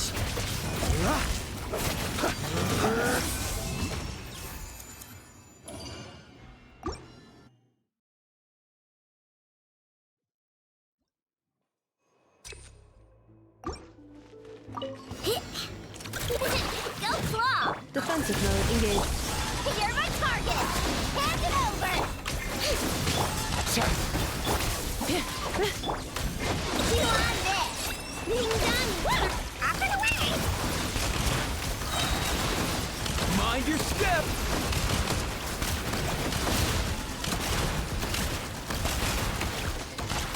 Insulation chamber. Flash attack! Finders keepers! Smash and grab! Ultimatum protocol. Mind the wind.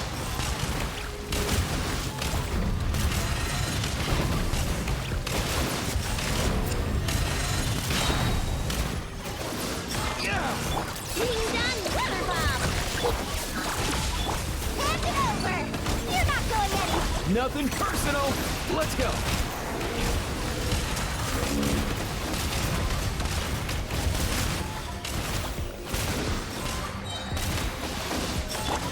Flash attack!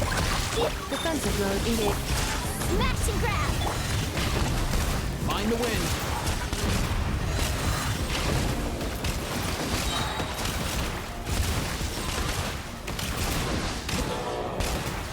Mind your step! Look, the rainbow! Insulation chain. Fire's peepers! Here I... Preparing for dust up. Let's go!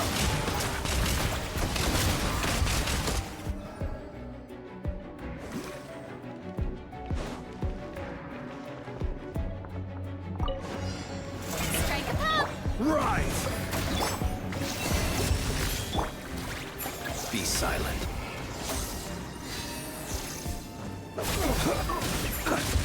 Close your eyes.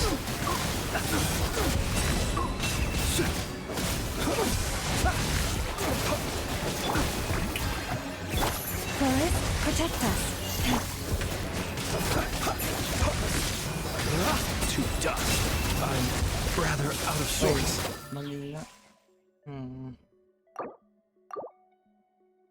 Hindi for now, maybe. We need Colombina for the ano.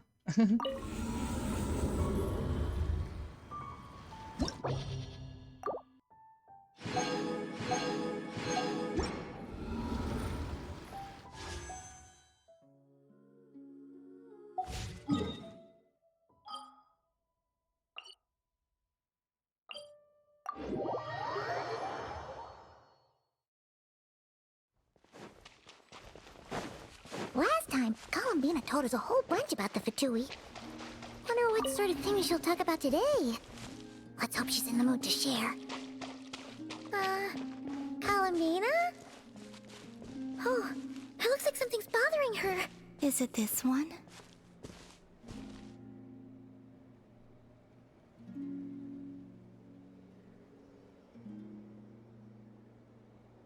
Not this blue, then? Colombina? Oh, it's you. Could you help me? I'll be sure to return the favor. Are you kidding? You know you don't owe us anything, right? You helped us a lot in the past. It's us who should be returned the favor. Yeah, we'd help you even if you had nothing to give us. So, what sort of help do you need? Well, to be precise, this creature is the one that needs help. Huh? The Kuhenki? Yes. This little one procured a paintbrush somewhere, and upon returning to my side, proceeded to swish about happily. I found a canvas and some paint for her, but though some time has passed, her attempts to mix the colors she desires have met with little success. Whoa! Where did you come from?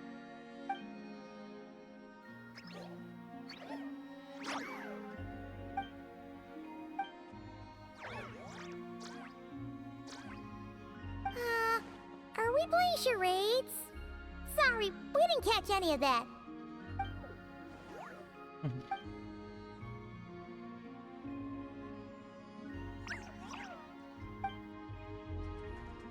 Huh! Looks like she's taken an interest in your pack. Perhaps you carry suitable colors on your person. We don't usually carry around stuff like that. Speaking of which, where did you find the paint? No offense, but you, don't look like the painting sort. This little one was quite impatient, so I made some paint using the colorful flowers nearby. Huh.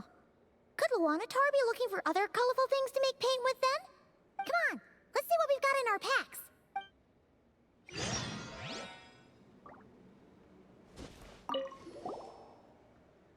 Okay, relax. Don't worry, we're searching.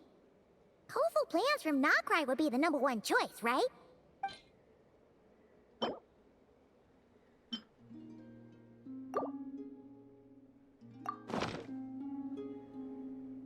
Will these do? Yes, the Kuhenki looks quite satisfied. Man, Paimon never knew Kuhenki could do art. Kuhenki are much like us, in truth. Each one has its own personality and hobbies. Wait, does that mean you can tell all the Kuhenki and Nokrai apart from each other? The ones I've met, yes. Huh, that's impressive. Especially because, other than Wanatar, all the other Kuhenki kind of look the same. So, what is this little painter's name? Name?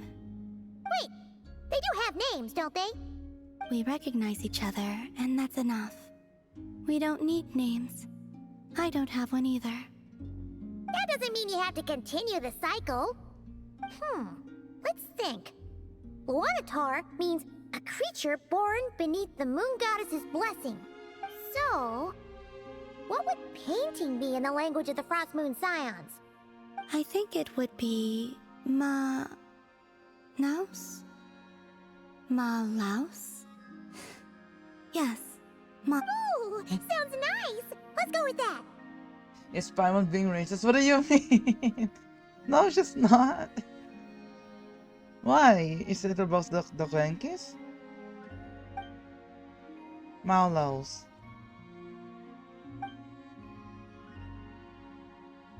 I didn't know that there's another quest here. What is it, Maulaus? Done with your painting? Hi. Bro. Oh, let's see. Whoa! What in the... What's the matter? This is amazing! Oh, damn. Screenshot.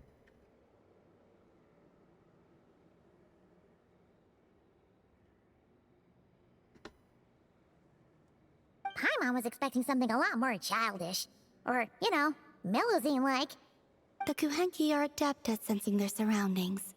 When it comes to recreating what they've seen, they tend to capture things exactly as they were. So, is this a drawing of Columbina, Malos? Oh, it looks like Columbina when she was first born. Huh? Lama said your birth was recorded by the Frost Moon Scions, but this painting does look a bit different. And Koenki shouldn't have existed before the moon goddess's birth. This little one, Malaus, was one of the first Kuhenki born. It's possible this is Malaus's interpretation of how things looked back then. Seems like you're trying to help us to get to know your goddess, huh, Malaus?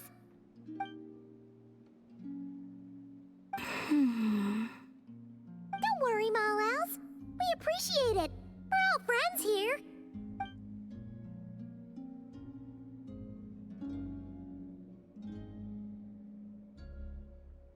Wow, that was quick! You finished another painting already? This must depict the Frost Moon Scions worshipping Columbina as their goddess. What's she doing by the altar? The details are too small to make out. There's a bread. Oh, so she was eating the offerings. Cute. Was I not supposed to? Oh, no. It's just a bit, unconventional. Looks like you were having a good time. Well, they were delicious. Fair point. Yes, I understand. Give me your hand. Seriously, you don't have to give us anything. This is not for eating, you know. It's not like that. This is proof that we're friends. It was Oh, what? New moon's embrace untamed. Okay. Oh, you're having trouble imagining what this chipmunk demon king might look like? Perhaps I should ask Malaus to help us. Then we can wish here.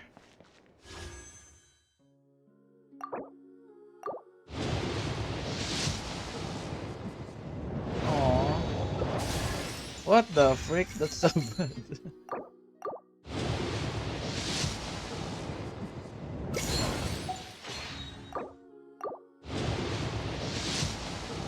Oh, still no Colombina. Yeah, still no Colombina, bruh. After all we've been through.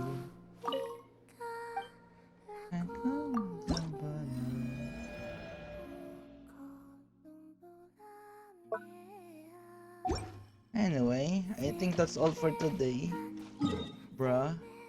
I've been playing the whole day.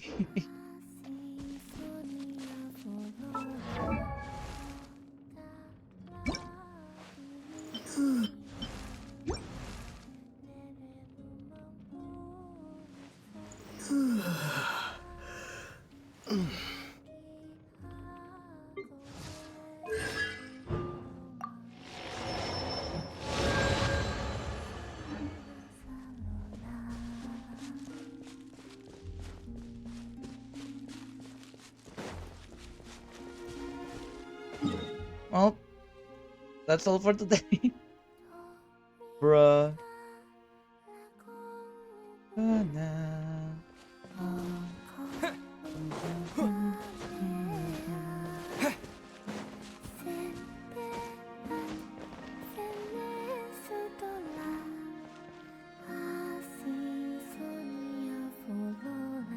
We don't have any wish at all.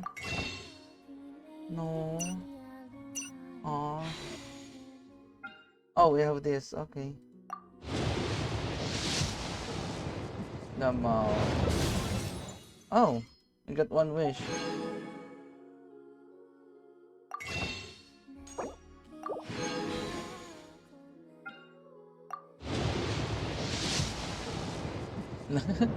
Still nothing. Anyway, yeah, thank you guys for watching, and see you guys again next time. Thank you for dropping by and for staying. That was like 8 hours of stream, and yeah. Thank you guys again. Bye bye.